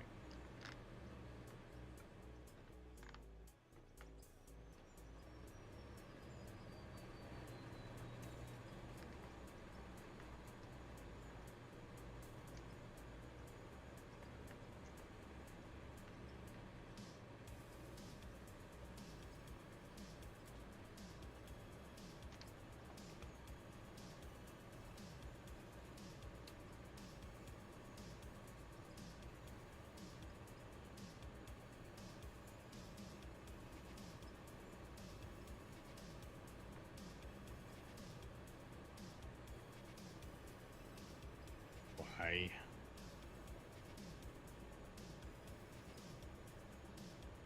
Why can't I?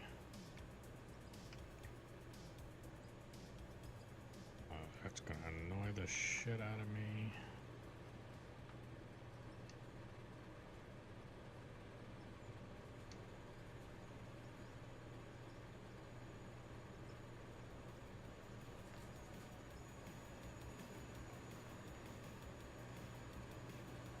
So sad.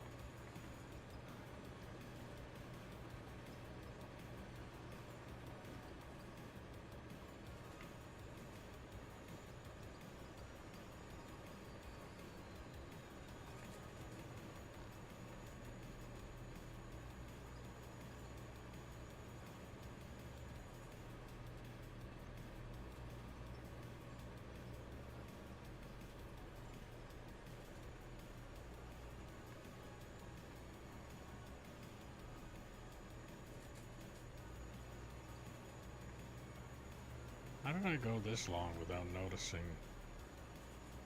Ay, ay, ay.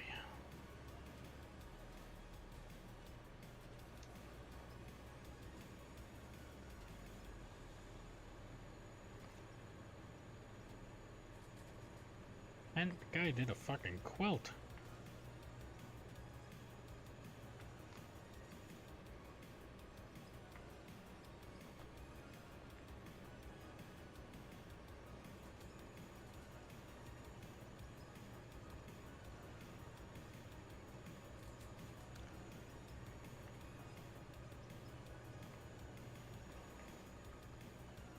There. Alright. OCD can calm down now.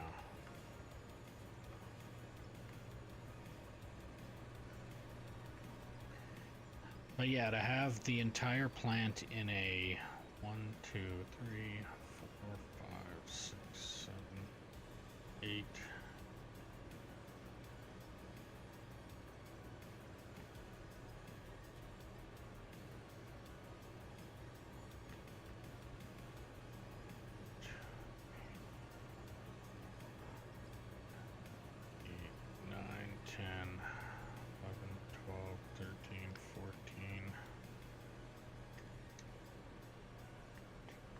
Sixteen, 17, 18, 19, 20, 21. Basically, 21 blocks.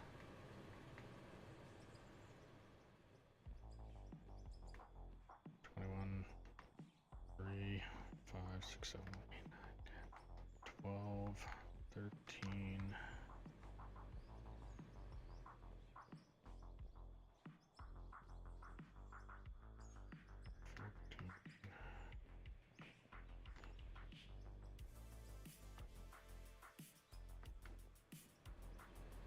Almost a 20 by 20.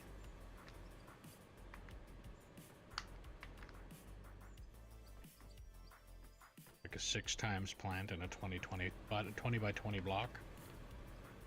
You did pretty good.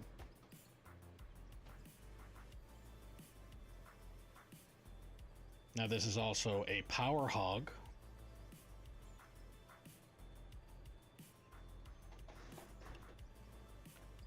He's got, so there's 4 large windmills, 8 large windmills, 8 large windmills and 3 coal power plants to fucking power it all. Pretty small footprint, honestly. It'll be smaller than my 4 times, yeah. But again, like I said, the way he did it, I think what he did is he started at one end, he worked up as much as he could. So it's bring it up and then work across, and then once you get to almost like the end, then he worked up one more and he turned it a little bit, and then he worked back and then tried to drop as much as he could. So it's like a horseshoe. Everything came in on the left side and went forward, went up and forward, and then went to the right and then kind of came back, and as it was coming back, it was dropping wherever he could drop it.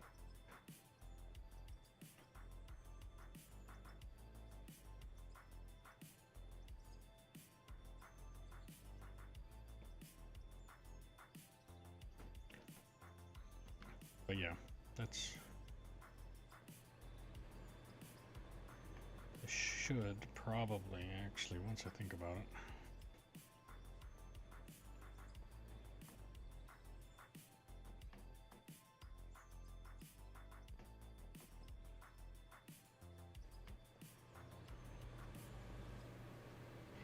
Yeah, and to think he did it in like a weekend.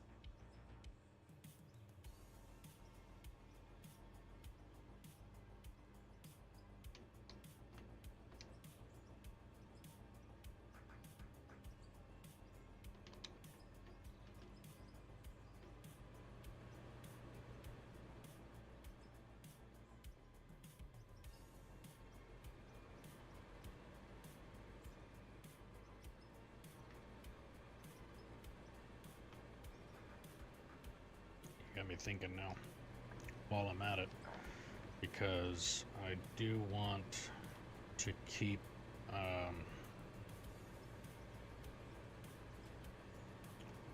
gravel. I do want to see about making a road covered in gravel instead of like I want to do the haul road all the way around, maybe in gravel. It's a bit of a job, but I think it would look better. Okay, let's take that.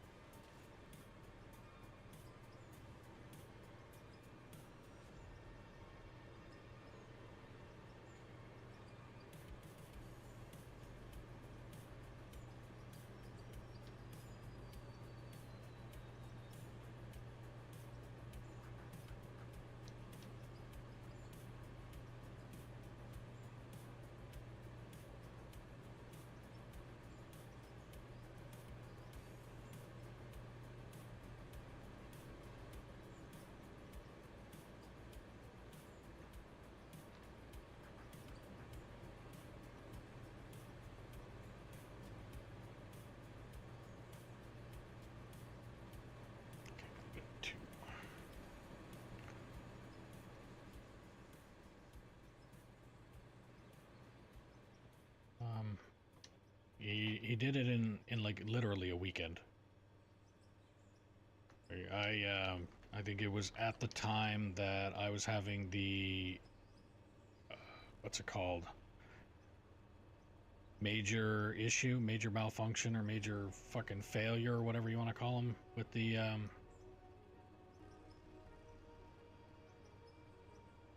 map, when people, or because of the fact that we basically changed the name of a file, the game didn't like it when we did that. So the end result was people getting major failures and they weren't able to join the map. So I gave Bear the save to this, and he basically built everything over the weekend.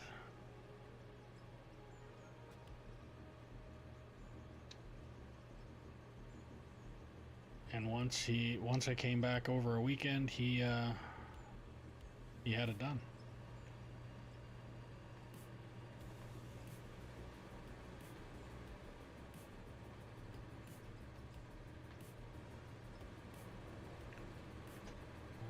So I don't think I'm going to be able to go any further than that. Let's see if I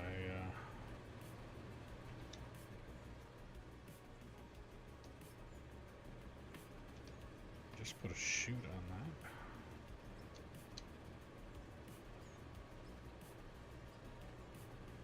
Should still work.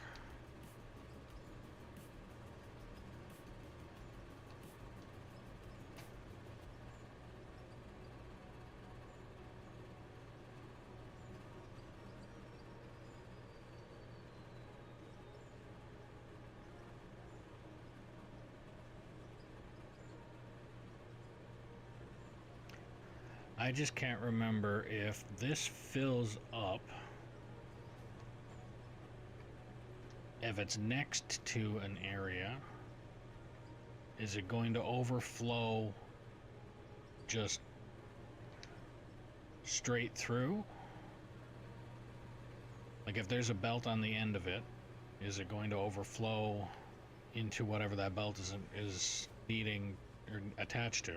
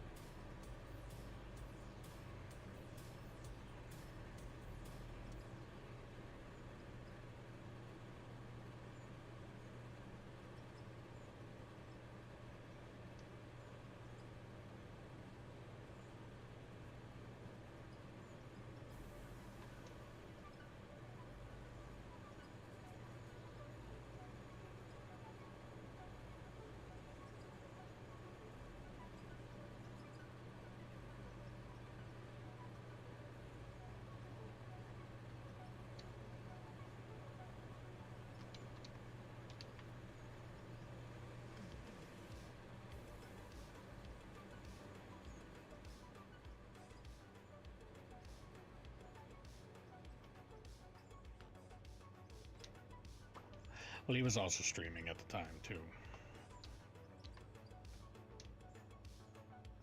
Content is content.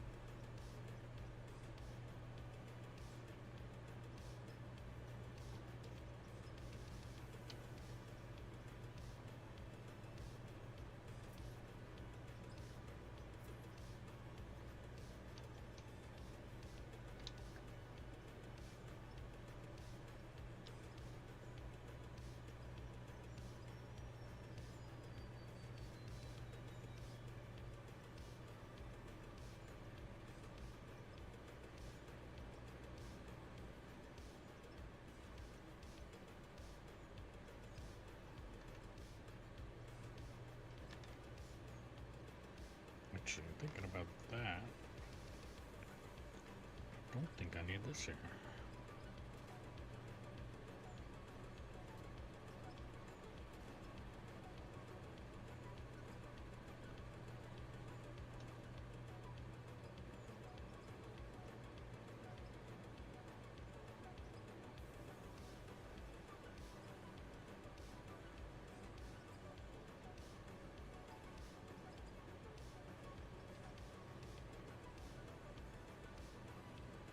Alright, we can go. Are you kidding me?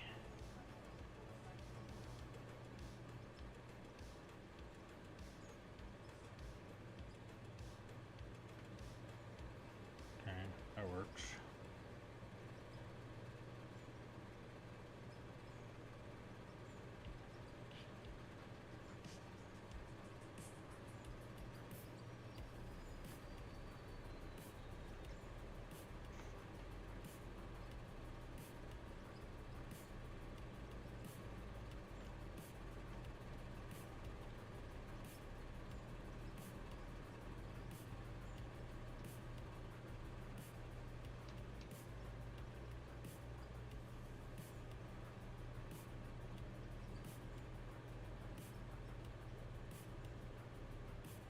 So my main concern now, if I leave this pass-through off... Oh, hello, Cruels. Sorry, I just noticed your message. If I leave this pass-through off, when it gets full, is it just going to puke out everywhere, or is it going to puke out onto this and then go into the thing? That is my main question, my main concern. And if it's just gonna puke on out, then I don't see much purpose in me having it there.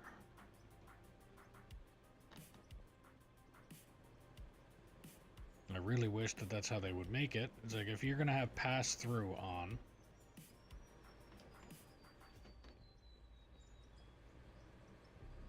then it should work.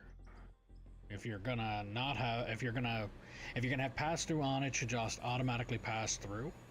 If you have pass-through turned off, once it's full, if it's attached to a conveyor, it should automatically pass through onto the conveyor.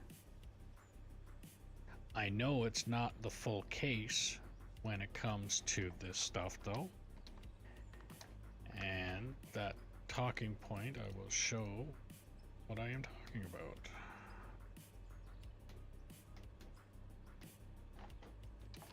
Because sometimes when you leave something to pass through, it passes through this into a coal plant, and if the coal plant is full, it does this.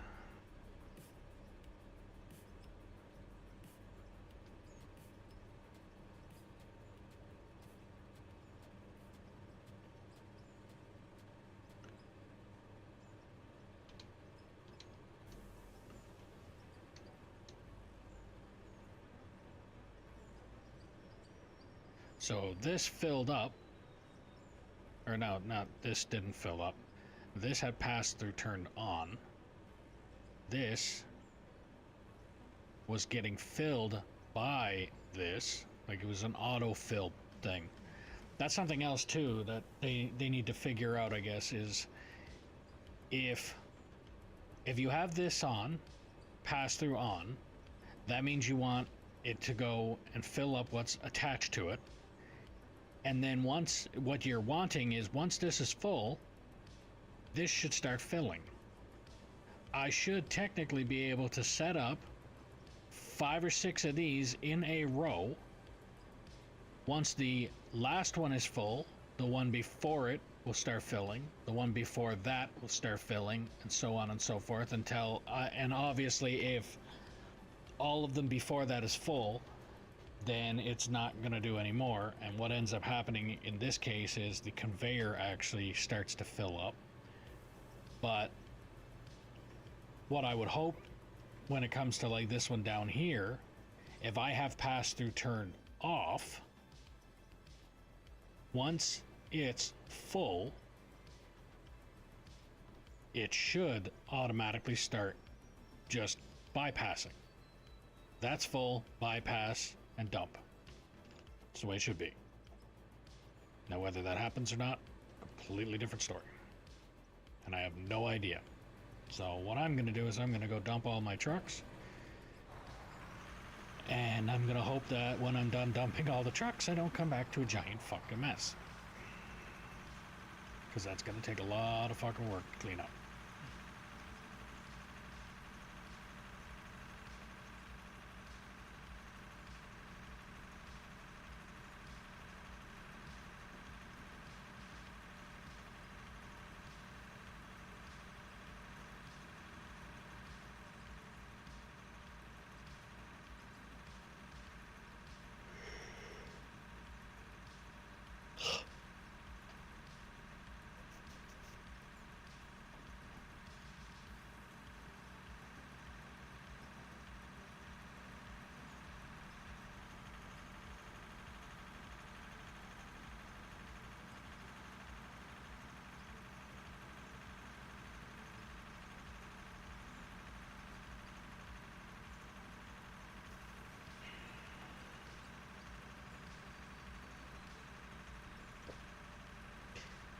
Yeah.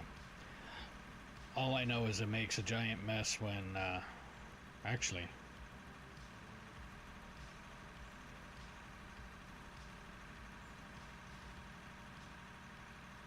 just thinking about it, it might work the way I want it to work. It's just every time that I've never had the conveyor attached to something. So when it, so what was happening, Bear was on here for a while there, and he was operating the small bagger, and he had the conveyor system set up to where the bagger would just fill up like a mini plant. Just basically just a mini storage yard, storage compartment is all it was. It was a hopper right to a storage on a trommel and all that kind of stuff. So when the storage container got full, it overflowed and made a giant mess. I'm thinking that it overflowed out of the belt. So I think if there was a belt on the end of it, I think it would end up just running onto that belt and then getting disposed of. I hope. I wish I had a way of setting a conveyor to only keep, like what that storage is going to end up doing, the one that I just placed, is going to hold dirt and gravel. I only want the gravel. I don't want the dirt.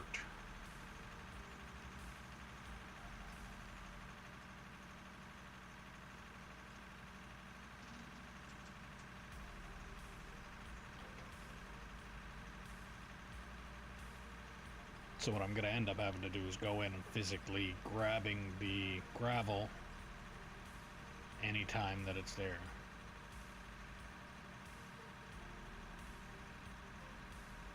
Yes, I already have the trommel. I've got 6 trommels, and that's the thing. When Bear set it up, he put the conveyor system so that the trommel took the dirt, or the pay dirt and runs it through the sluices. And then he has the trommel that dumps the gravel onto another conveyor, and the dirt and the gravel run to another conveyor that runs to the sell point.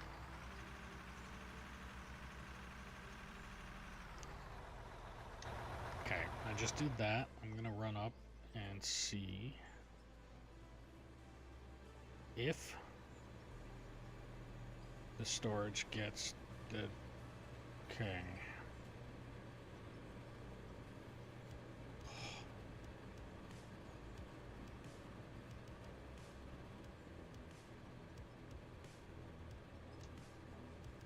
Oh, tailings.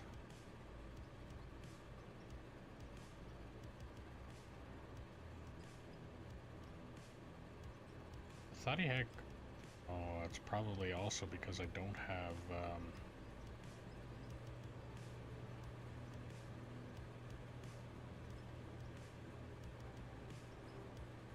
I mean, gravel is going to go in there as well, but, can I place tailings on the ground?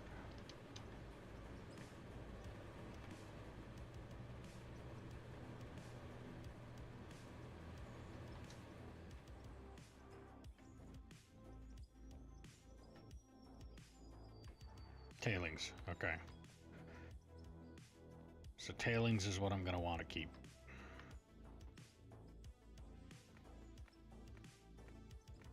I'd rather this road look like this.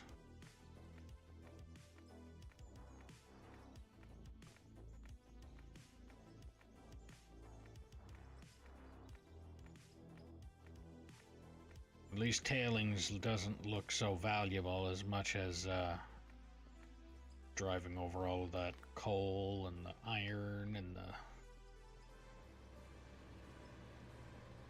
the... in reality, what tailings is the leftover dirt. So yeah, it's shitty rock.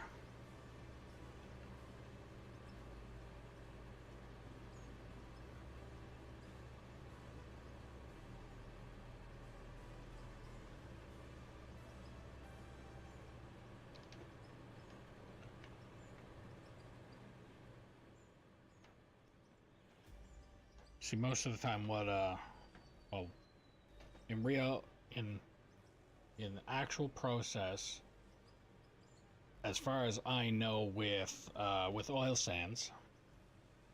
So oil sands is literally oil and sand mixed together. You get oil sands. That's what we have up here. So in places like Saudi Arabia, where they got the oil is literally just pissing itself out of the fucking ground. We don't have that here. We have what a lot of people used to call it tar sands. It's just black dirt that you'd literally have to take that dirt and add it to the machine in here. It's a frother where you add water or a mixture of water and a bunch of other chemicals. You stir it up. The oil comes up to the top. The water sits in the middle, and the dirt or tailings is at the bottom. And in some cases, there's a bunch of other stuff going on with the tailings to the point where you can't just take it and throw it out on the ground like extra dirt. You have to let it sit so that it can either separate more or depending on what kind of tailings it is, would also depend on if you take it and just put it in a dump site or if you could reuse it. Like in this case, it's just tailings. That's all they have it labeled as. So what I'm going to do is I'm going to just continue dumping the trucks and hopefully... But right now I won't be making any money until that storage at least fills up. Unless I physically go in and sell like the diamonds that have been washed, which they still don't have an auto process for that. It's only hand washing. And yes, I would highly recommend washing the diamonds. Do in the manual hand wash station. Make sure to do that. Don't just sell the diamond ore or the ruby ore. Make sure to wash them.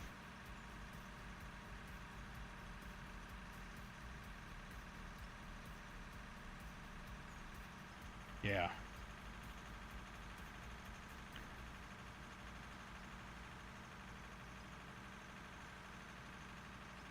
But yeah, there is a massive... You're only level 31. Okay.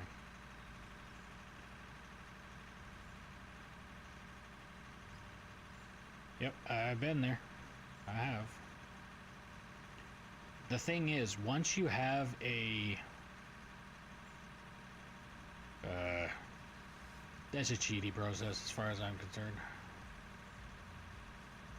I had 5 before I reduced it down to 1, and the one that I have I only use to make things. Like I only use the oil for like making plastics or things like that in order to make parts.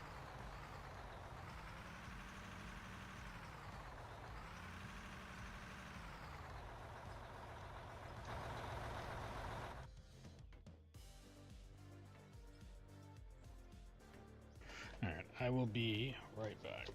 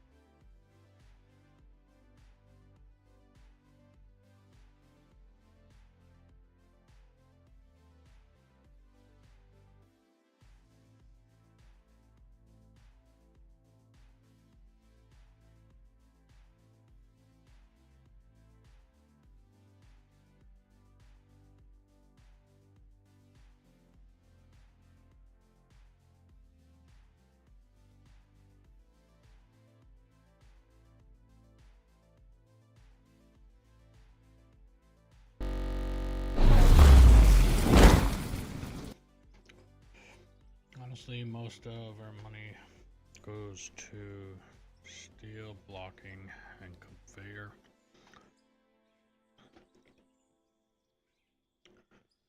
Not so much equipment.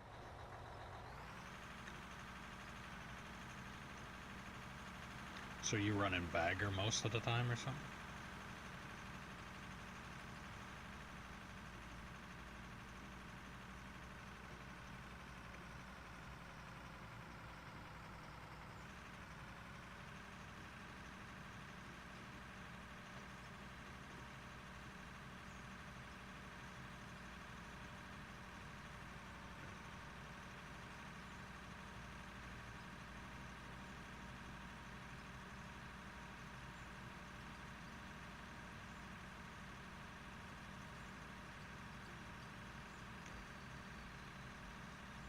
I do want to do a hardcore without oil. The Arctic. Just loaders and finally unlock the first big rock truck. Yeah, the haul truck.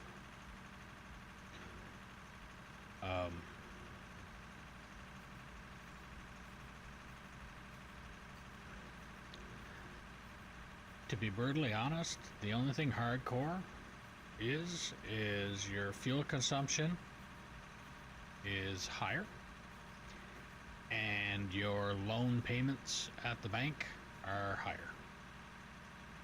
That's it. That's all hardcore is.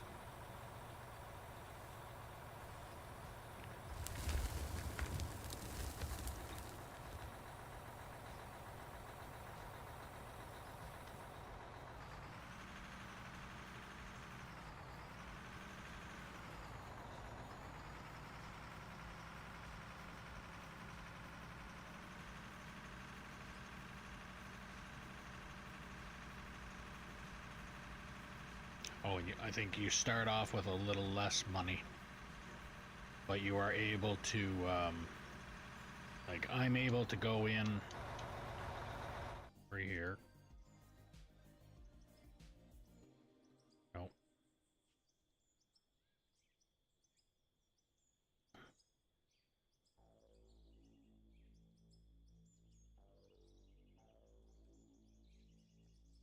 Yeah, I'm able to go in here and transfer money into this account, which right now I've got that. That's how much I have in the account. So if I was to go and do a hardcore, I'm pretty sure that's what I would be able to use, on top of what the game would automatically give you. But that's it. That's the only difference. You get that money, so you start off with less, but you can transfer money over, and your loan payments, the interest rate is higher, and the fuel consumption is higher.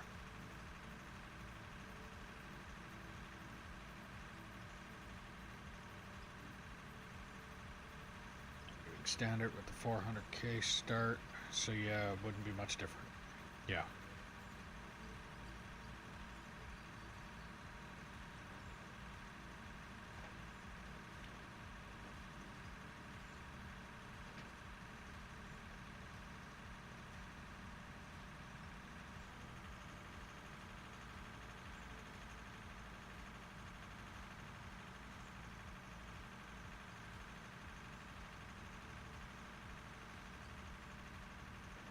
Yeah, that's the thing, is I went in to get the loans, and when I got the loans, it was only because there's other games like I think Farming Sim was one of them. When you start in Farming Sim, you can get a loan, and then you get an achievement when you pay back said loan or whatever. So I immediately jumped on the okay, I'll get a loan, and then found out that there's no achievements. So I was sad on that one, and decided that I just ended up paying it back. So I have no loans on this game anymore.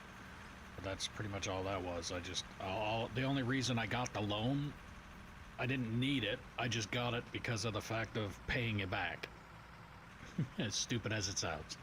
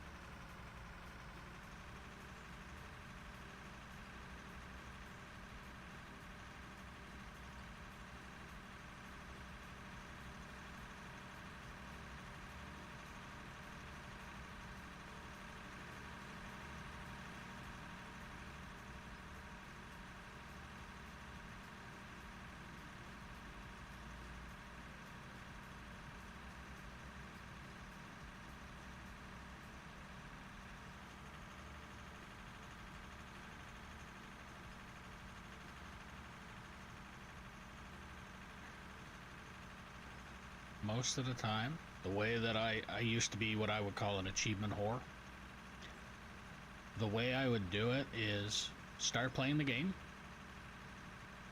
and just play it. You'll notice you'll eventually start getting achievements, and then after a little while of you playing the game and you've got a whole bunch of achievements, then you go in and you look at it and say, okay, I never got that one yet, focus on it. I never got that one yet, focus on it. At the same time, you already have the basics of the game down pat and things like that, and then you can work on the after. Yeah, I used to do all of the achievements that I can when it came to games. Ark Survival Evolved, I got all of the achievements in that game. Ascended, I'm 2 achievements short from getting that one done, and the reason behind it is because I kind of just stopped playing it.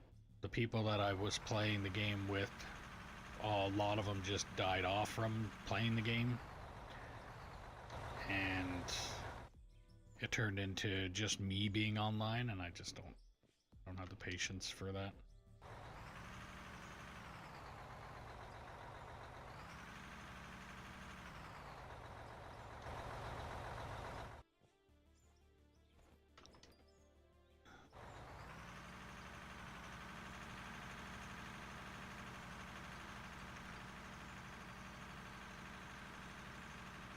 Things like GTA, that would be one of the good ones to, as an example. You start off the game, just start playing it. That's all you want to do, just play it. You'll slowly start getting a lot of the achievements done just by accumulating crap. After so long, you'll end up just getting the achievements that are there. And then once you get a good chunk of them out under your belt, then you can look at it and go, okay, I never did that one, I never got that one, so then you start working on them.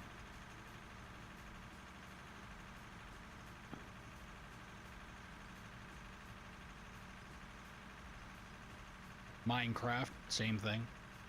When I played that, the achievements that are there was, it's like you start, you find out, well, you play the game for a little while, you get a lot of the achievements automatically, and then when you go in and focus on what achievements you didn't get, then you find out they're like, for instance, I played the game for a long time, and I mean, before half of the shit that they have implemented into the game now even existed at the time.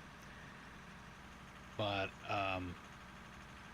I found out about the enchanting table through an achievement.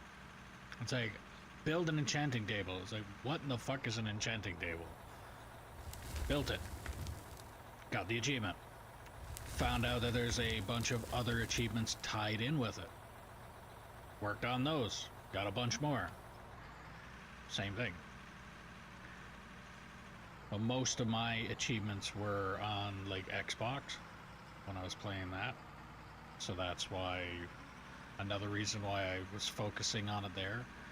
I also played World of Warcraft, and that was, they have their own achievement list in there, and it was the same concept. It's like, just play the game.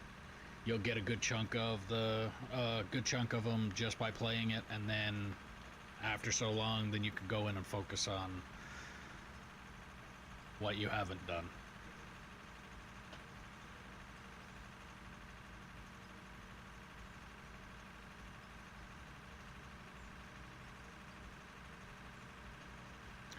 And then again, there's also some moments where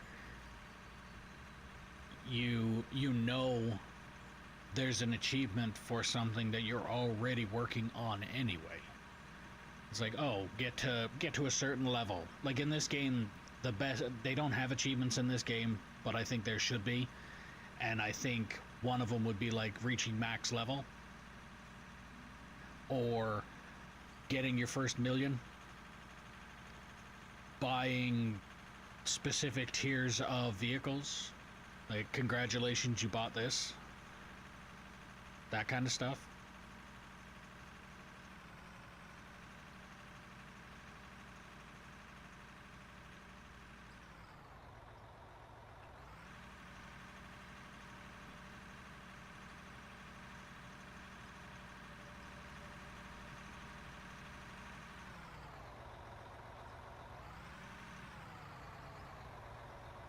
Yeah, exactly. It's like, and it also takes, some games, holy fuck, do they ever become tedious? It's like, you literally log in just to focus on one thing, and that's that one thing only. And every single time you log in, that is all you are doing. It's like, at least the achievements kind of break up that.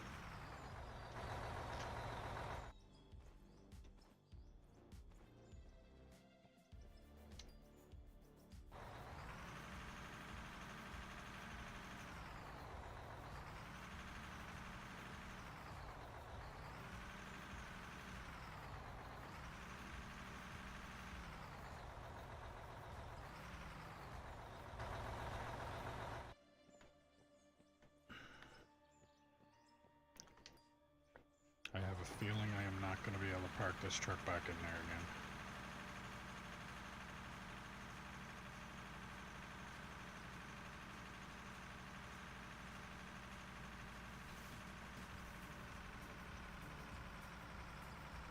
But yeah, some of the tediousness to playing some games, it's like I said, when you literally log in and that's all you do is focus on, oh, I have to do this again, I have to get this done first.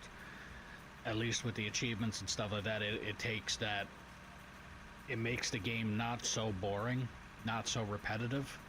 It's like, now I need to focus on going and doing that instead. Once you get that achievement, move on to the next one. Okay, now I need to go and do this here. And it, in a lot of cases, the achievements fluctuate enough to make it a little more interesting.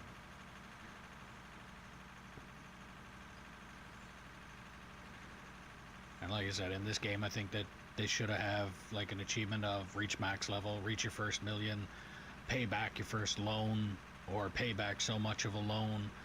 Or another one was, I know other games, it was the go into a negative and come back out of it, or miss your first payment on your loan or something like that. Like, because some achievements are, there's good achievements, and then there's some achievements that are like, yeah, you're doing bad at the game kind of achievements, or not bad necessarily, but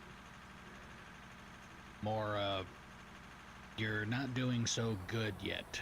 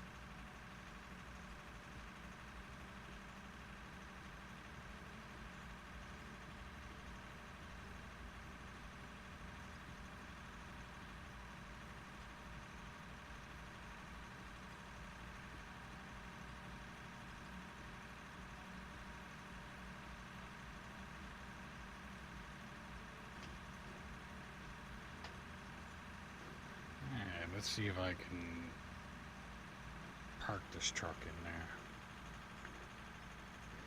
If I can, awesome. If I can't, I'm just pull it ahead.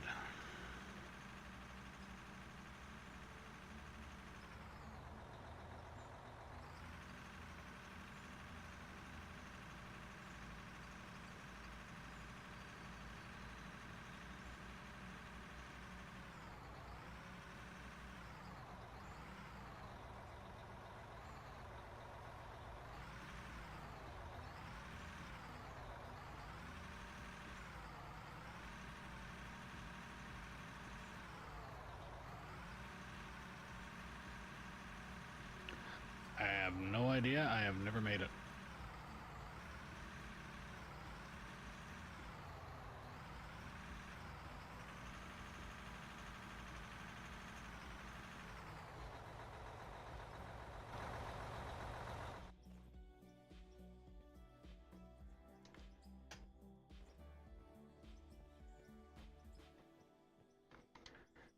Let's go up.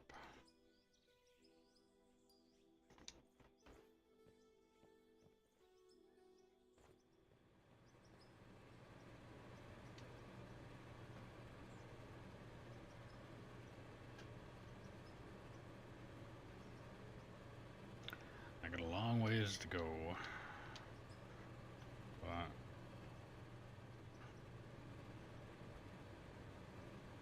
actually, let me, might as well, since I'm here.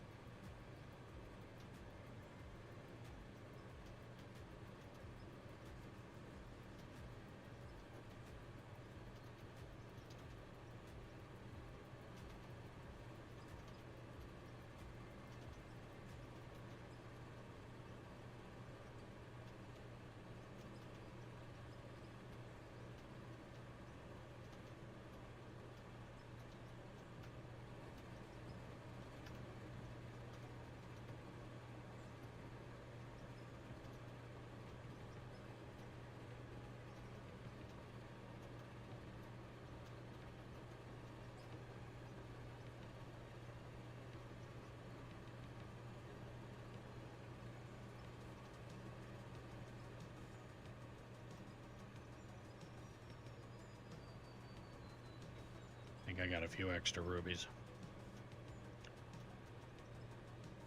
And a little bit extra oil. Oh, these things ran out.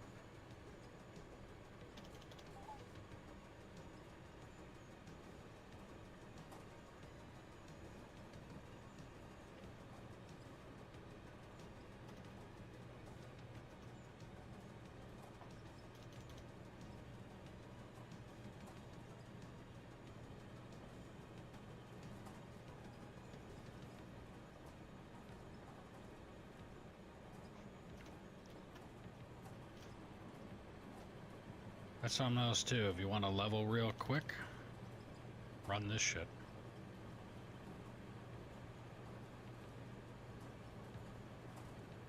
Every single thing that's made, washed, sorted, gets you XP.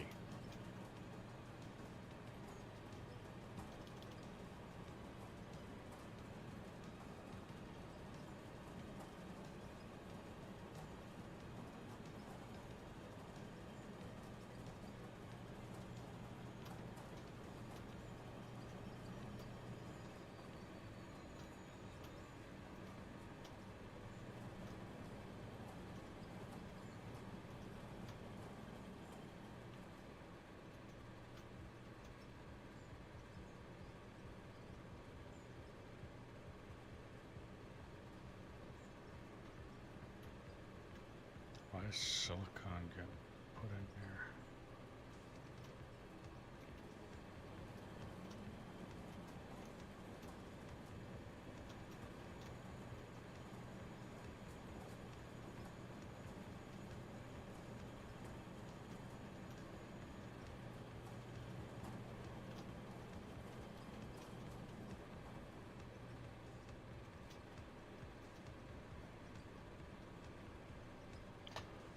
Why is silicon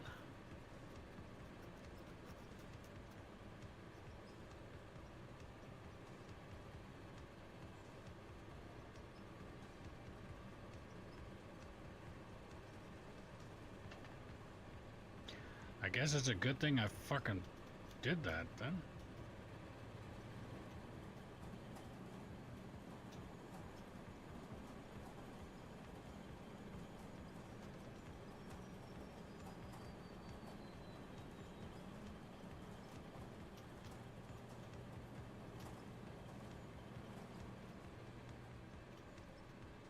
Why is the silicon getting thrown in here though?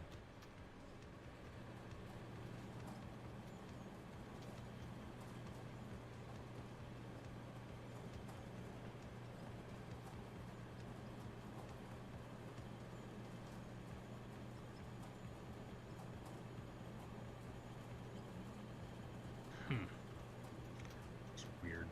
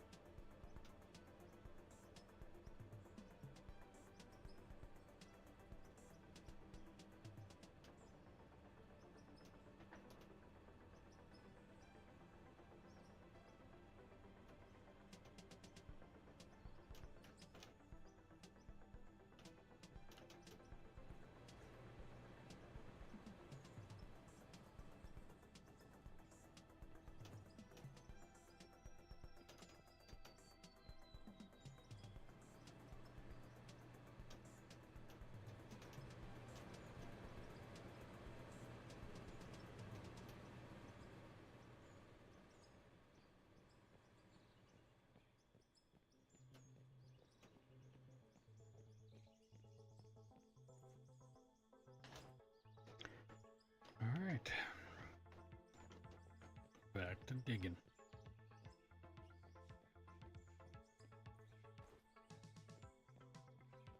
For another about 2 hours.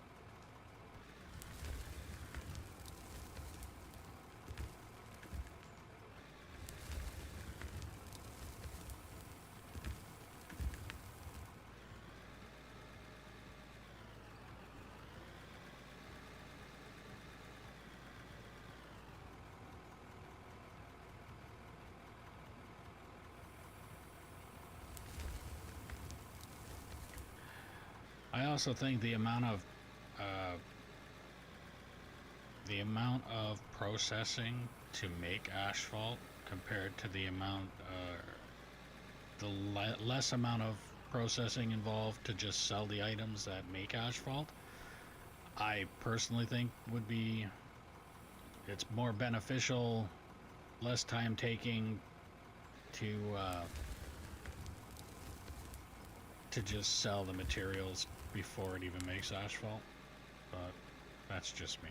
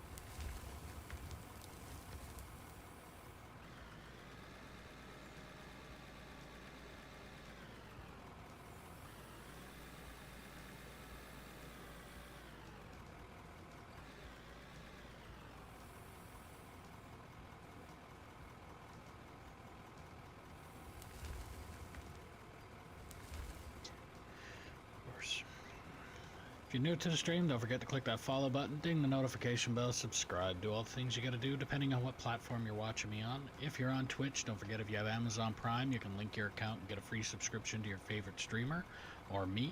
If you're on YouTube, click that thumbs up, like the stream, it helps the channel out a lot. If you want to help out the channel a little bit more, there's a link in the description below for merch, where you can get stickers, mugs, hats, shirts, sweaters, jackets, backpacks, things like that. Every little bit helps and every little bit is appreciated. If you want to play on the map that I'm currently playing on, all you have to do is put in the comments below that you're interested, and I'll do what I can to get you the server info. All that I ask is that you operate truck and or roller until deemed competent or prove you are not a troll, and then I can get you into bigger and better equipment. And as an incentive, I will buy a new haul truck and give you the opportunity to paint it whatever colors you want to paint it. That truck will then be yours for the duration of you playing on this map. I also ask, if possible, that you share the stream with anybody and everybody that you know that might like this kind of content. The more, the merrier.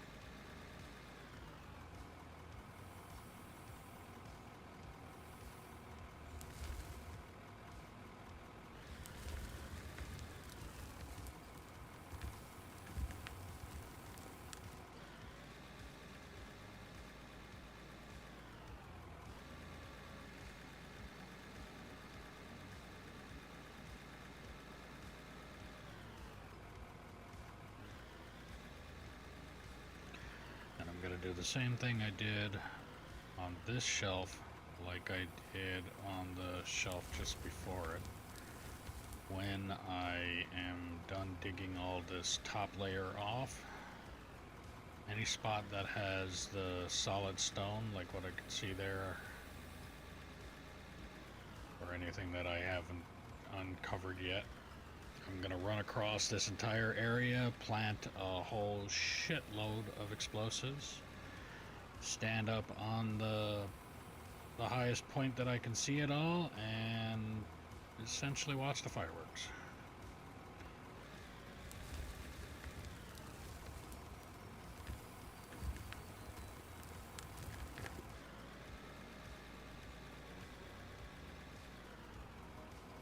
Although the explosives that I'm using are fucking awesome. The RDX, it doesn't delete any material, and it has the largest diameter or square footage that it reaches. Basically the largest area of effect.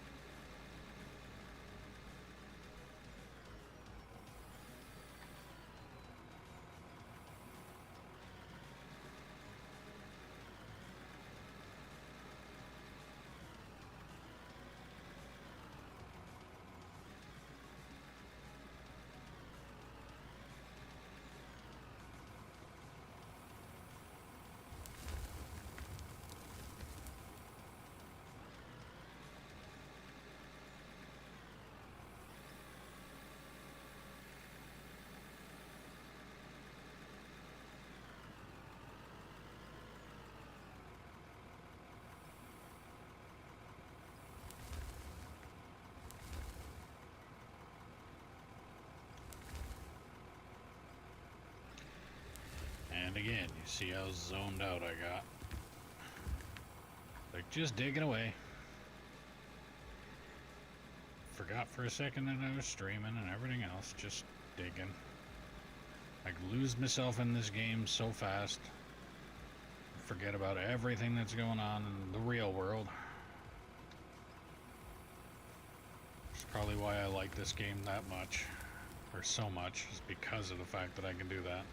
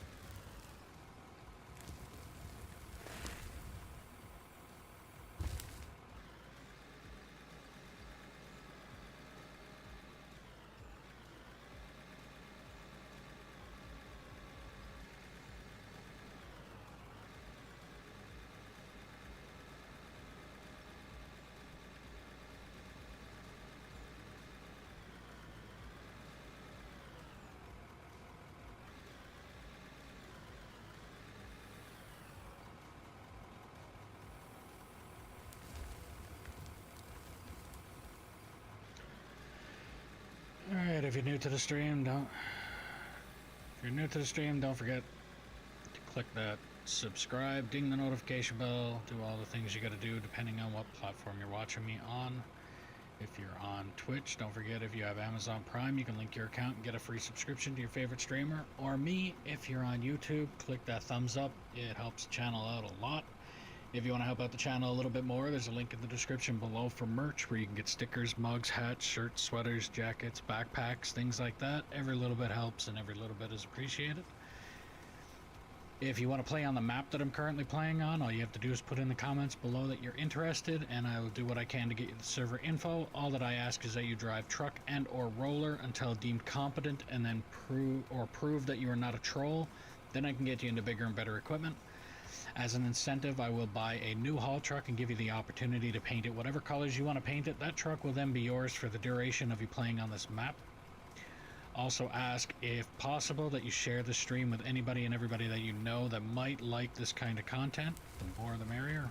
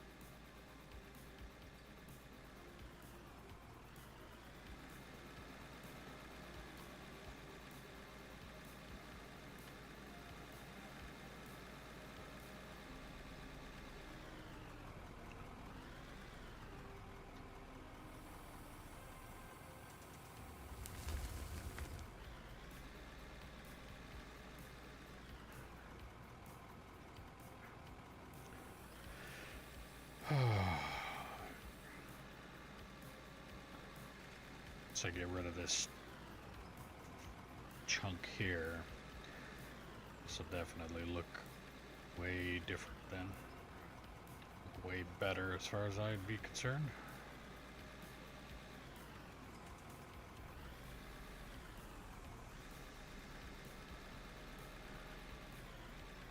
I see a spot.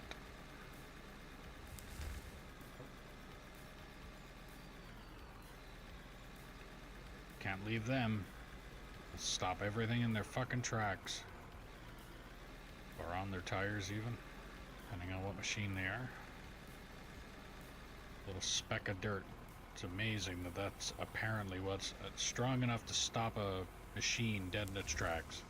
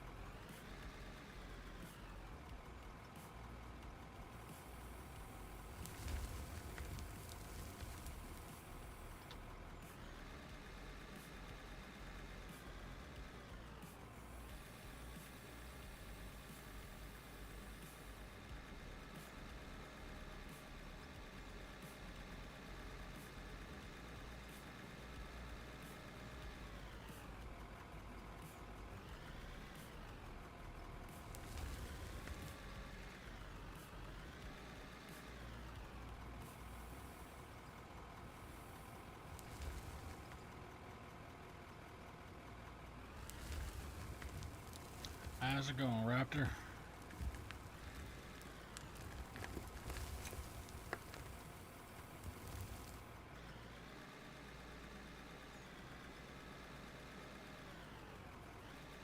Lately, last, say probably hour, I've been hyper focused on just digging here.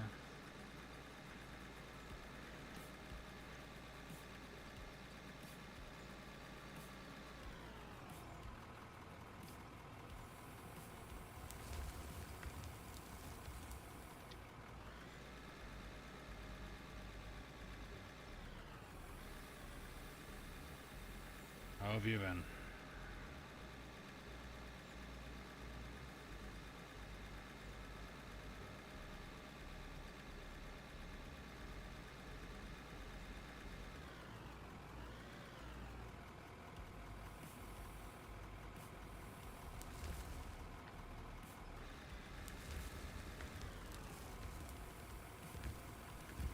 Still alive. Still waiting on CPPD to get back to me. Tell me when I get paid.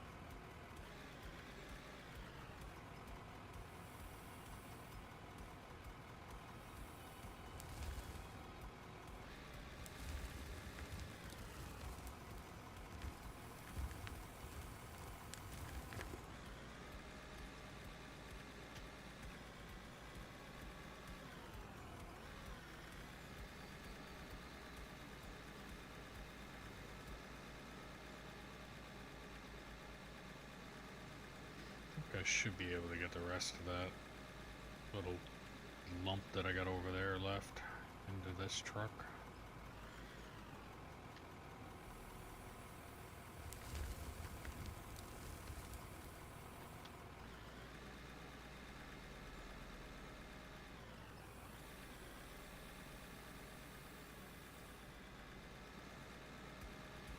So I'm testing out two things. I have I have a storage set right before the sell point. So I'm hoping to be able to gather, I'm guessing it's tailings and dirt. I'm going to use the tailings as a road, which I thought it was gravel, but tailings works just as good, I guess.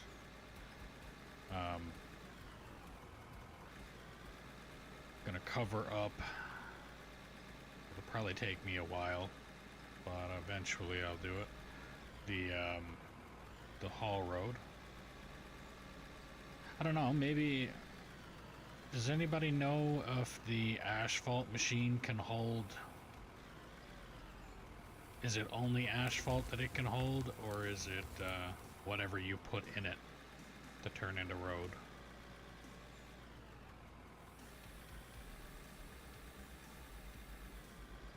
The paver, or whatever you want to call it. Does it only hold asphalt, or can I dump any material in and it turn it into road?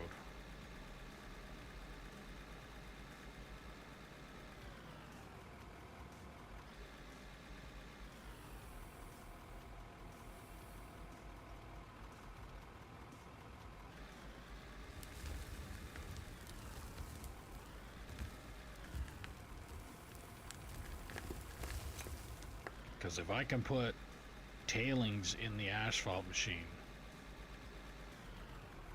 then that will make my life that much easier.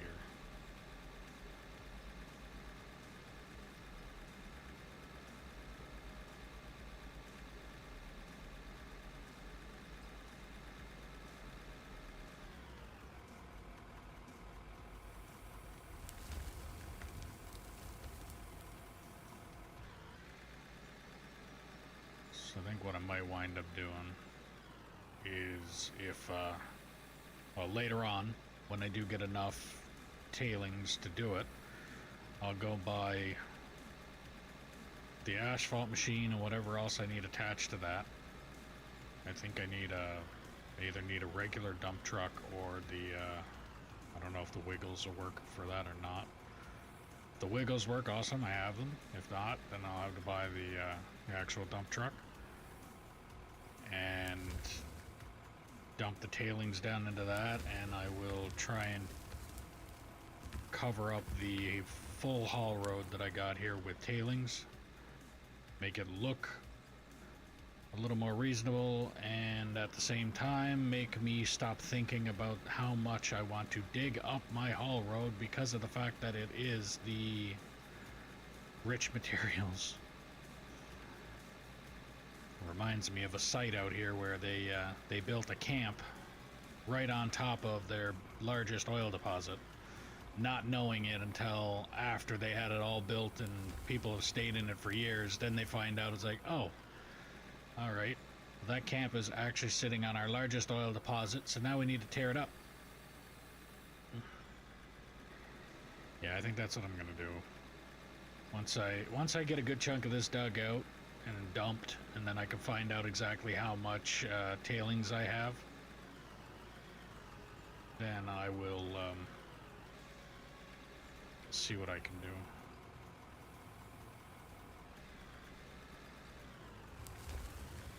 Auto saving.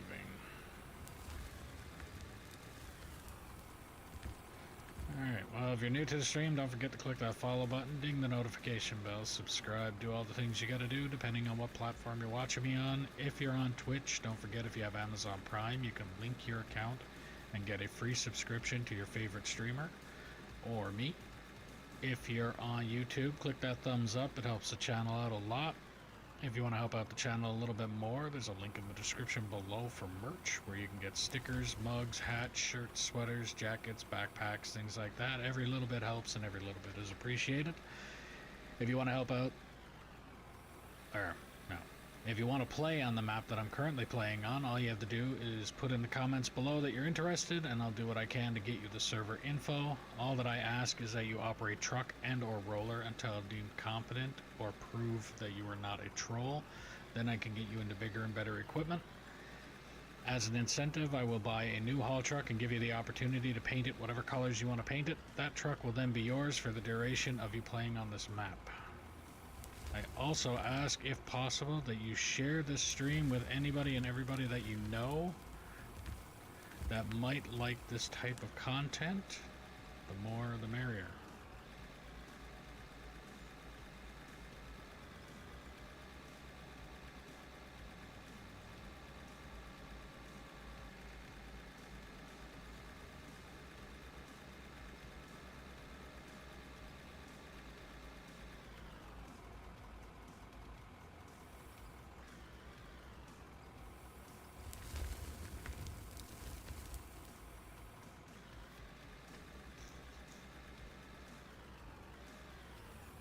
Turns out I will not be able to get all of that lump into these trucks. So I guess I'm just gonna have to go and dump it. Dump all of them.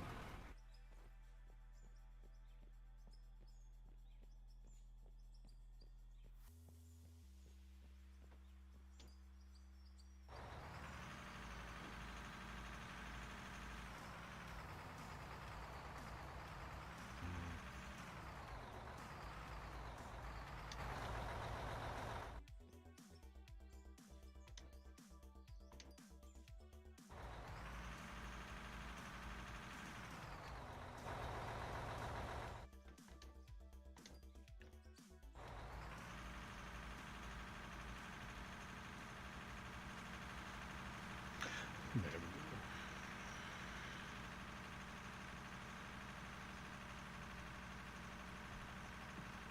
I gotta try and remember to get those cambered blocks while I'm up there, so I can finish that little chunk of the wall that's down there that's been bugging me since I removed that shitty ramp that was there.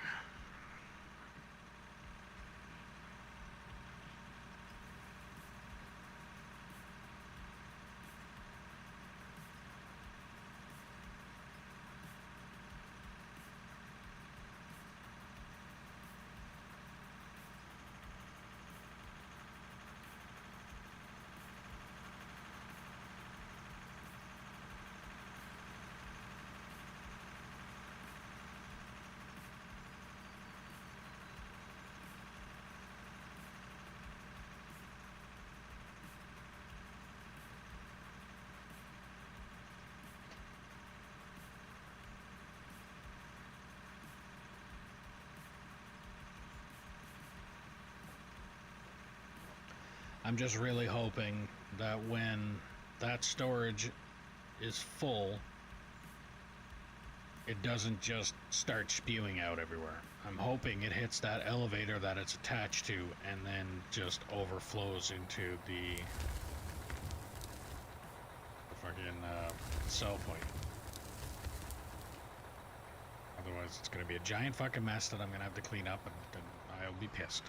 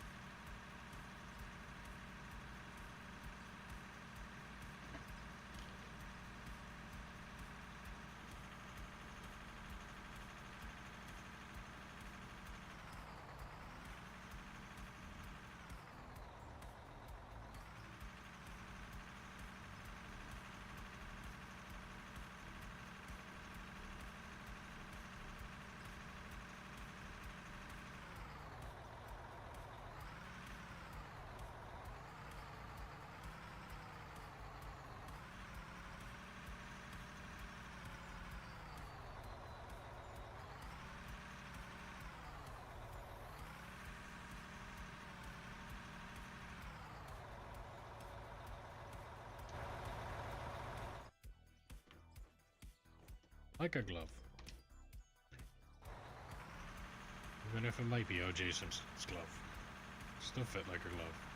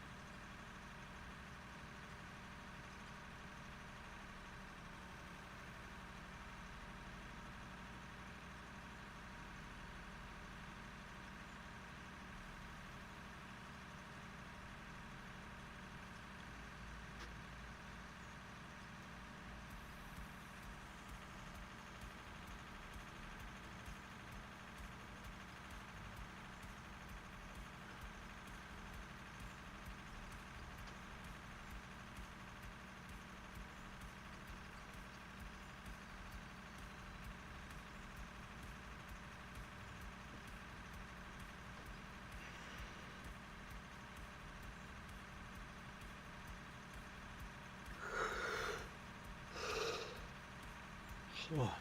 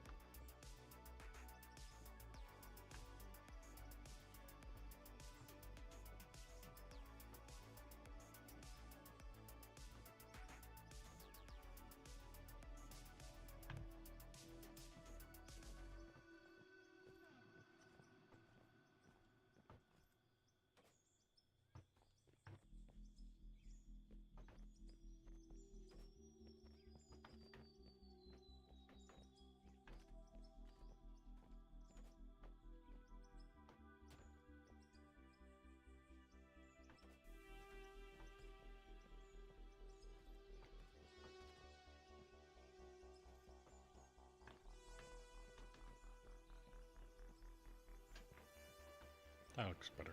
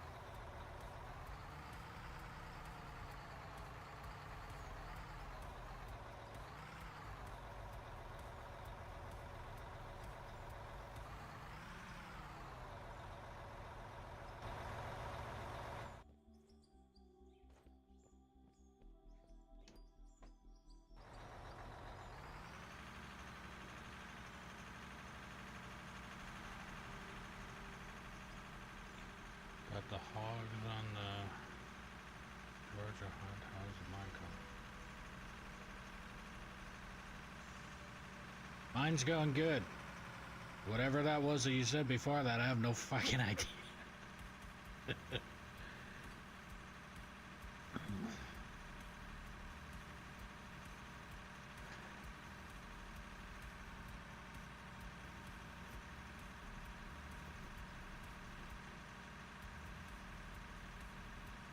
But the mine's going good. Just plugging away at it.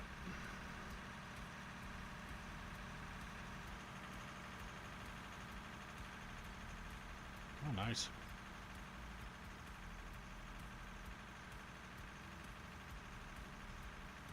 Lots of wild pork.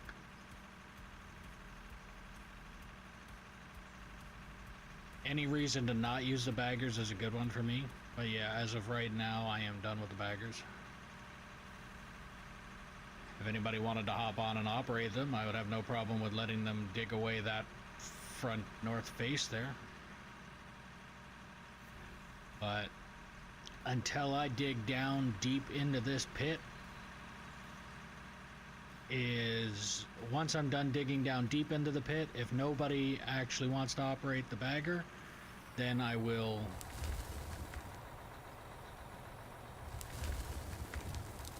I'll operate it to go to the north part of this mine.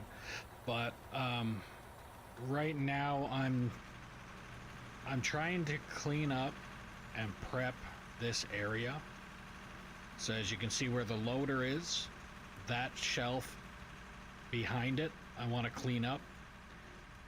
Once I get that out of the way, then it's a matter of hitting that bottom part of the pit and start digging down then.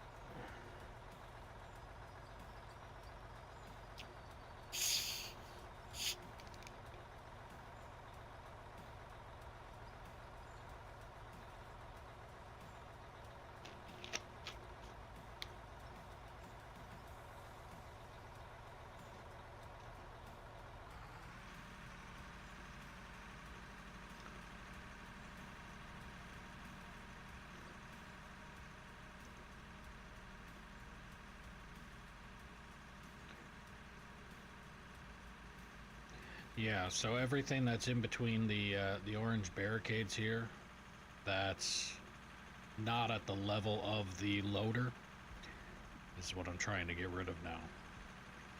And then once that area is all cleared out, then I'll probably be down here with, I don't know if I'm going to do shovel, or I might do the excavator and loader. Might even just, well, I know I'm not just going to be using the loader, because that's way too much fucking material to just do a loader.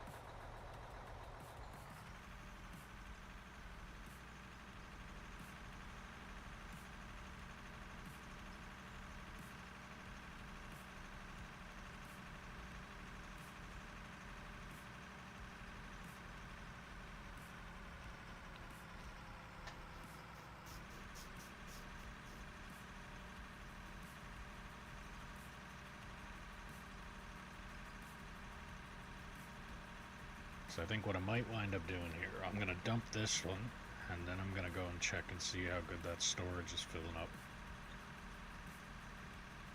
I do not want to put too much in, because I don't want, like, I want to be able to stop the storage from completely spilling out over if that's what it's going to do.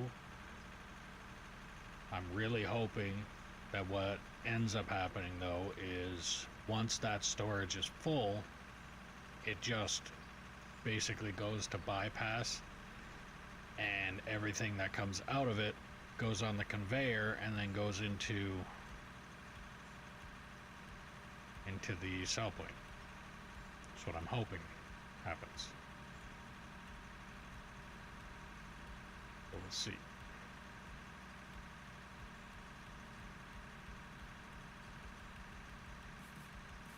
Right now it doesn't look like it's a mess yet, so. And I haven't sold anything yet, so it hasn't done either of what I'm either expecting or hoping. Expecting a mess, hoping it bypasses and I just sell it.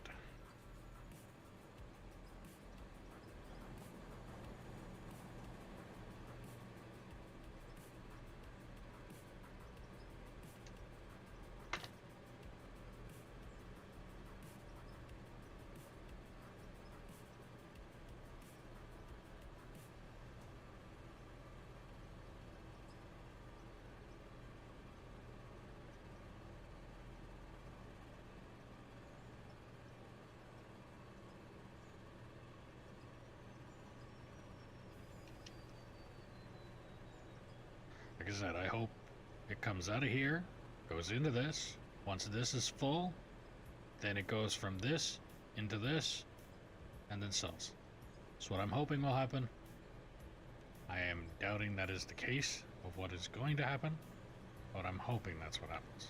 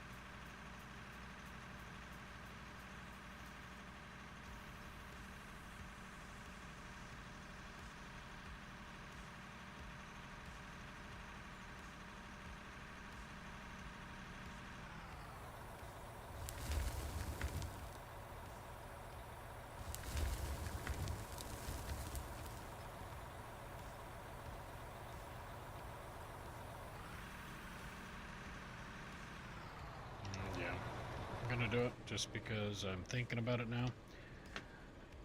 Store, purchase, vehicles.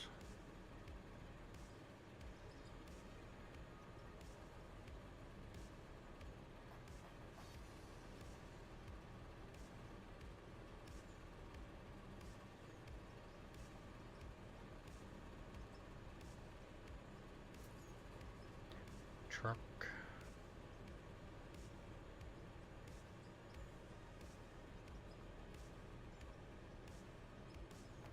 Paver.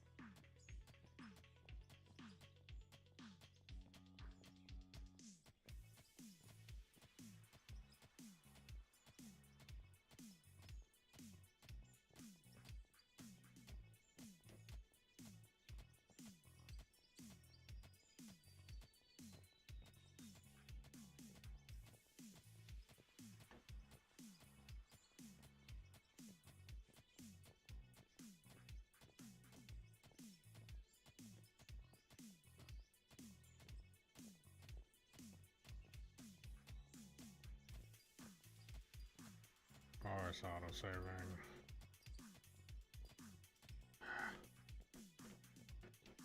Alright, let's drop this stuff on the ground and see what I can do with it.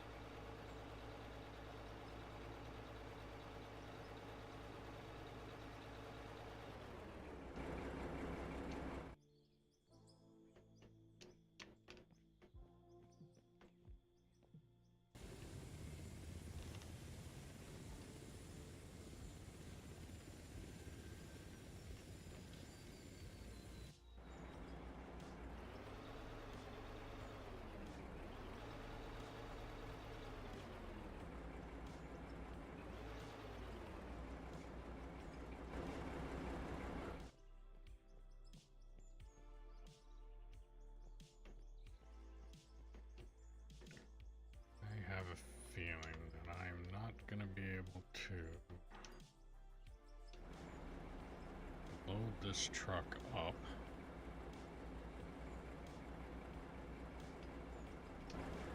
Unless I build something separate.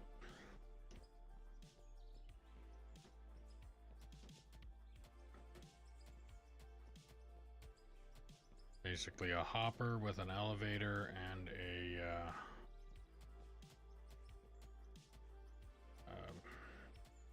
chute.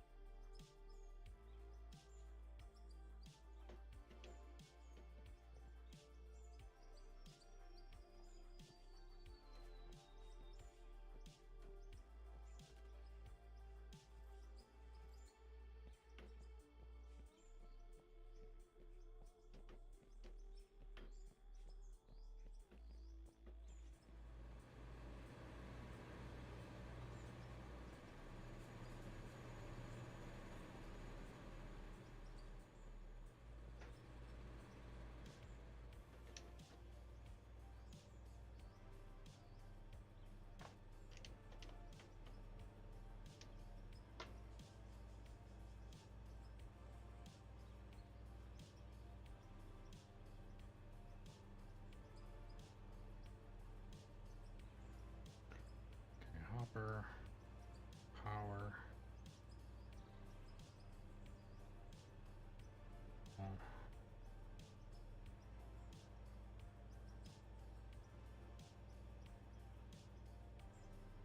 Shoot.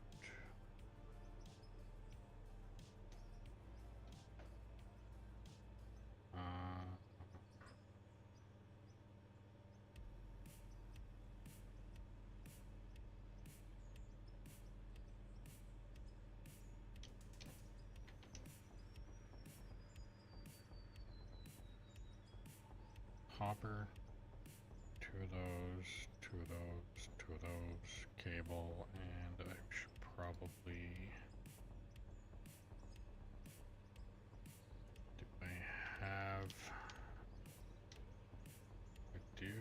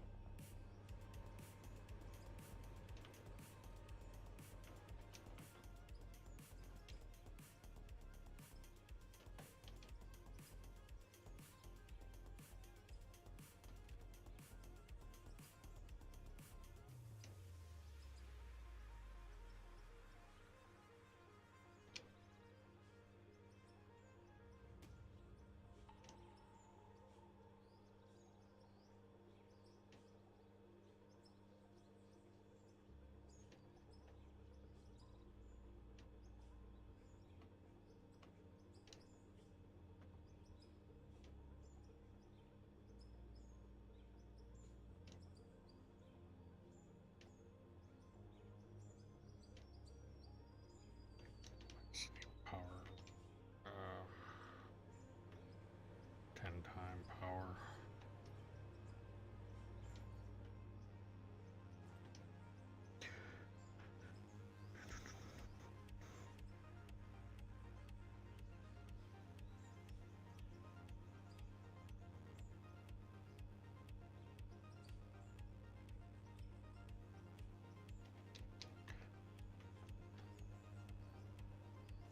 Okay, so if I did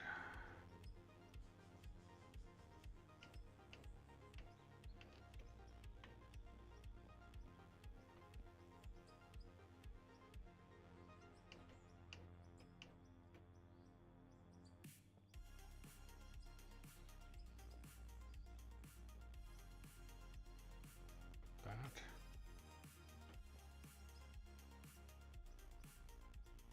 that,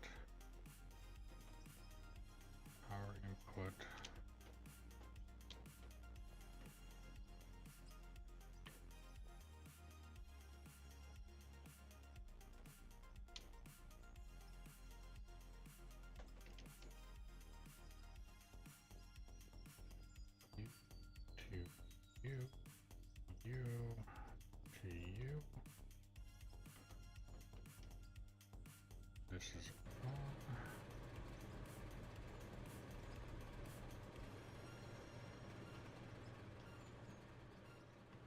and I go this and this, this and this.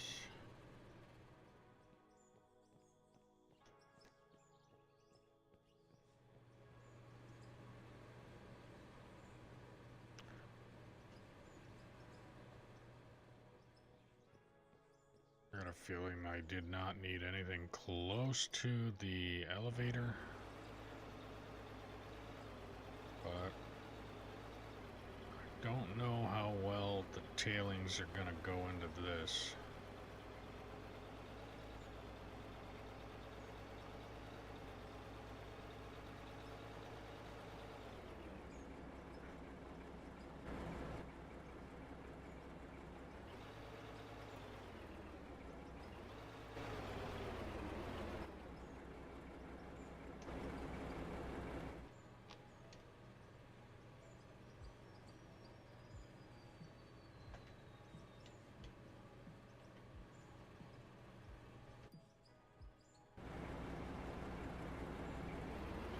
But now that I got tailings in it, let's go and see if I can't just back this truck up to the paver.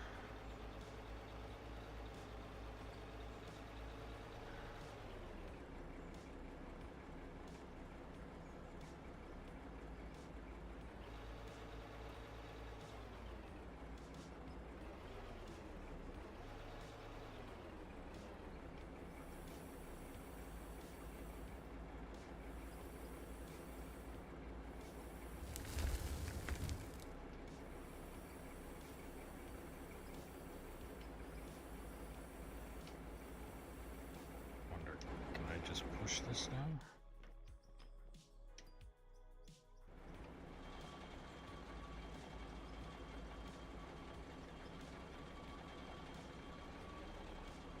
I can.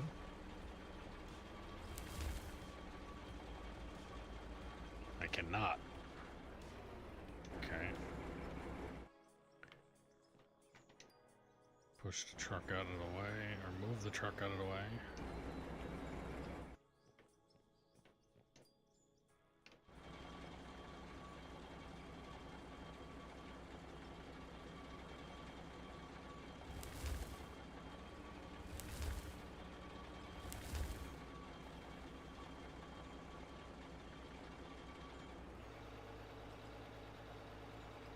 Does that look like nothing happened?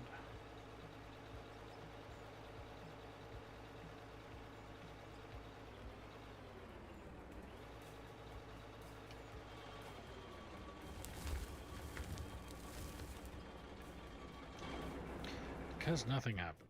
Alright. Might need more.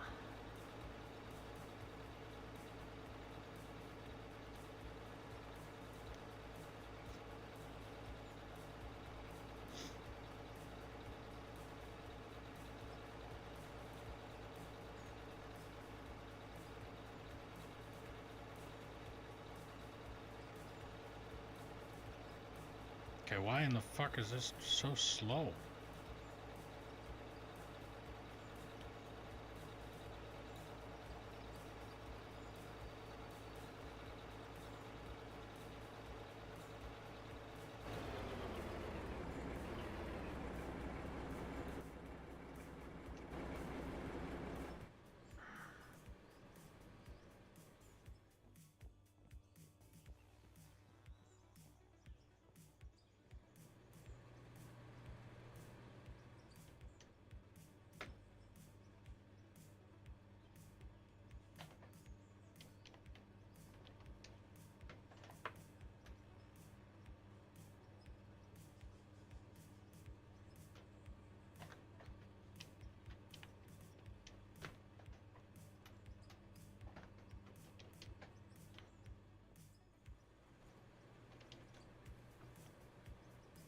Why does shit disappear?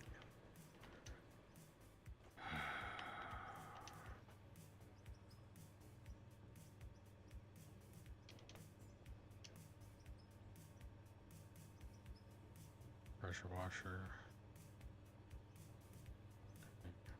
locks.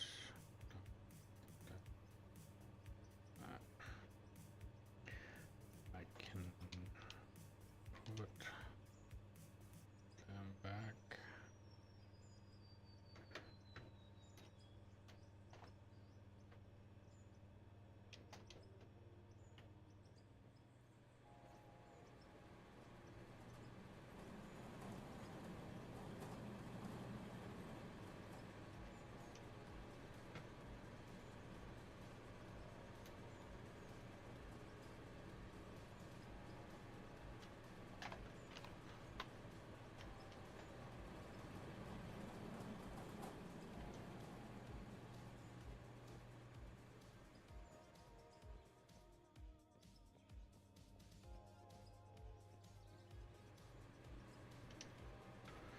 Okay, hopefully I'm not about to make a mistake.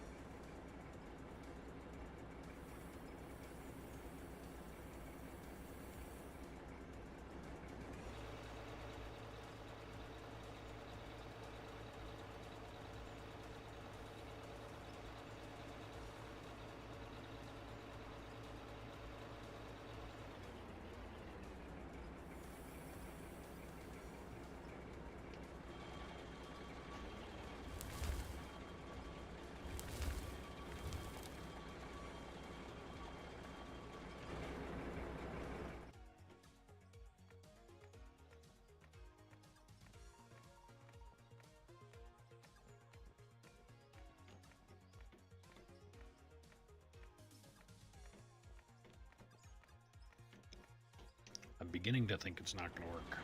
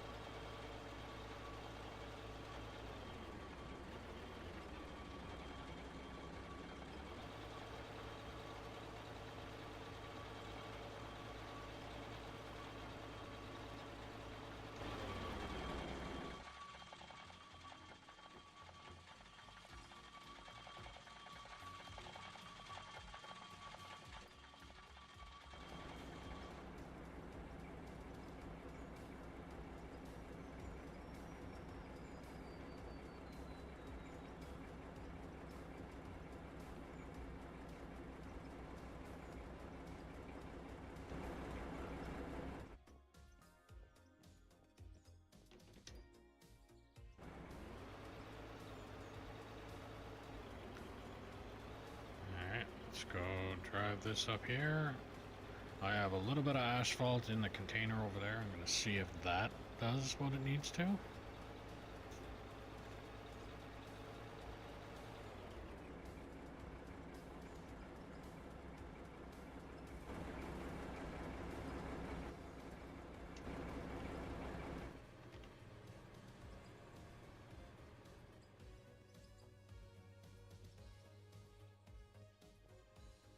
If I put asphalt in this and I load it into the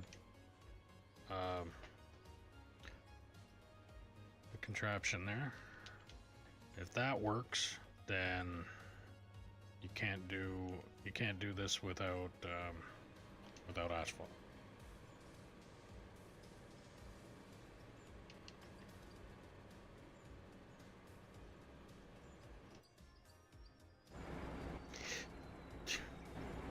So much asphalt.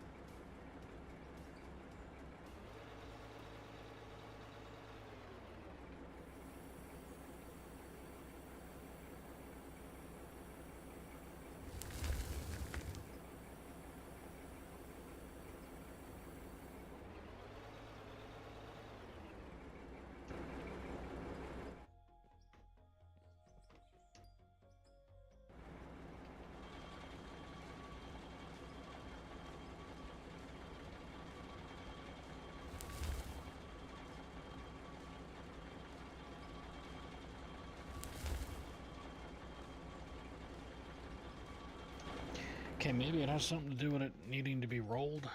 I don't know.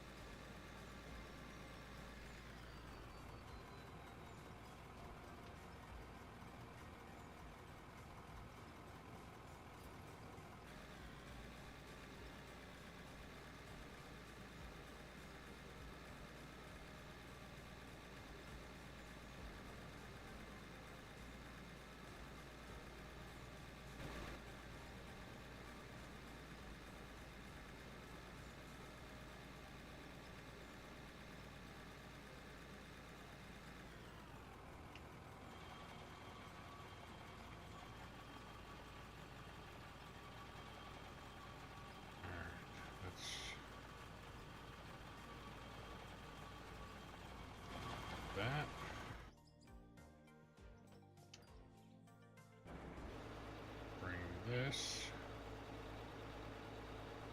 lined up with the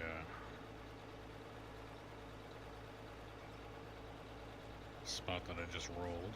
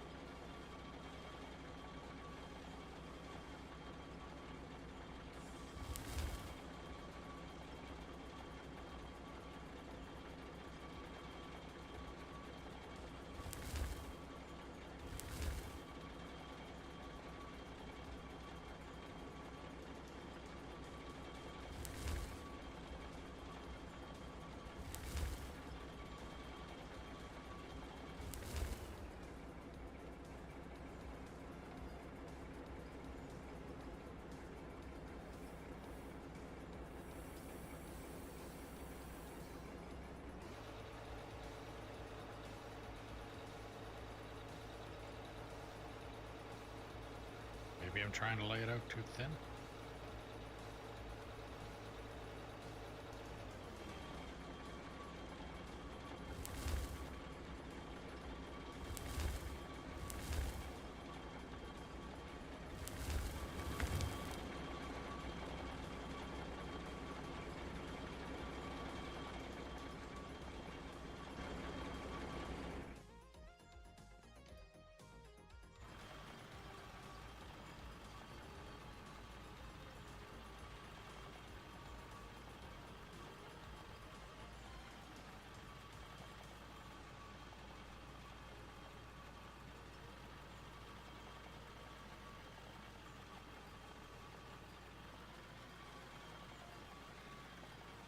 I mean, it doesn't seem to be working with anything.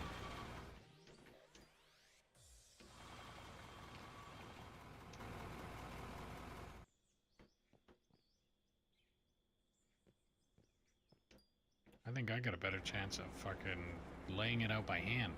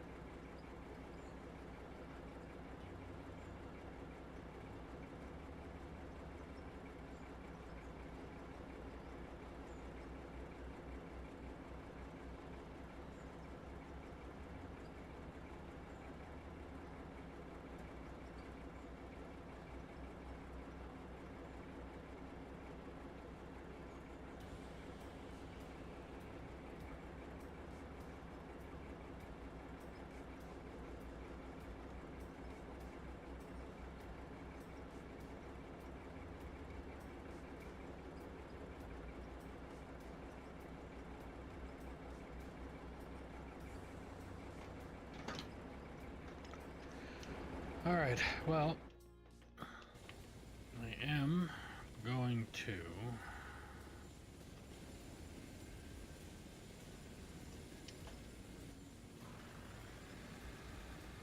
start packing it up here now. Because the messages that I'm getting, it's my wife saying that she got on the early bus to get home, so I will be cutting stream a little bit shorter than I would have if she wasn't on the early bus.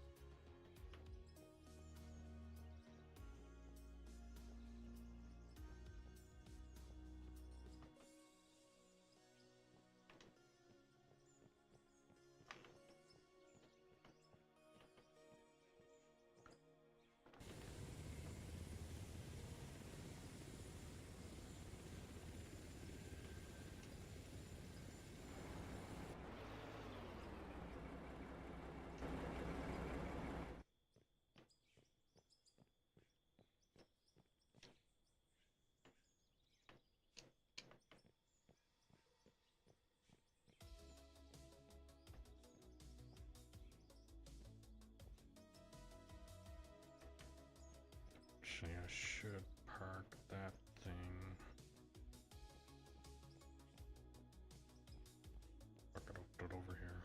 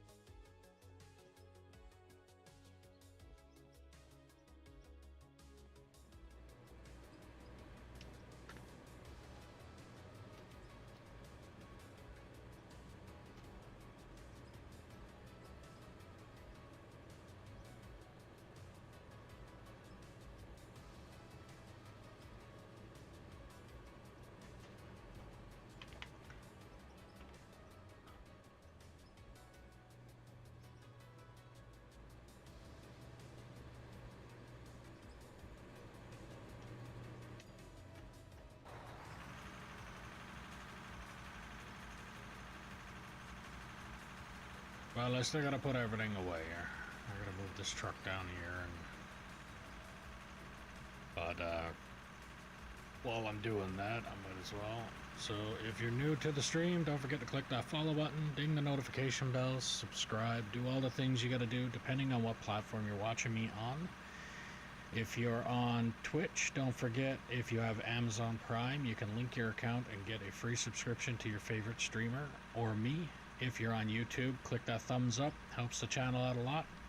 If you want to help out the channel a little bit more, there's a link in the description below where you can get merch like the shirt I'm currently wearing. Stickers, mugs, hats, sweaters, jackets, backpacks, things like that. Every little bit helps and every little bit is appreciated. And if you want to play on the map that I am currently playing on when I am next online, all you have to do is put in the comments below while I'm streaming saying that you're interested, and I'll do what I can to get you the server info. All that I ask, because trolls exist, is that you operate truck and or roller until deemed competent or proof that you are not a troll. Then I can get you into bigger and better equipment. As an incentive, when you're playing on this map, I will buy a new haul truck for you to paint whatever colors you want to paint. That truck will then be yours for the duration of you playing on this map.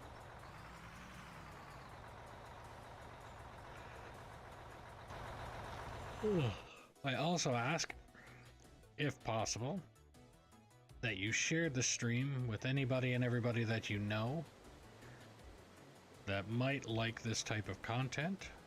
The more the merrier.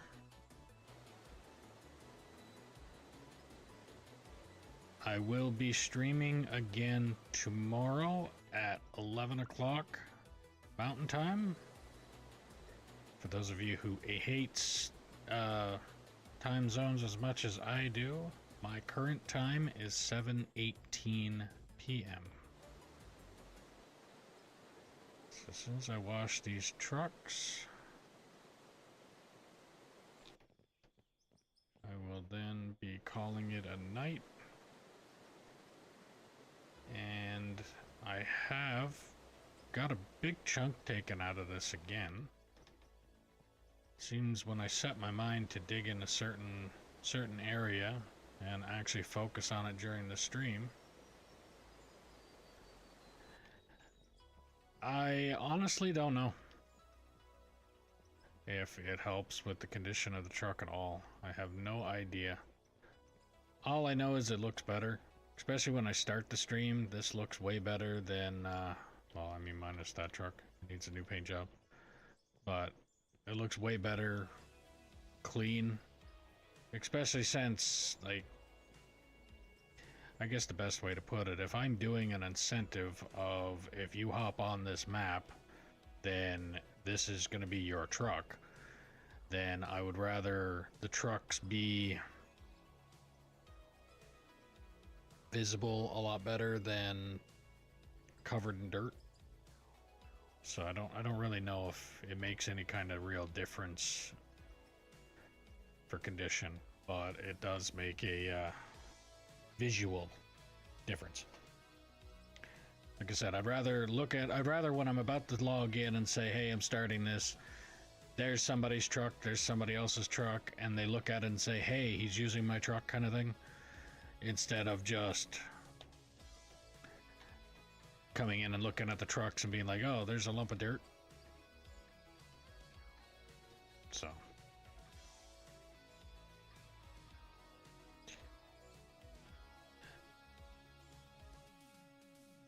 but yeah, so that's well, actually I might as well just go to the map here and see.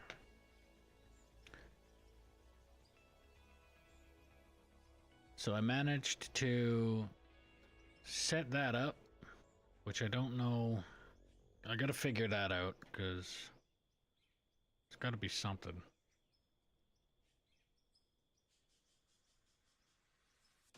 I don't think that was done by the asphalt layer or paver. I don't think that was done by that, but I would like to find out how to get that paver to work right.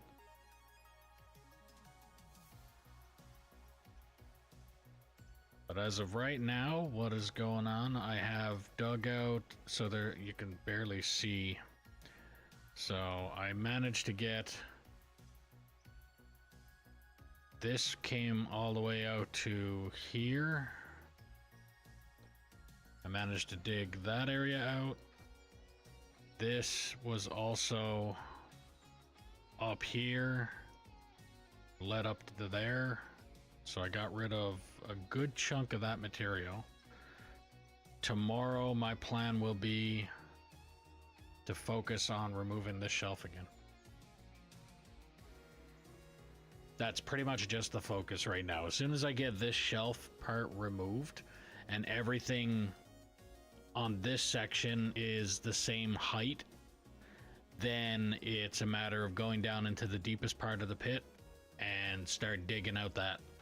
So as soon as I'm done taking out this shelf, I'm gonna start in the bottom of the pit and probably working my way up around this edge again and trying to dig as deep as I can go around that.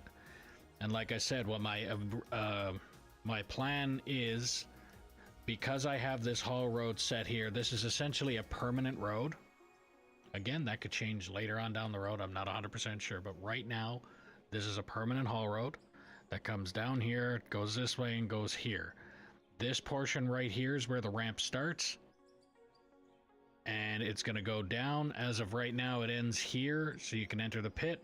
Once we get all of this cleared out and all of this dug out, then the next layer or next shelf that we go down, that ramp is just going to continue and continue and continue until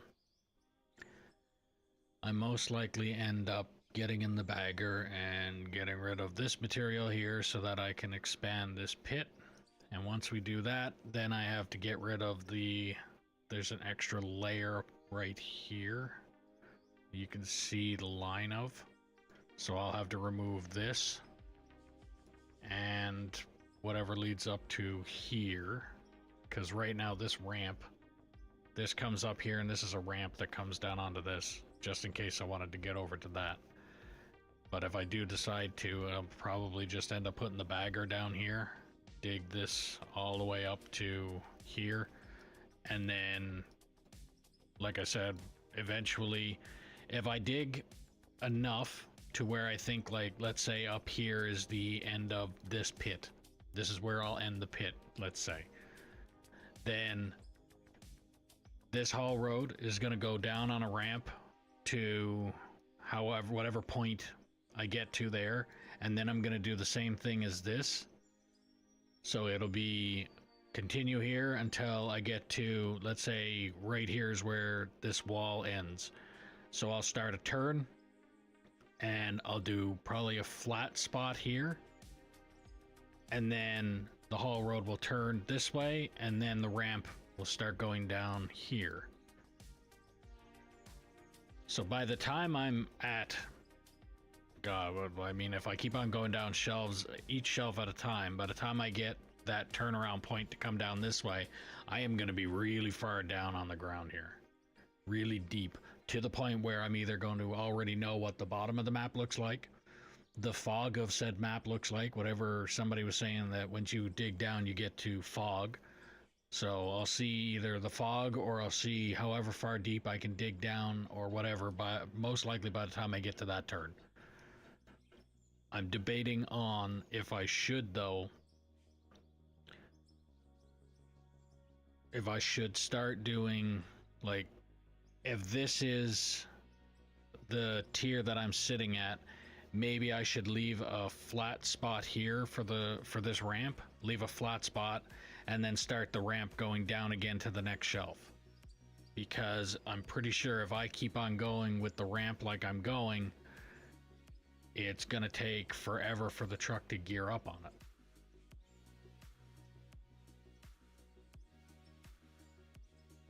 But it is what it is at this point.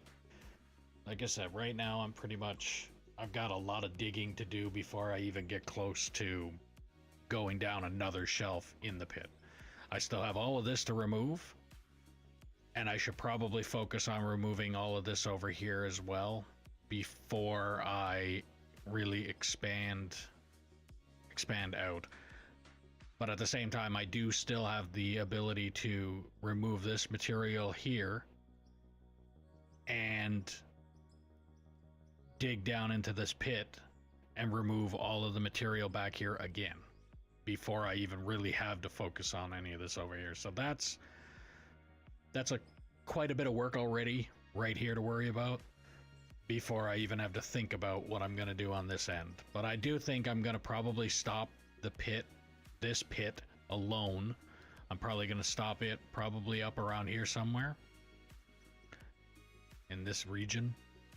It could stop here, could stop up here, I don't know, but up around that region somewhere, and then I'll turn this into one pit for now, and then I think after that I might focus on starting another pit up here where the dozer is right now. There's a road that comes down here and leads this way, and I think we were talking about possibly just clearing out this here so that this is all at the same level, so that when this pit does get started, we can still use this dump and continue on with the plant that's here. So that's the plan tomorrow, is to dig off this shelf and see how that goes.